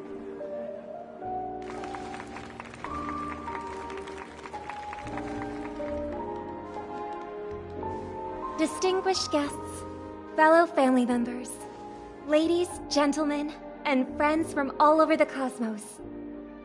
It's a pleasure to join you all in celebrating the grandest ceremony of the Amber Era, the Charmony Festival. Firstly, on behalf of the Penacony family's 5 major lineages,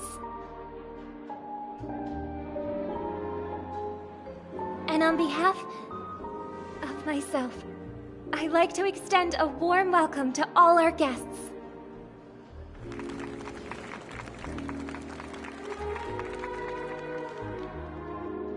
As you all may have noticed, this year's Charmony Festival is far from regular.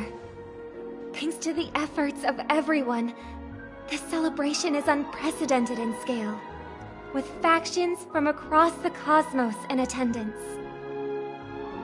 Not only that, the customary opening ceremony held at the Penacony Grand Theater has now moved to the Radiant Feldspar, the very airship you all stand upon. We invite you to express your warmest applause and deepest appreciation for OT Alfalfa, head of the Alfalfa family, for his selfless devotion to the Harmony's cause.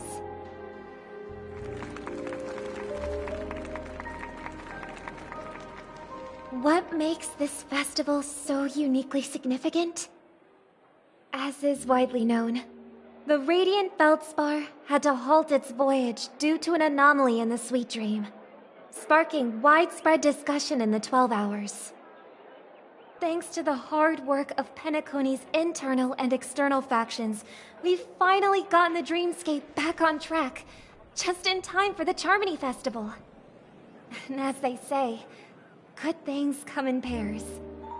The Charmony Festival not only celebrates this achievement, but also marks the relaunch of the Radiant Feldspar. And finally, the last reason. Does everyone remember the Watchmaker? In truth, the family has poured their the father of Penacony, Mikhail Char Legwork, one of the legendary Nameless who laid the foundations of Penacony. In the most bewildering times of the Planet of Festivities, it was he who descended from the sky with his companions, who taught us through trailblazing where freedom lies. It was also they who led the vanguard in the pioneering of the Dreamscape, in exchange for what is now known as the Paradise of Harmony. It can be said that Penacony's splendid success today is deeply rooted in the trailblazing ethos the Watchmaker planted within us. Only by honoring this trailblazing spirit can we fulfill our mission and spread harmony to a broader audience. Aw, that's so nice of her. She's talking about us.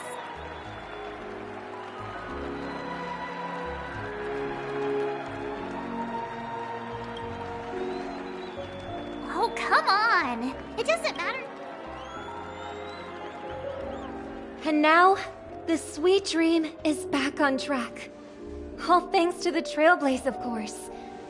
If it weren't for us, with unanimous consent from the 5 major lineages, Penacony's family, on behalf of all family members throughout the cosmos, offer a token of appreciation to the Nameless.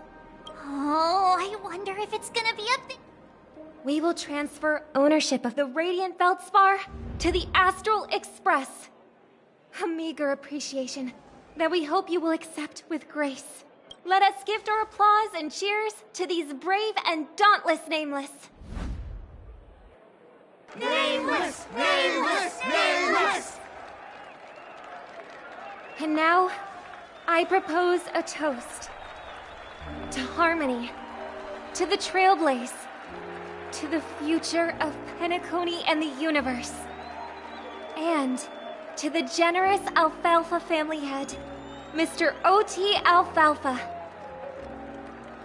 Cheers! Cheers!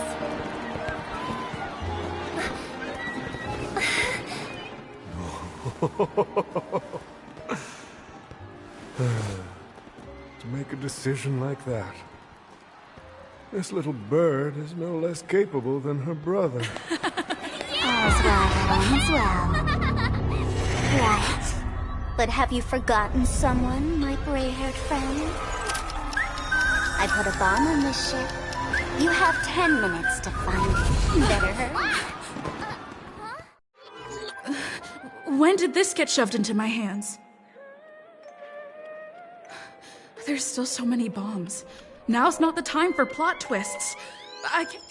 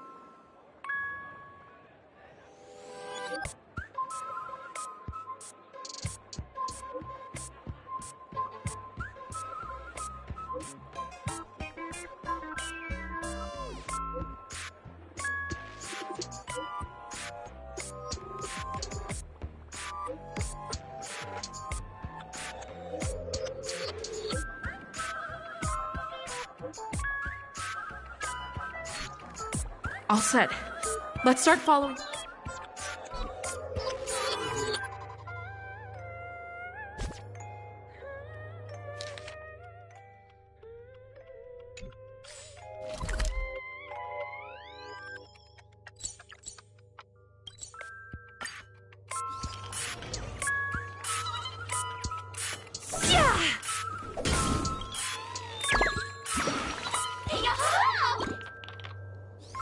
What?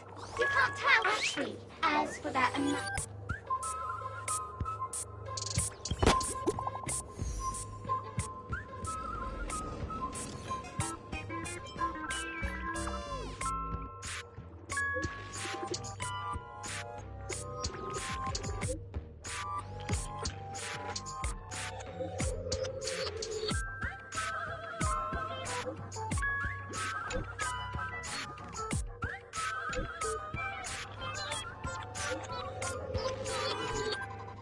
At least I made some progress.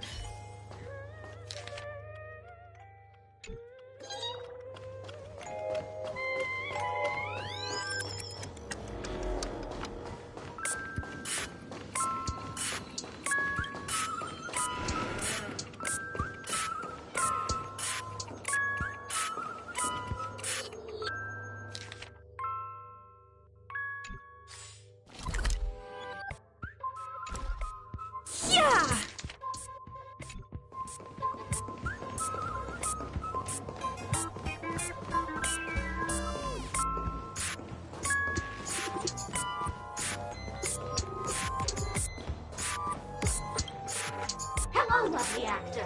You can call me the director. If you didn't know, I'm the well actually due to the current plot.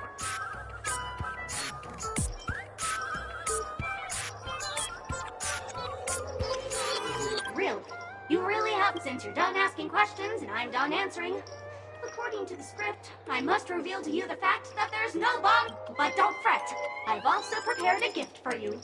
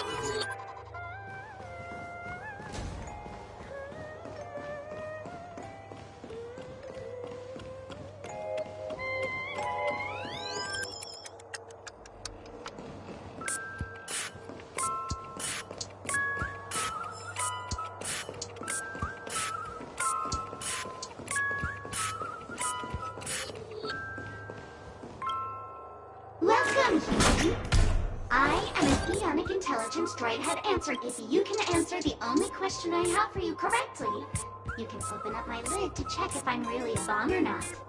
If I am, I will initiate. Fortune favors the bold. Listen up. What creature has 4 legs in the morning, 2 legs at noon, and 3 legs in the evening?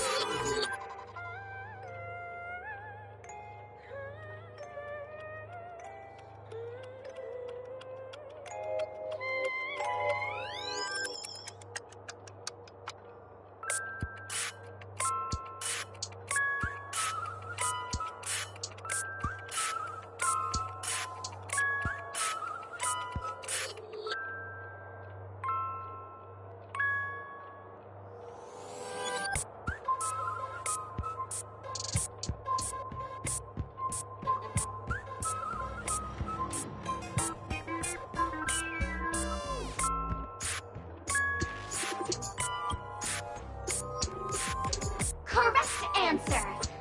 But it's a shame. I hate smarty pants!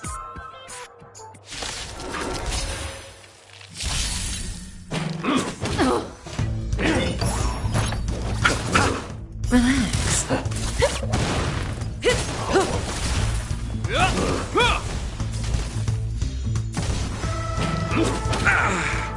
Receive divinity. Stand still. Happy New Year!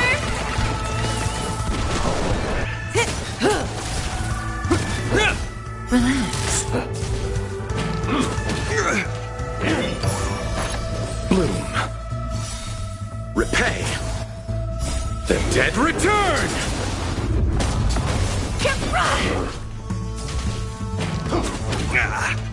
Receive divinity.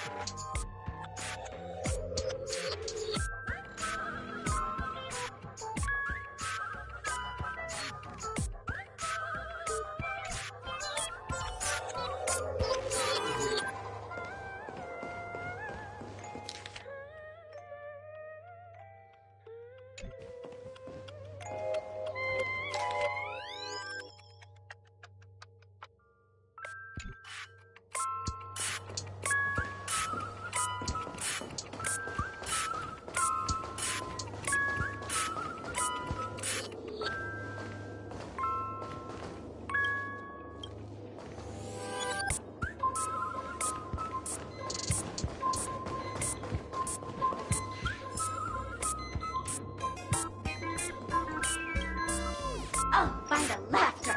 To think you've seen through my disguise this quickly!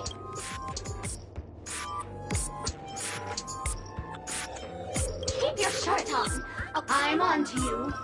You're here because you accepted bribes from the This evil city has fallen into depravity. If you wish to defeat me, you'll have to face off against the Great Sparkle's dog.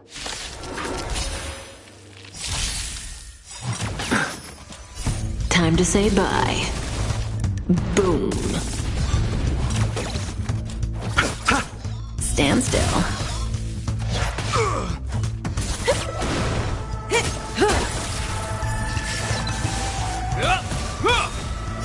A will forged in ice never falters!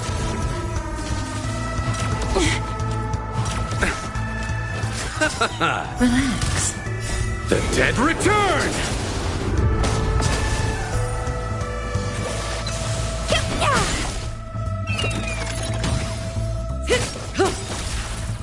Time to say bye. Boom.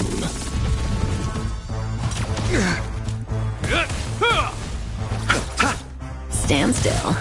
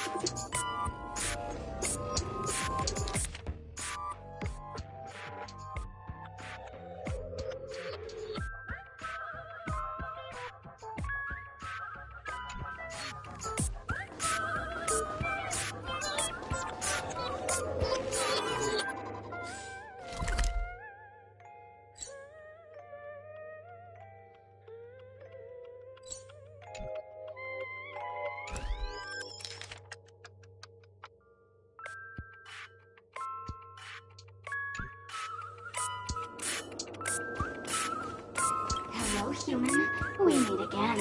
I never thought I'd been currently on this luxury bomb. I'm a heliobus, originally from the Lawfoo's fictional. I forgot what I've come to realize. The people here don't treat subcultures as apt. Yes, meme. That's it. I even have forms. I'm good friends with a meme with sharp teeth and claws. Oh, speaking of which, I should go and look. I hope you can find a real sugar-coated cannonball. I mean, bomb.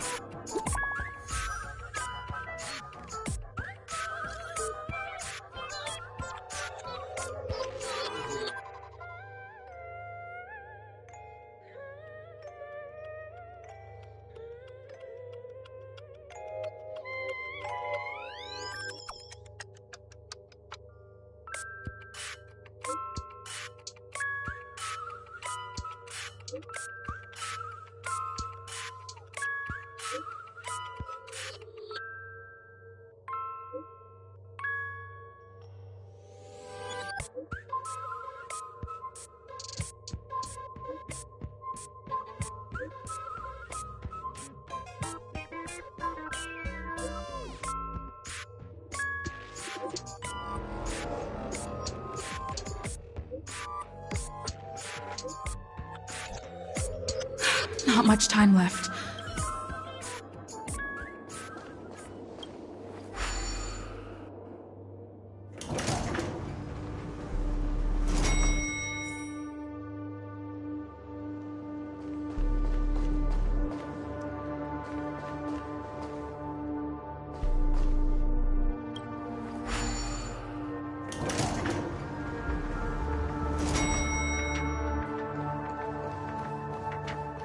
Is that a firefly? 28 minutes, 46 seconds. 28 minutes, 45 seconds. You're here!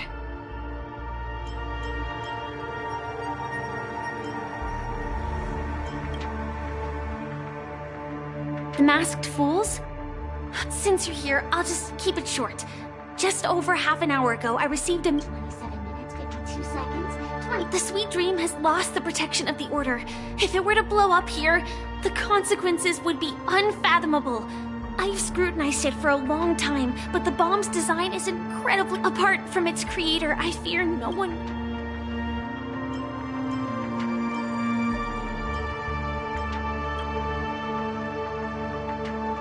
you mean the Watchmaker's guests? That's a pity. Based on my experience, the Memo Keeper may be able to teleport the bomb to a deserted location.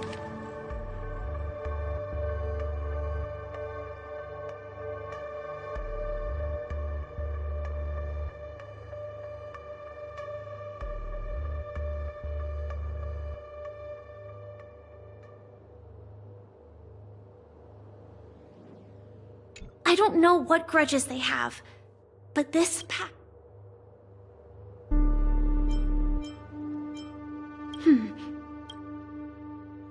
Actually, do you still remember? The script said that I think this moment heralds the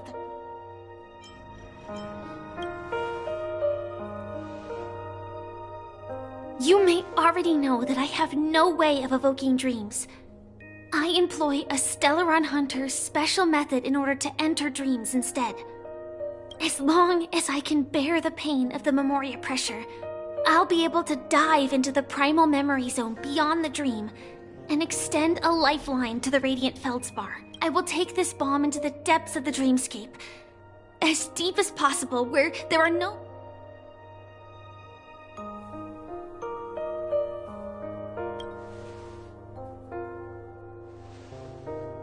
Don't worry. I believe that this Firefly armor will be enough to take me to where I need to go before the countdown ends. And maybe even make it back safe. At present, this is our best and most logical course of action. After all, a long story deserves a happy ending. I have some words to share with you, though they were spoken to me by Miss Acheron. She said that the so-called impossible is merely something that is yet to happen. At the moment, there are so many things that seem impossible. But are they really never going to happen? Maybe it's just that the moment to disprove these impossibilities hasn't arrived yet. Whether it be a literal ending, suffering akin to death, or a harrowing deathscape. Before the appointed destination arrives, they are all the same. That when that moment arrives for us to make a choice, the answer to our end will already be within our hearts. It is not destiny that shapes us, but we who shape destiny. The Astral Express and the Stellaron Hunters are like light and shadow. We walk on different paths, intertwined, moving forward and growing together. Maybe the end is predestined, but it is not today. Since things are going too well, let's speed up the countdown. Human life is short, just like fireflies to a flame. So if you have an answer in your heart, always remember, don't leave with any regrets. We have this right, don't we?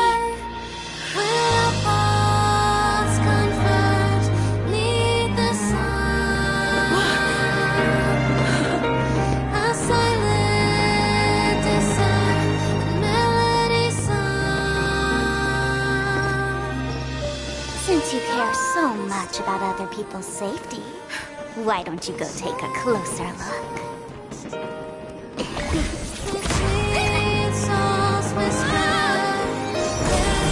You see, everything is possible in this land of dreams. We each came here with our own goals and realized them in unimaginable ways. Regardless if the result was a sweet illusion or a bitter reality. It was an answer we longed for, day and night. So, why do people choose to slumber? I think it's as you said. Because in the end, we will wake up from our dreams.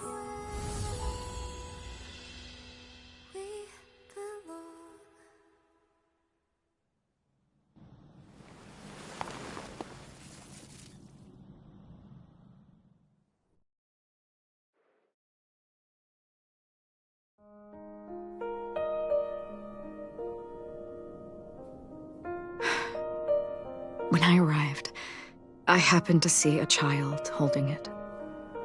He said the flowers were prepared by Aunt Jessie for the watchmaker and the war comrade he'd missed his whole life.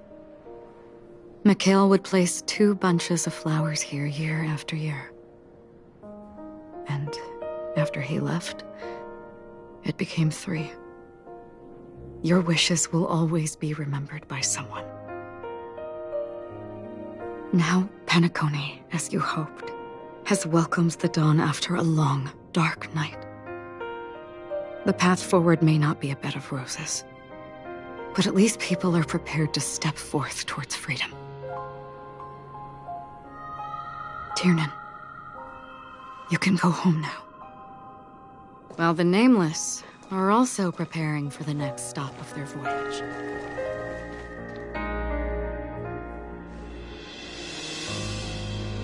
But before leaving, we still have one last thing to do.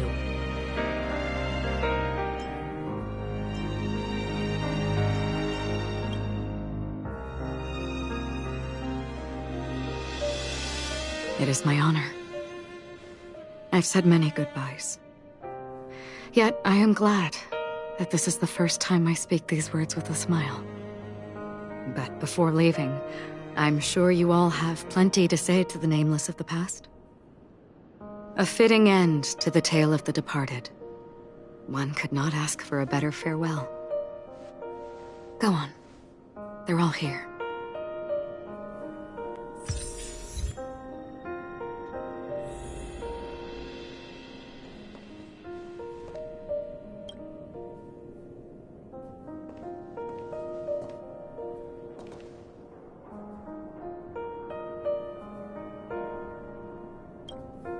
Honestly, when I heard the Nameless, those who trailblaze, doing good deeds but never seeking recognition. After all this time, but it seems, in the land of the dreams, History may not remember the names of the dead, but the stars will attest to their journeys.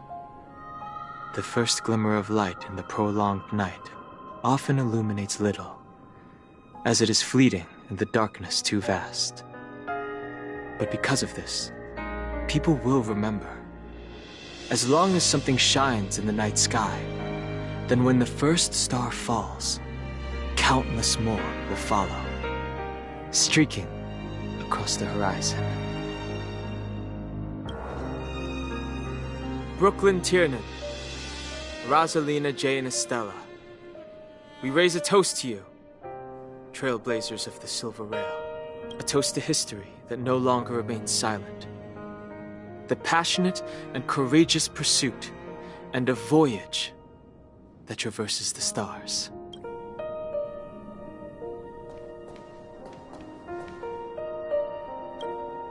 That statue.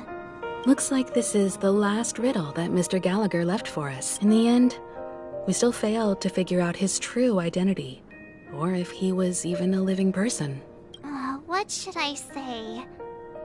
I mean, this guy is definitely a history fictionologist, all right. I'm suddenly reminded of the time at the theme park when he said he was only 13 years old. Could that have meant something too? Either way, he's an enigmatic character for sure. At least our journey together in Penacony was real enough. And his loyalty.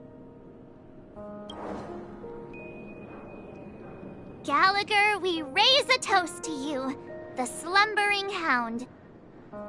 To the festival's invitation, to all lies and the singular truth. If we ever meet again, please don't talk in riddles.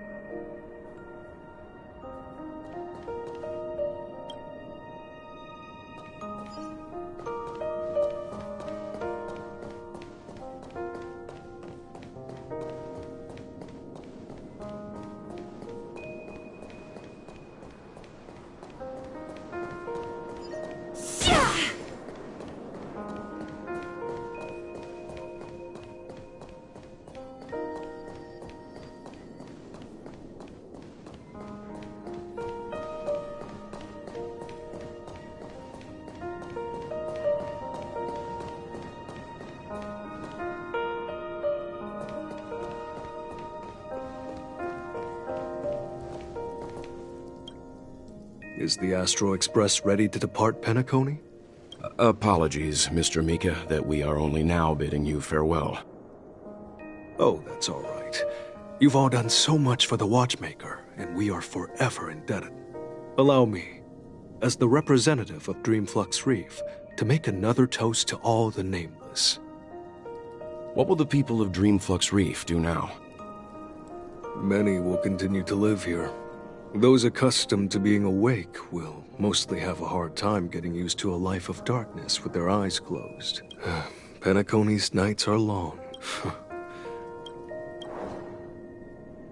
Mika and residents of Dreamflux Reef, we, to your tenacity throughout time, to eat.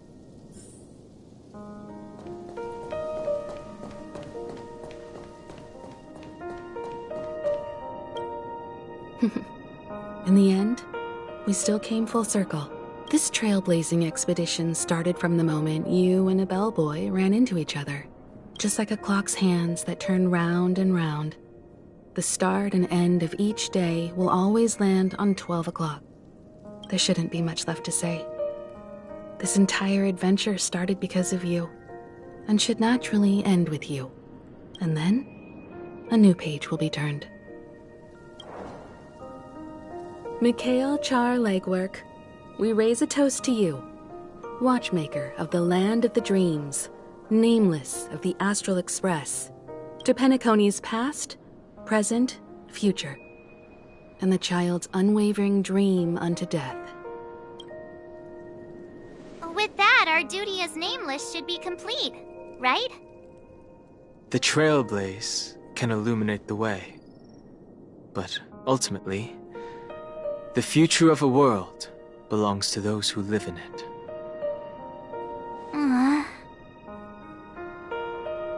I still feel that Mr. Mikhail must have really wanted to witness this day himself. What's on your mind, March? Just a strange feeling.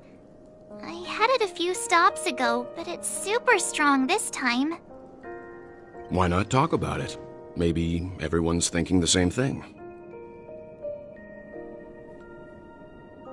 I can't help but think that whether it's Mr. Mikhail, Mr. Tiernan, or Madame Rosalina, their lives must have been long, and they must have experienced plenty of stories. They were also young once, stumbling and bumbling around just like us. Getting into scraps and mischief, that sort of stuff. But those things are all in the past.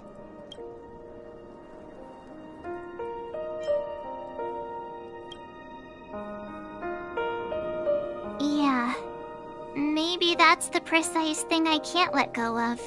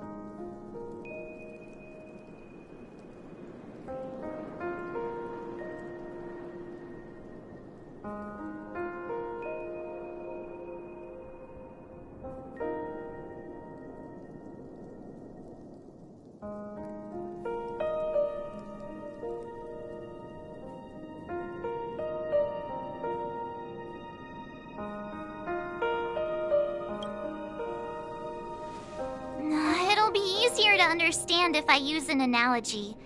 Like when you're reading a book. If one of its characters keeps running into obstacles and experiences an ending full of regrets, we're bound to feel a bit mixed about it, right?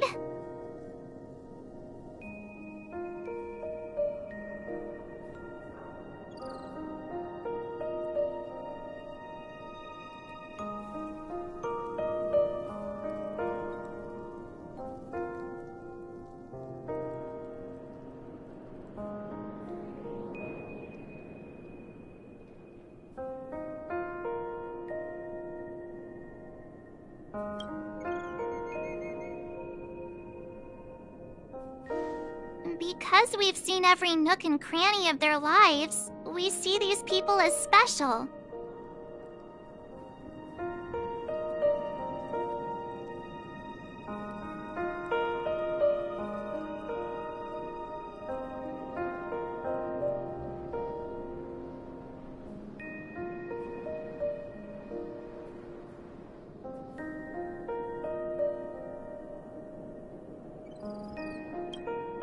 So, even if there are parts of it that aren't really realistic nor logical, we still hope that their story gets a good ending when it comes.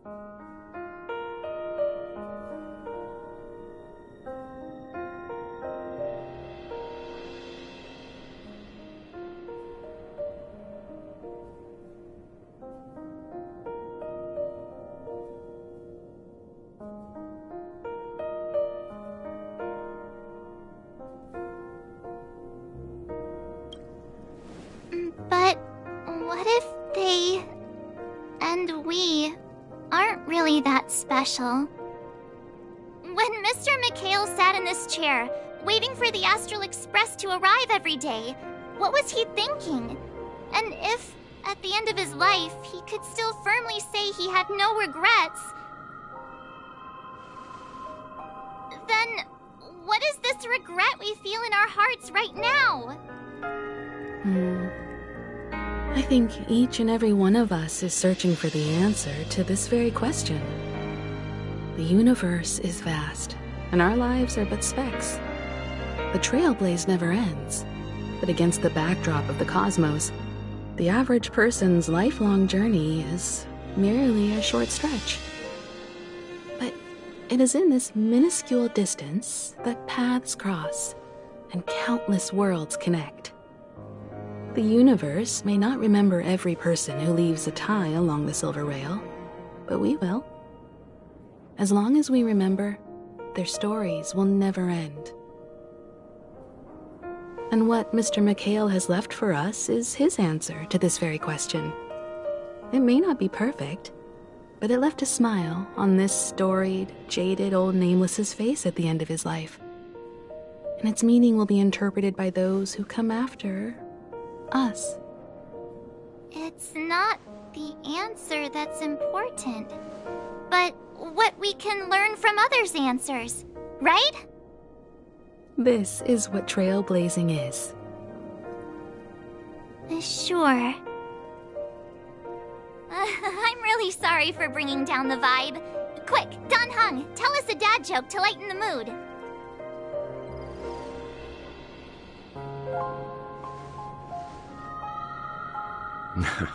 It's never a bad thing to reflect.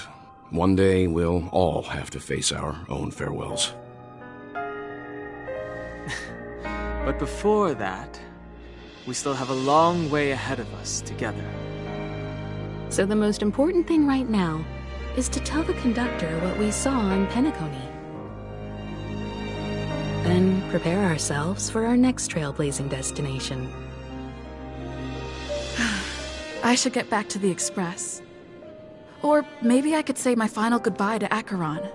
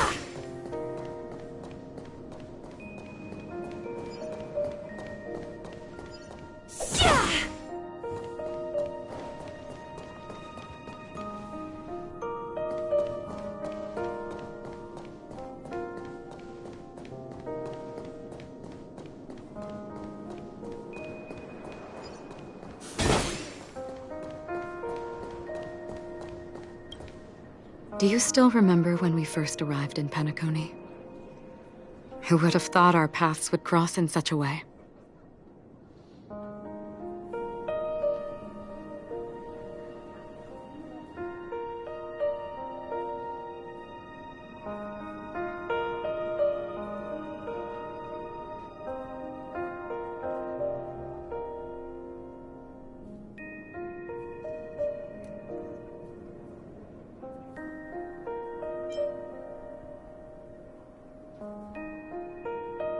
The ocean of stars is vast, and given our destinations, I'm afraid our paths may not cross again.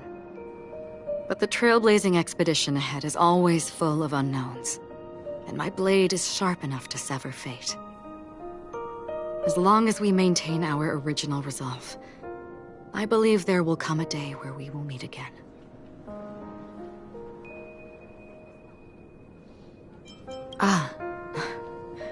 In that case, I must apologize. Because of the Self-Annihilator's curse, my memories are stripped away, blurring my past. And after our journey together, what I originally thought were familiar feelings were merely illusions. I believe this was truly our first meeting.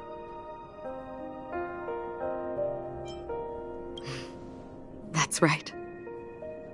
What matters more is not who I am, but what we have done together. This story will forever be etched in my heart.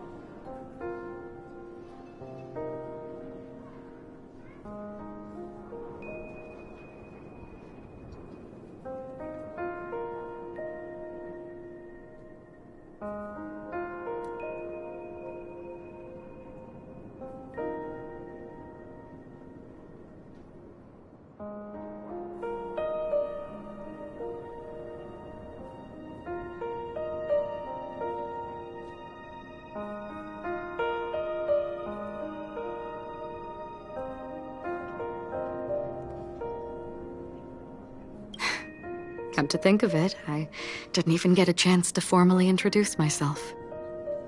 Simply put, I'm a self-annihilator who was cursed by the Nihility. My hometown was destroyed a long time ago, and the whole world was erased beneath their shadow. In order to fight against the cruel end of self-destruction, I went on a journey, in search of a way to sever the chains of the Nihility. After a long and grueling search, I am convinced that my destination lies within the depths of the dark web, where reality and the Nihility are separate. In there lurks a secret called Device 9. One day, I'll reach it.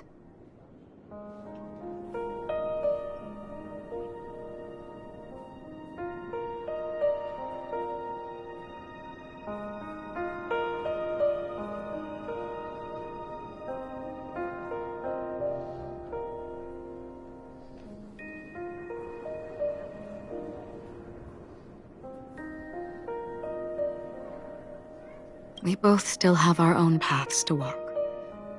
So let's forge ahead.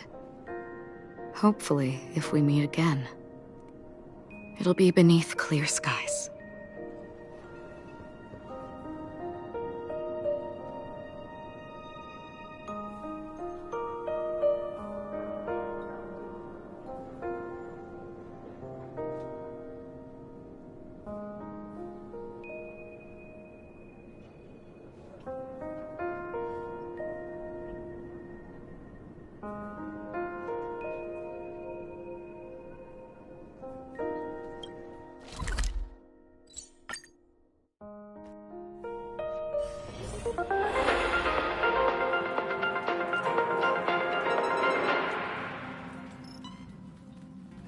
Welcome to the Interastral Peace broadcast. Good evening, everyone. There. Chin up, Pump. Wow.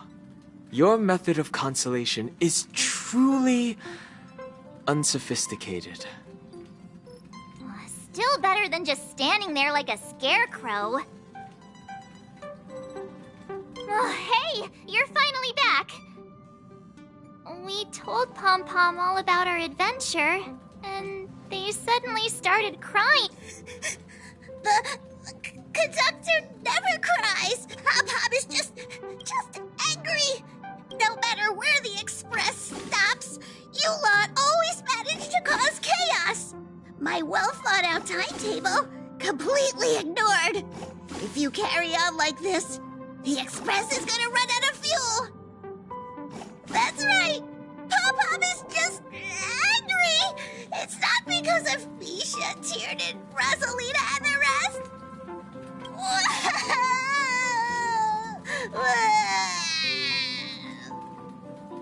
It's okay. Oh, everyone, could you all take a break in the next car? Don't worry. I'll stay here with Pom Pom. But... Let's go, March.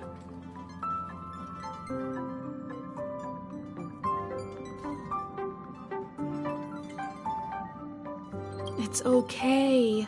Oh.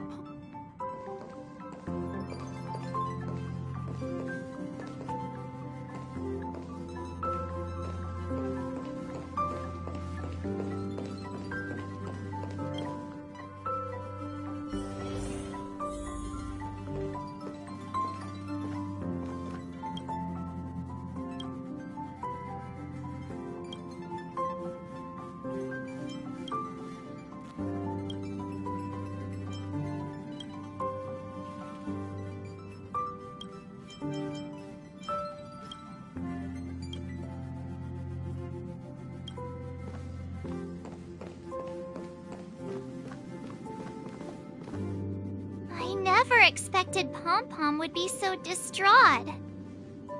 Those three nameless must have meant a lot to Pom Pom. No one knows exactly when Pom Pom boarded the Express, but one can surmise that their journey has been filled with many hellos and goodbyes. Probably more than we can imagine. The fact that they're crying so hard is probably a good sign. It proves that Pom Pom's emotions haven't become dulled by the grind of time.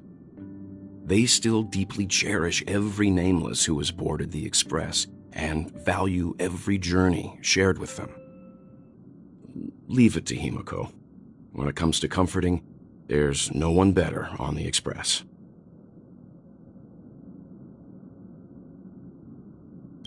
Well, they were a little emotional at the time, but I'm afraid that's not out of the question.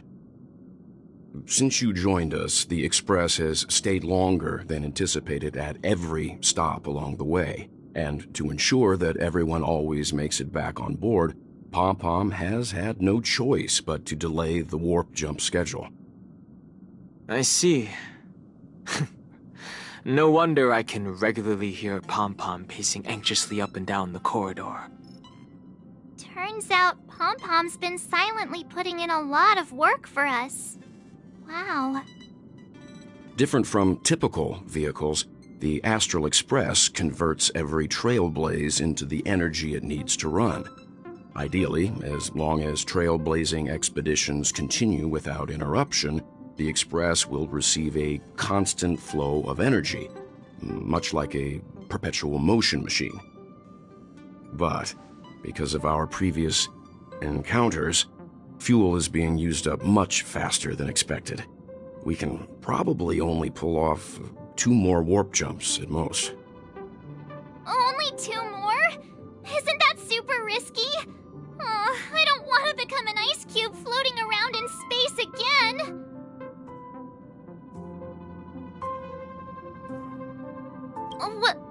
When you put it like that, it doesn't actually sound too bad. But I don't even want to become an adorable ice cube floating around in space again. Which also means that we must prudently consider our next destination. Yes, I've already checked the astral charts. The 2 nearest worlds to us are the oceanic planet of Lushaka and the agate world, Melustanen. As for which one we're headed to, that still requires a vote. Or perhaps you might consider a suggestion.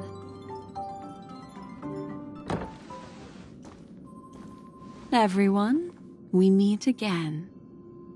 It's you! Why were you just in my room? It's a very cute room, Miss March. Just like you.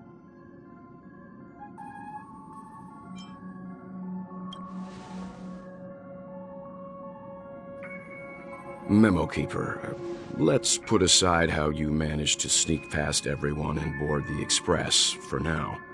You mentioned a suggestion. I accidentally overheard how the Express obtains fuel. I just wanted to chat with everyone to see if we could work together. But now, it appears my suggestion could be the very lifeline that saves everyone. Please speak candidly. Depending on what you say. Ah, the Permanence's descendant. What a charming little dragon. Especially with those mired memories of yours. But I digress. If the Astral Express is in urgent need of a special trailblazing expedition to recharge its engine, have you all considered this? Perhaps your destination could be a world that even the renowned Akivili, should you be able to lay down a new stretch of silver rail. Trailblazing to a world that even Akivili has never been to? Continue, Memo Keeper. This destination of which you speak. A world that many across the universe don't even know exists. A world hidden away from outside observation. Its presence only revealed by the light from the mirror of the Garden of Recollection.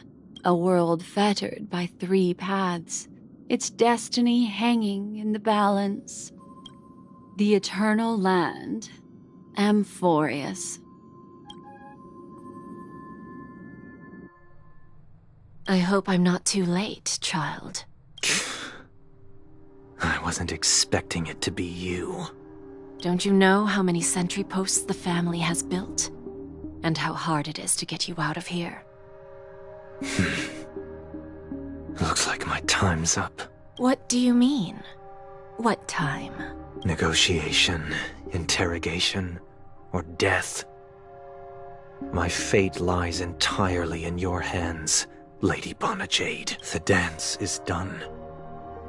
Why bother with the compassionate pretense and give someone who's about to die the chance to talk? Despite your fall from grace, you still look well. I'm very glad to see that you're so full of verve.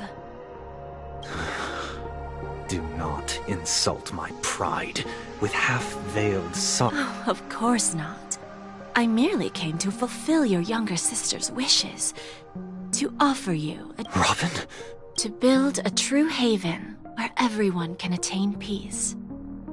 That's the oath between you siblings, isn't it? If I told you there was still a chance to realize this vow, would you be willing to talk to me then?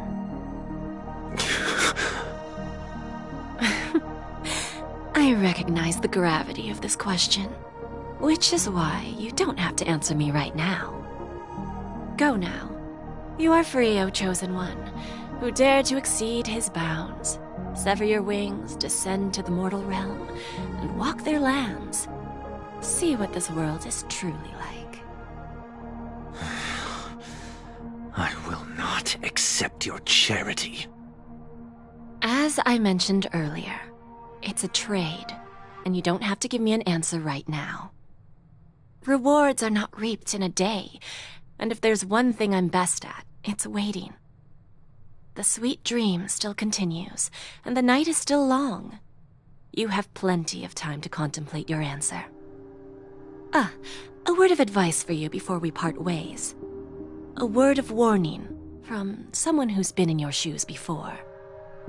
Life is too short to miss out on golden opportunities.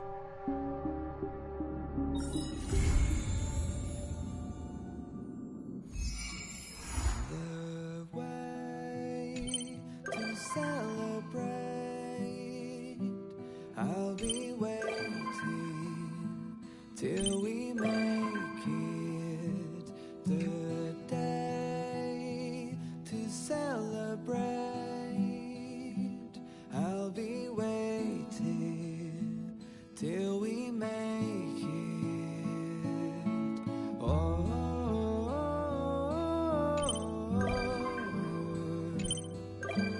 we will see. Come with me, take the journey.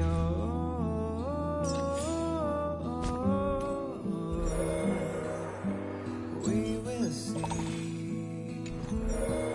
Come with me, take the journey.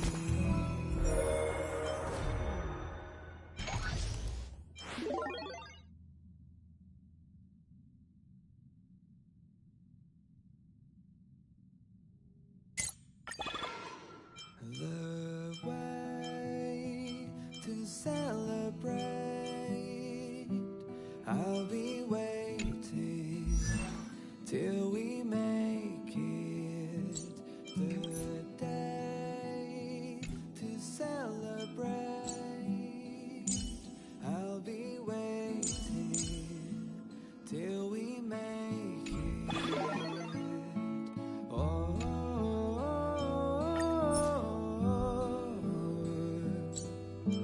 we will see.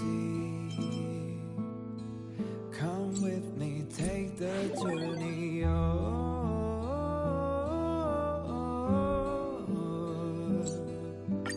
We will see. Come with me, take the journey.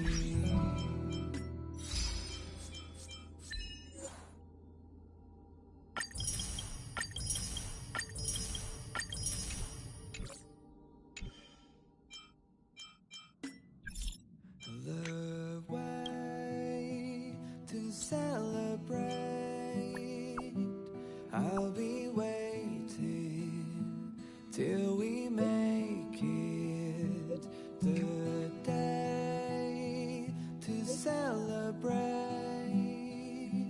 I'll be waiting till we make it.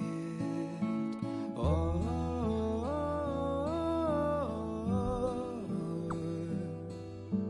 we will see. Come with me, take the journey.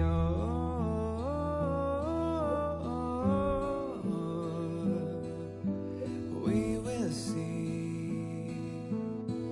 Come with me, take the journey.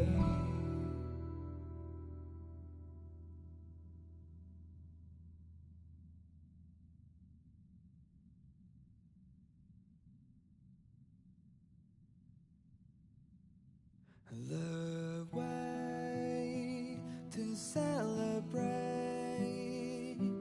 I'll be waiting till we make